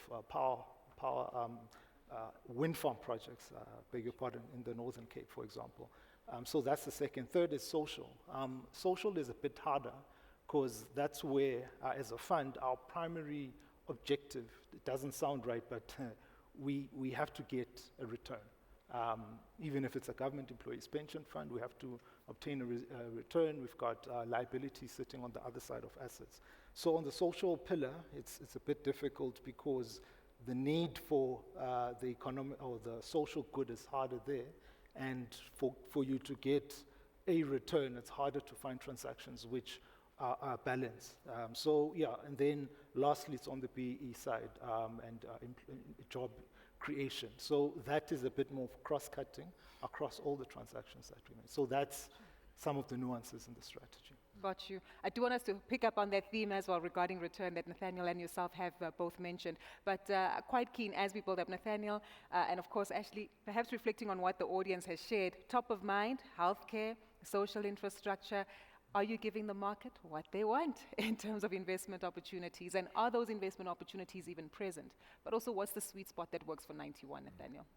Sure. The short answer is we're not doing enough on the healthcare side. I think on the healthcare side, there have been some behemoths that have obviously grown out of the South African market, and those have been very easy and easy to finance, the likes of Netcare, Life Healthcare, Mediclinics, etc. And so that typically has been done through a more traditional investment channel, through public equities and public debt.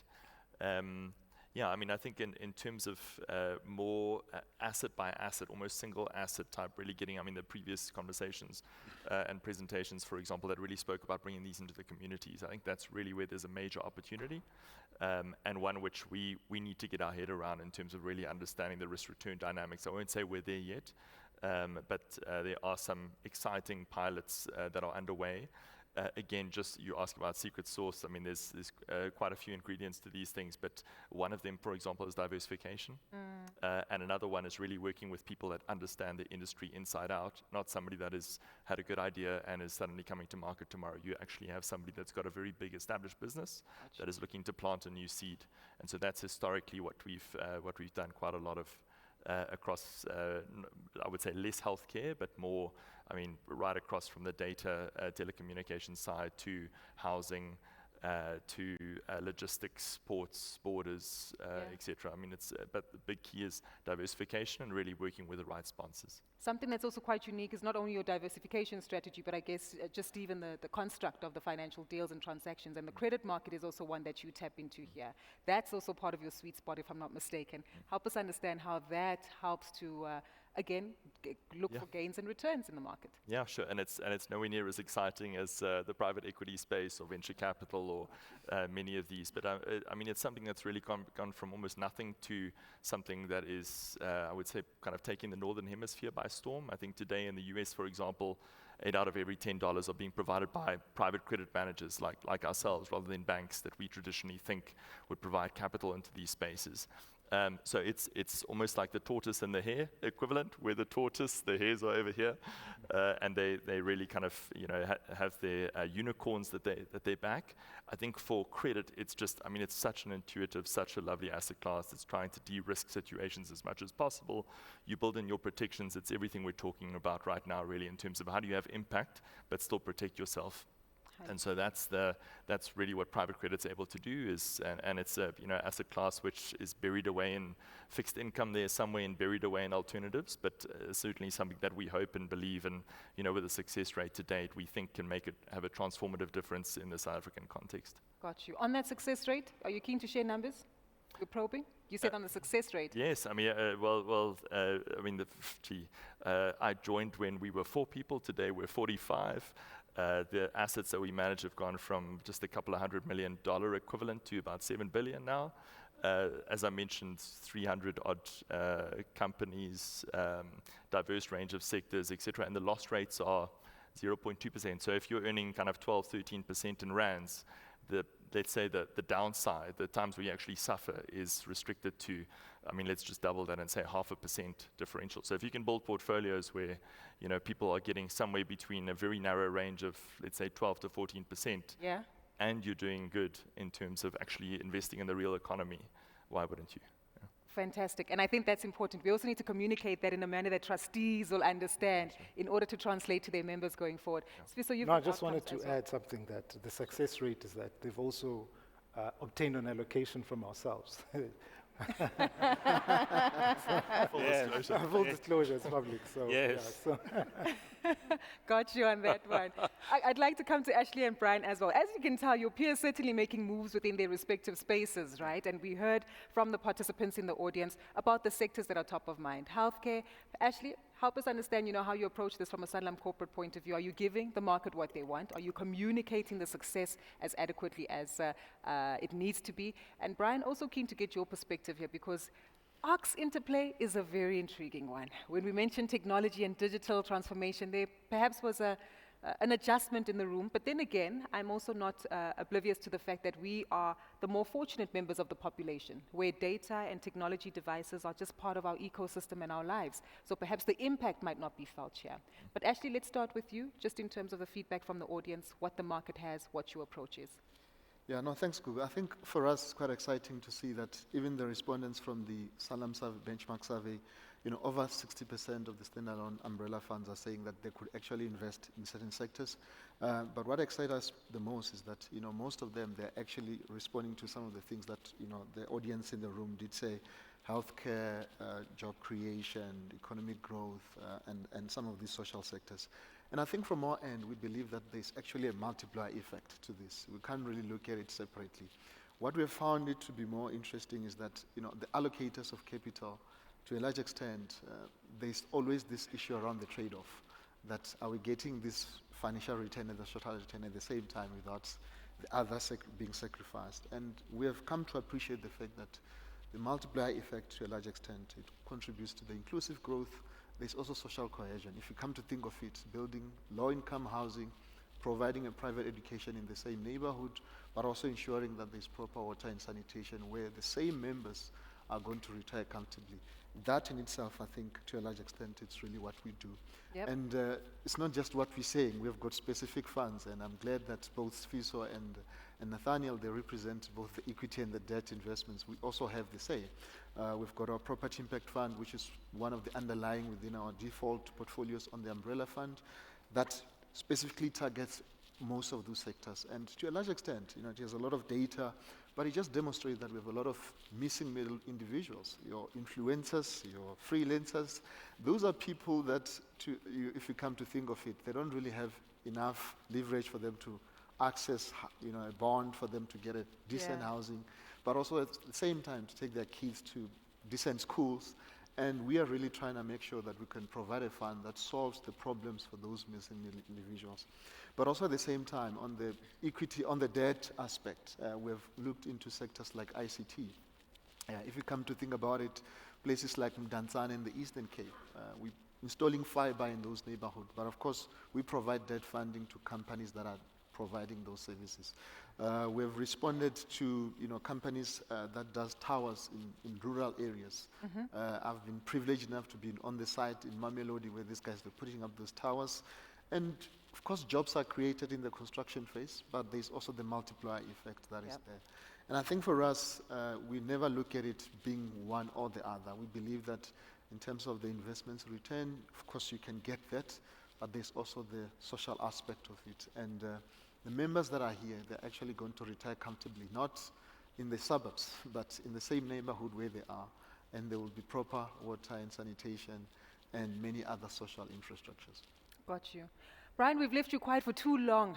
Keen to understand your views on the opportunities that you're embarking upon in the market, specifically given the play around technology, which has really been at the underpin of so many of the businesses that you've invested in from a local point of view. So Google, we are sector agnostic. It's very difficult, I have to say, sitting in Sandton or in Stellenbosch to actually spot opportunities, right?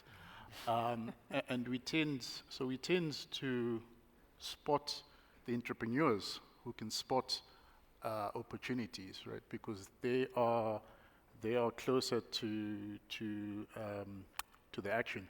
And in a country like South Africa, with so many challenges, I think there are a lot of problems to be solved. And we've seen that over the last few years. I think in an earlier panel, one of the panelists said, you know, we all want people to save more, but save what, right?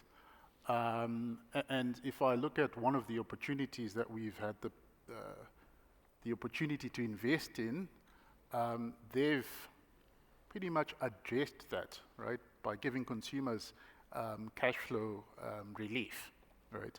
So I think from a sector perspective, we're very much agnostic, but we think just given the sheer scale of problems in SA, if you're an optimist, you just think, you know, problems are there to be solved. And that's been our experience, actually, over the last few years. Sounds like you've been on the prowl for these opportunities within the fintech space, and there's many more of them bubbling up that certainly come up. Got you. Nathaniel, I thought you wanted to add something. I didn't realize my body language gave it away. Okay, but let's do this with our body language. I'm quite keen to make sure that we do cross to the floor to get any questions. We do have some time available for them, so we're happy to slot them in. So if the technical team could help us out with the lights, just to gauge if there are any questions in the room, it will be easier to identify you. But I do want to prompt you. Where are my trustees? Hands in the air, really high. This is the Pops moment where Felicia Mabuza picks on you for a question. And then no hands are up. Oh, wow. Well, let's do this. A key question that we really want to get your views on, especially as trustees, as you've heard, wide opportunities that exist when it comes to ESG, or rather impact investing, understanding that there's a full spectrum, right? Various investment mandates and philosophies that certainly exist, led by different organizations and institutions. And most importantly, they are already implementing these particular shifts and changes in the industry. We will talk measurement in just a moment. We will talk risk, but I'm keen to understand how many of you are challenged by that key question? Nathaniel and Sfiso brought it up. It came up as well earlier by Ashley in terms of their commentary. Investment return versus impact. Is it either or both? I'm hearing, you can say it louder. We don't have mics. Both? Either or? Both. Okay, so there's confidence that it needs to be both. I'll push you on that as well, because perhaps that's also where we're lacking in terms of the confidence of actually allocating capital there. So that's one that I do want us to come back to. But there is a hand at the back. Perhaps if you could get your question, ma'am. Yeah, thank you. Thank you very much for the presentation, but I want to take it further back to make sure that we have the capacity, and we can also hear from the panelists how best can we work together to ensure that we establish an unclaimed benefit fund for social impact social impact investment under the central control of both business and relevant stakeholders. The South African pension fund industry has seen benefits worth just over 60 billion of unclaimed benefits due to various reasons, ranging from illiteracy, lack of financial education, change of address to beneficiaries, deceased members who are simply unaware that there are monies due to them in terms of that benefit distribution. These billions of rands remain unclaimed in the demutualization fund, unclaimed insurance, dormant fund, and dormant bank accounts. So are we really saying that we will be able to achieve economic transformation if we still leave these kinds of funds sitting somewhere not doing anything that is going to have a direct impact, given the fact that we all are aware that our country is very much in poverty and with lots of unemployment? So why can't we, as business and relevant stakeholders, come together, facilitate that we do something that will have a direct impact to our members, to our communities, and to all our the contributors to the pension fund? Thank you. Thanks again, ma'am. Your name again? Sipati Malema from National Union of Mine Workers. Fantastic. Thank you so much, Sipati. Valid point that you've mentioned. Happy to take 2 more questions and address them to the panel. Any more hands? Your hand has been noted at the back, sir. Any others I might be missing? Please keep it up. It's just easier for my colleague to identify you. Thank you. If there is another hand, please feel free to raise it. My colleagues will bring you a microphone. Hi, good afternoon. Dale from Sanlam. Dale, could I kindly ask you to please stand up? The panelists can't see you. There we go. Dale Franklin from Sanlam. Just a quick one. Are you able to point to a specific example of an impact investment that you've made that has had both impact and return? Fantastic. Thank you so much for your question, Dale. Any other questions in the room? Oh, is it maggies voor oggies toe? Ons moet wakker word nou. But great questions and, of course, comments that have come through in terms of those themes there. The two questions, I believe, let's start with Sipati's question coming to you first, Mr. Matona, just in terms of the unclaimed benefit fund for social impact under the control of both government as well as business. Your thoughts on that one and your feedback and perspective? But it is open to the panelists should anyone else would like to respond. You know, I was struck by what the Commissioner of SARS said. To say there's something not right about a country that has such major social challenges, gaps, which are an investment opportunity, as I said, in themselves, and the resources that, you know, he said that, you know, the monies that are sitting as an endowment that's not being utilized. So in terms of the concept of impact investing, that concept has been proven.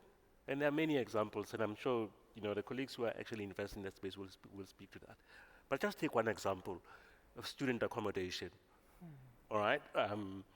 So the concept is proven. We've tested the water. Now we must jump in.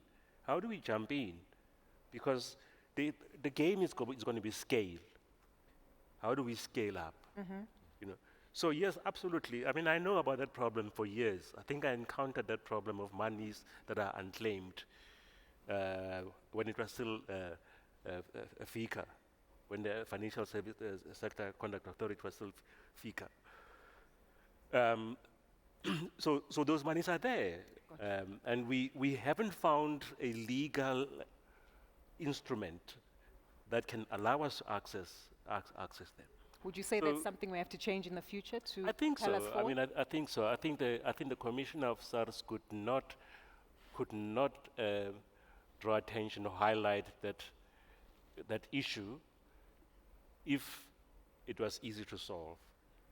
So I think there is complexity, but as I said, you know, the solutions can be found. We have to find the solutions, and these solutions are going to be co-created solutions, because it is neither the government that's going to say you shall, nor industry that's going to say, you know, this is what we want to do with these monies. So it's going to be some meeting point that will unlock just not only just those funds, but a huge capacity, 100%. You know, financial capacity that's sitting out there with opportunities waiting for it. 100%. We've got the money, mobilize it, so some conversations that will definitely have to take place in order to encourage that. Dale also had a question which I think is exactly what most trustees want to know. Show us examples. It's typically said, show me the money, but show me where the money is making a difference and, of course, is coming back to investors. Ashley, you've got feedback. We're so happy to come to you, but it's open to the panel. Yeah, no, thanks. I think that's a very good question, and I think it just demonstrates to us that there's a dire need for members and investors and like to actually see what are the practical examples. And one of the things that really affects the whole sustainability space is the issue around, I should say, assessment or the measurement thereof. If you come to think of it in terms of impact investment, a lot of people talk about it because they want to say you want to see the financial return and the social returns, but how do you measure that? And I think where the industry has lagged to a large extent is really more about the measurement, and as you measure it, then you can demonstrate practically some of these examples. But to your question, Dale, to be specific, I think for us, from Sanlam Corporate perspective, we've got multiple of those assets that we have, as I mentioned earlier on. They are the underlying within the different default portfolios that we have. And I know Sis Kanyisa will be not pleased with me because I tend to use this example, but this time around I'll use a different one. So we've got a company that provides installation of fiber in Dansane in the Eastern Cape. I don't know how many people know that place. But for us, in terms of providing that data, or rather that fiber installation, we look at it in 4 ways to answer the question of assessment. First of all, we look at it from a perspective of affordability. So as you install fiber in this township, how many people are actually affording it? Second of all, it's more about access. So if you are in the township, of course, you've got some of the guys that are running small businesses. As a function of having the fiber, you're also going to make sure that those guys, they've got connectivity. But apart from that, it's also about sustainability. I know sustainability is a whole host of conversation on its own in terms of the environment alike. In this example, probably it might not be more relevant because it's fiber installation and now we have got connectivity. Yep. But the critical one, which I think a lot of people in the room are more interested in, it's about jobs. How many jobs were created in the process of the installation and how many jobs will be created post the installation. And there's multiple of other funds that we can actually give an example. I'm sure very soon you will see the Sanlam Umbrella Fund disclosure report that will be published. So please make sure that you have a look at it. We will demonstrate even some more other practical examples that demonstrate the actual impact. And I think for me, the last point is just to mention that as the industry, we can do better. The likes of the FSCA, they can do better in ensuring that we've got proper tools that make sure that enables us to have proper disclosure in terms of these types of projects that we invest in. Got you. Sfiso, you have examples to add as well? Yes, so real life examples. So GPF is 50% shareholder of Sandton City. So as we are here, there's both a social good and a financial return to the fund. That's more on a lighter note. But then, for example, on there's a wind farm that we have a majority ownership in Northern Cape. I think it's called Red Rocket. So the interesting thing about there is, as part of setting up that transaction, there's a community scheme, and all households within the radius there were given bursaries, for example. So that's proper impact, and there's also financial returns there. GPF is also a majority held shareholder in Jufresh, for example, that contributes to food security and is a major supplier in all major retailers. The interesting thing about Jufresh is that in the localities that they're at, they are the highest source of employment, the only source of employment for most of the time. And they actually sell the same products that you'll buy, Pick and Pay, etc., at a cheap price for the community there. So those are the real life examples of both financial returns and impact from a GPF point of view. But you're also in student accommodation, isn't it? Yes, and we do own a couple of student accommodation sites around the Kingsway area and by the UJ campus as well. So there's various examples. Got you. I'm aware that in some spaces student accommodation hasn't been performed too well, or there were some concerns in terms of the returns. And maybe that is an aspect that we should discuss with the audience, right? When the impact perhaps might be felt, or the returns don't necessarily match up, or we need to readjust our expectations and outcomes, because it does happen in the world of investments, regardless of the asset class, right? Volatility, risk, uncertainty is something that is always there. Maybe help us contextualize some of those practical examples that we see in the South African sense, where perhaps risk-adjusted returns might not be as what they had been anticipated to be. Okay, so from our perspective, we broaden the performance spectrum to both financial and non-financial returns. The non-financial returns, we call them key developmental indicators. So as a basic premise of investments, not all your assets will perform in the same way. So where you don't make a lot of financial returns, the objective should be make more on the social returns part, which is basically what helps to augment. So obviously in the South African context, you can invest a lot in the listed markets. You'll get your CPI plus 5 or 7 or whatever your objective is. But in the other investments that you make, notwithstanding that you won't get CPI plus 5, you will get other social outcomes as well. So as a whole, your fund will get the required returns to meet its objective while achieving certain outcomes as well. So I think it's a matter of broadening your metrics to say both financial, non-financial, and knowing which assets in the fund or the portfolio will meet which objectives the most. 100%. And I don't think the idea is to lose prudence. Yes. In terms of your investment choices. So overall, you meet your objectives. 100%. And that's important because that speaks to the needs and the outcomes that you as trustees do need to be delivering specifically for your members, maximizing essentially their benefits and outcomes. I'm going to check if we have any questions one more time before we get some of our closing remarks from the speakers. So perhaps house lights, hands up in the air if there's any questions in the room so far. Key takeaway themes that you'd like us to address. Okay. There's a hand in that corner there. Ma'am, please keep your hand up. The mic is coming to you. Any other hands? Right in the front. Fantastic. Ma'am, please keep your hand up. It's easy for my colleague to identify you. And if the other microphone could please come right up to the front row. Good afternoon. I'm Neo, and I'm from Optimum Employee Benefits. I've got, should I say a concern or an issue, or I don't know what it is. But I want to understand something. Yes. I hear you speaking about the unclaimed benefits, which every day we hear about them, and there's a lot of money. Where are the employers? Because before I die, I was working somewhere. So what are the employers doing to find the beneficiaries of those employees? And in the meantime, again, I want to believe that we've got this thing of nomination of beneficiary forms. You know, in most cases, we do member sessions, and when we speak about that, it's like, no, I cannot put my wife on, she's going to kill me and eat the money with the new husband. So now, I want to believe that where I was working, there must be someone who knows where I'm coming from and who my family is. Got you. Your name again, ma'am? Neo. Neo. Thank you so much, Neo. Appreciate your question. I think this is definitely going to be an agenda item in next year's benchmark, given that it's come up consistently in terms of unclaimed benefits. You can go ahead with your question, please, sir. Yeah, I just have a comment maybe regarding the returns on investments for good.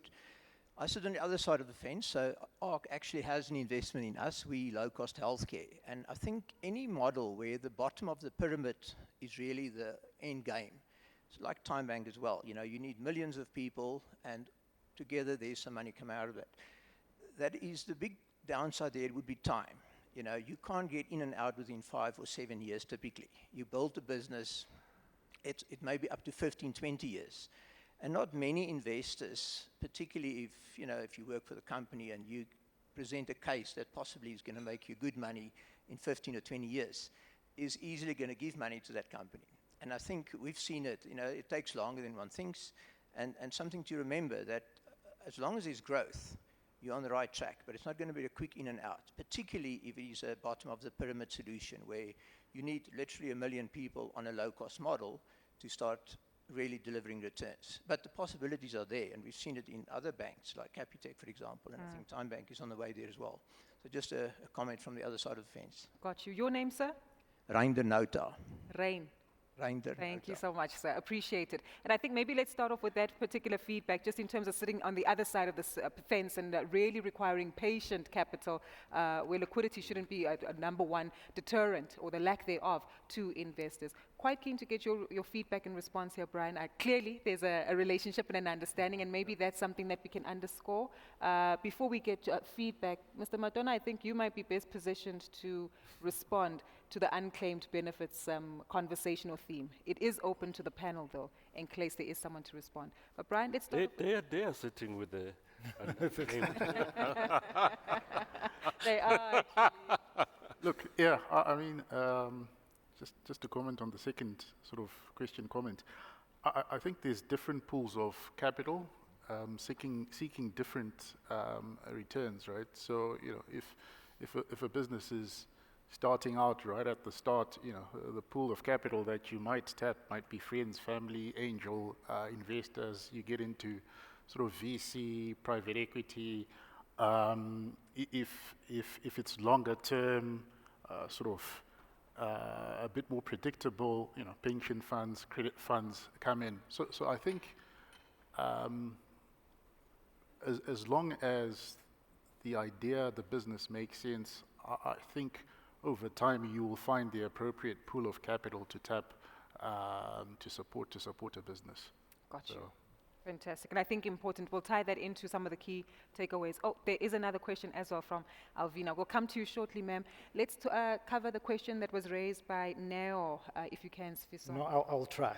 Unclaimed benefits. No, I was a trustee at some point. So I think unclaimed benefits are an industry-wide issue. And there's various levels of why, the balances exist. So the challenge sometimes is that when we hear the numbers, it's X billion, but the average benefit is not discussed. Because the other issue on the other side of that is it does take effort and money to find people and allocate them their benefits as well. So we've had, I think as a retirement fund industry, a whole sort of, well, I'll call it an industry. You have tracing agents that you basically try, whose job it is to try find people, but that costs money. Yep. So every pension fund's desire would be to reduce its unclaimed benefits, but it does cost money to do that. And one has to do a cost versus effort analysis to say, if it costs you on average, I don't know, like 2,000 at some point was the amount, and the claim benefit on the other side is 3,000 or less, would you continue to do that? But notwithstanding that, the challenge does exist, that the funds are there, and what should they do? Should they be put to more useful economic purposes, as was suggested? But yeah, that would be for the policymakers to make a determination on. Got you. So there was a time when Transnet, because they had, I don't know if Transnet still has that pension fund of theirs and Eskom, then they had the same problem. So what they used to do is to hire these companies, search companies that will go looking for, I mean, there is a cost, absolutely. In the end, that cost-benefit analysis has to be made. Yep. But I do think that we cannot leave the problem unsolved in the way that it is. 100%. Alvina, I'm assuming you have a response to Nell's particular question in terms of unclaimed benefits. The mic should be on, so you can stand up, and we should be able to hear you.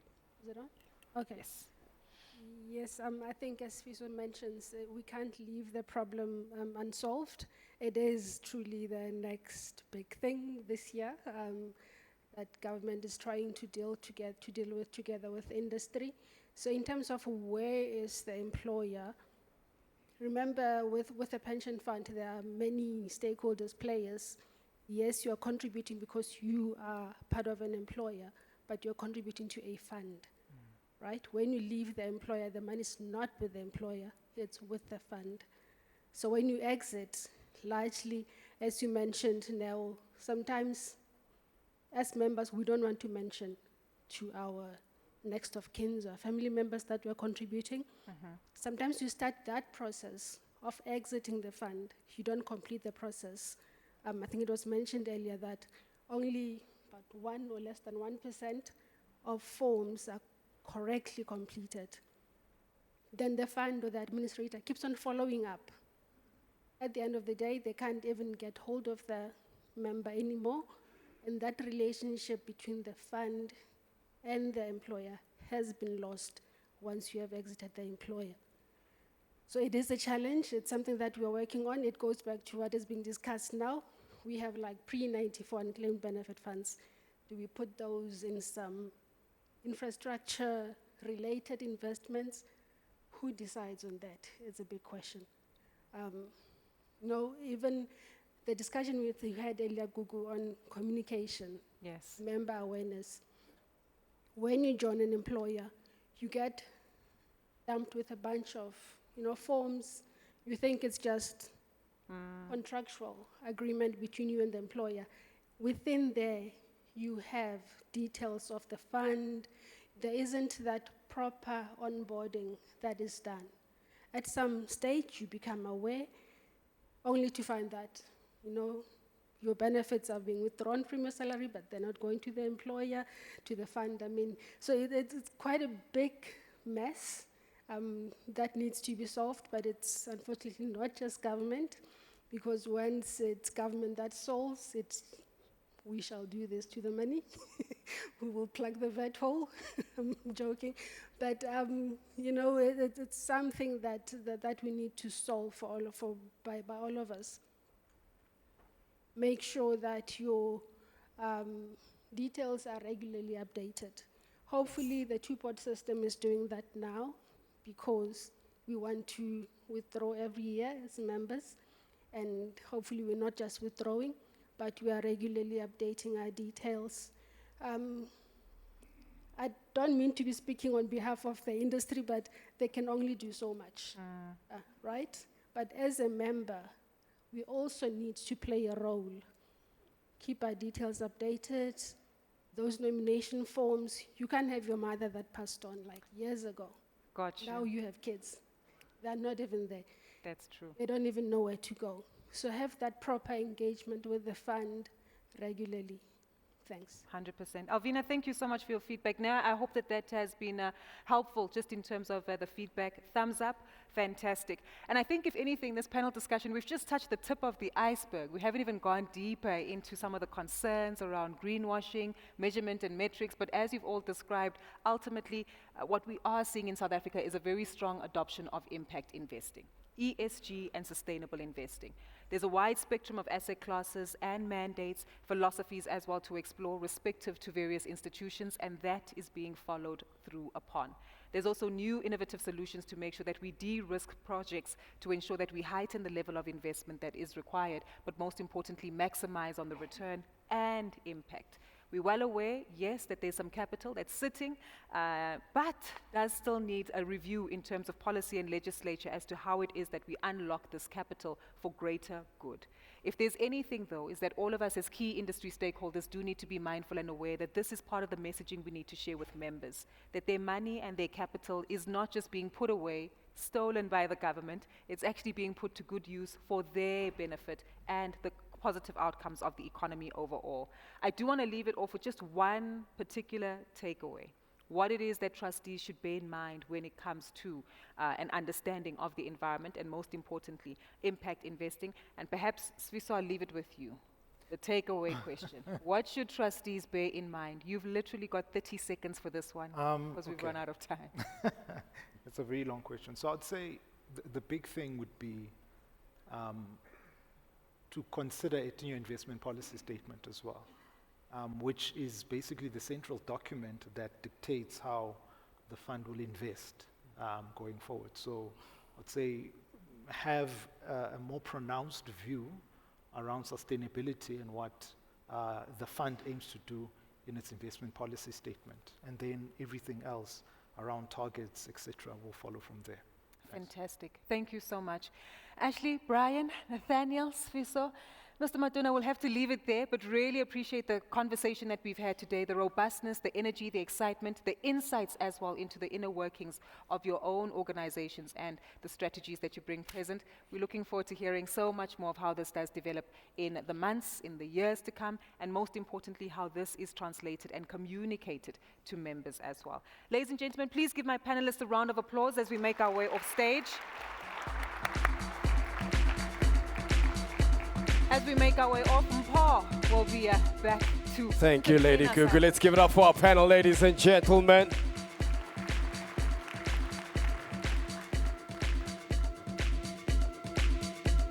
Lady Googs. All right, ladies and gentlemen, please can we give our panel a big round of applause.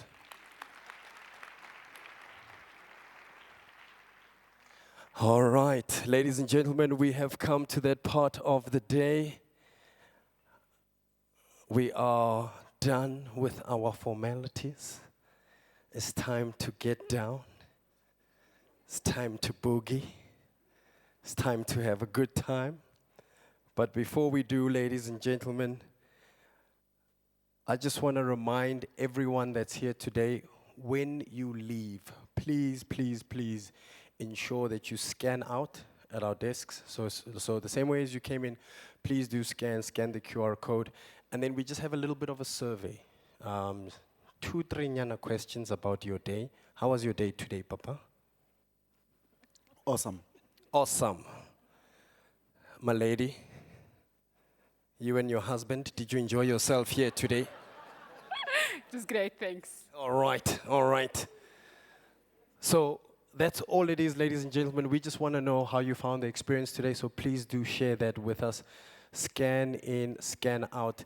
And then later on, we invite all of you to stay, hang out, have a drink with us. Let's network, let's catch up. But for now, ladies and gentlemen, to close us off and to take us home, we are in for a treat, ladies and gentlemen. The epitome of leadership and style. Half woman, half amazing. Ladies and gentlemen, it gives me great honor and pleasure. Papa, come and sit down. This is a big one. You know someone is amazing when Malumenzwa comes from the back. Hey, I need to be here for this one. Oh, but save the best for last. And please remember, benchmark at sanlam.co.za. We have committed from Malumenzwa 100,000 pairs, and any commitment we get from anybody that's here today, we will match it. So please remember, our goal is 1 million pairs of shoes this year. We are halfway. All right. Without further ado, ladies and gentlemen, coming to the stage, a young lady who grew up in a time when TV was black and white, where there was no Wi-Fi. All she had was a dream and a vision. She said, one day, in this male-dominated world, I will be the boss. And that she is, ladies and gentlemen. Nothing says I am a boss like rocking a maroon leather skirt. Ladies and gentlemen, please put your hands together for our CEO for Sanlam Corporate, Kanye Samkize!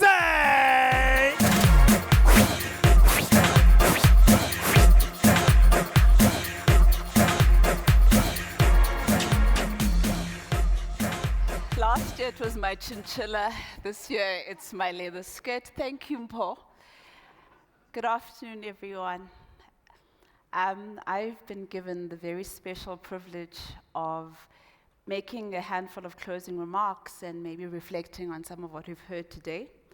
I am also extremely self-aware and know that I am standing between everyone here and drinks, so I'll keep it very, very brief. I know I say this almost every year, but this event, the data, the insights, the conversations, engaging with all of you, it's the absolute highlight of my year, and this year's no different. At Sanlam, the team spends the better part of the year preparing for today. And it's always so humbling for me to see the passion with which they approach this work. I see how they throw themselves behind making the Sanlam Benchmark a complete success. And it is no doubt that it is a labor of love. I hope then that you have enjoyed it and you found some value in it. We've heard quite powerful insights today. Our panelists, our speakers, they all shared quite meaningful stories. And my hope is that we've left you feeling a little bit more equipped and a lot more inspired in terms of carrying out this clarion call that we're calling the age of confidence. I am not going to replay everything that was said. I believe our chair, Dr. Friedlander, the esteemed panelists, my colleagues from across the group did an excellent job in really anchoring us on the realities that many of the members are facing. I think the work that we're doing is transformative. We have it in us to really change members' lives. But what I do want to do in terms of closing is really to thank you. I want to thank you for coming to this event every year, for listening, taking copious notes, engaging, asking us the difficult questions, but then after going back into your respective contexts and really influencing and making the decisions that make the difference. I'm really proud to be a member of this particular community. I'm proud to be a member of a group of people that doesn't give up, that keeps showing up and actually has some kind of impact. And perhaps finally, I want to take a moment to honor someone who is a giant in this industry, but is also a true friend of mine, and that's you, Mr. David Gluckman. David will be retiring soon, and we're all very happy that he gets to move into this new phase of his life, but it really is difficult for us to imagine an industry without a David in it. David is, for me, the translator of pension reform before I found ChatGPT. David is the only man that I know bold enough to come up onto this benchmark stage wearing a tuxedo. David, yours is a legacy of deep impact, quiet leadership, and a relentless drive to do the things that are right. You've shaped the way that we think about our industry, the way we work, and the way that we serve. And you've done it with humor, humility, and a whole lot of heart. So we wanted to celebrate you, David, and we gathered some messages from colleagues who've worked with you in the industry, and I'd like to play some of these messages if people will indulge me.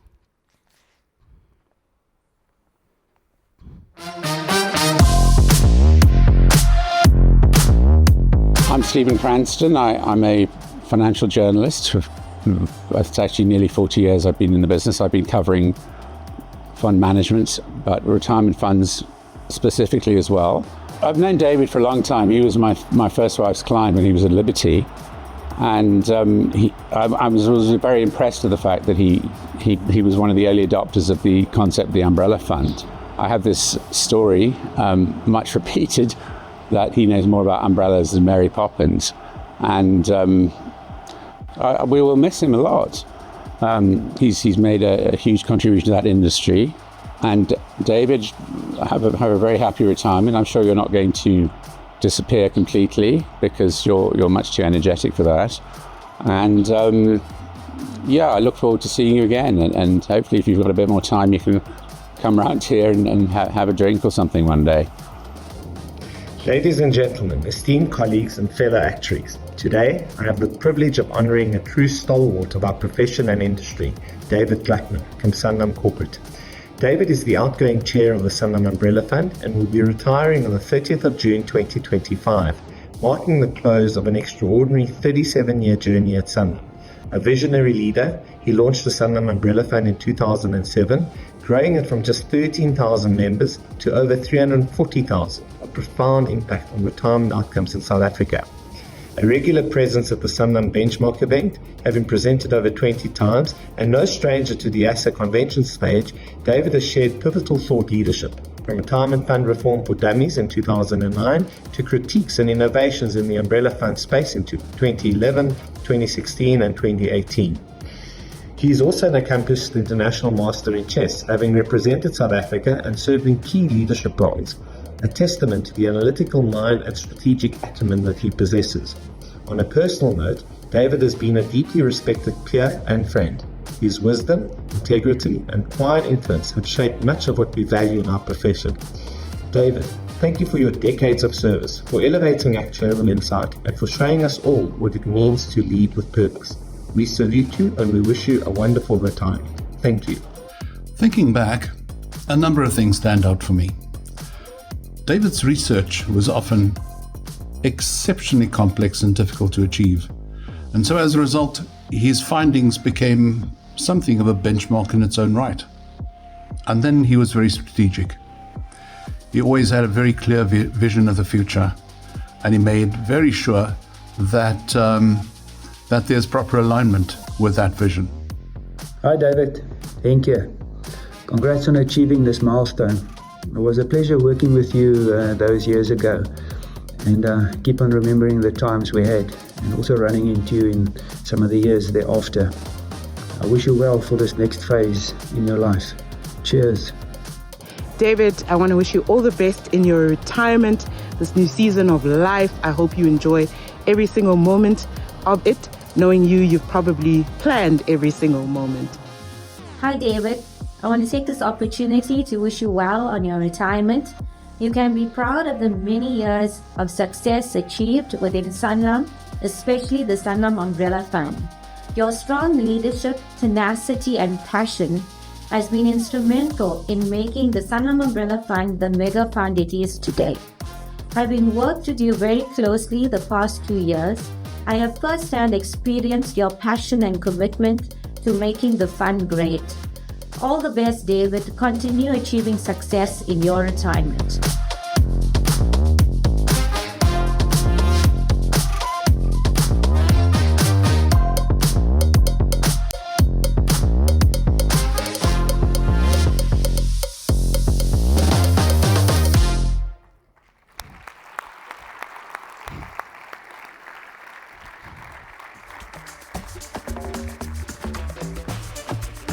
Something for you. Wait. David, this is a small token of our appreciation. It is something that we know you might enjoy in retirement. I don't know if you have a word or two. It would be a first if you don't. No, it's fine. Okay, well, that's a very big surprise for me. I didn't expect that, but thank you, Kanye. That's appreciated. And no, I'm very confident we're in a strong place to build for the future, and I'm very, very confident. I mean, Kanisa knows, and Zwana, I told her 2 years ago, Jolly is the right person to be the next chair, and we've managed the handover, and I was very proud of Jolly today, and I think, I don't see a reason why we can't have 1 million members in the fund, actually, in the future, so I'll leave it there. Congratulations. Thank you so much.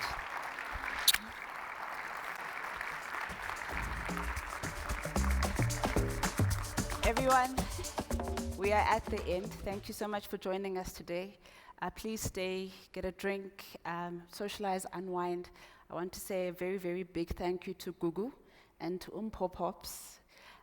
You always make this such a wonderful day for us, so thank you very much for joining us yet again. I want to thank the AV crew at the back, and I also want to thank very, very deeply the Sanlam Benchmark Organizing Committee. You've done an excellent job. Thank you very much, everybody.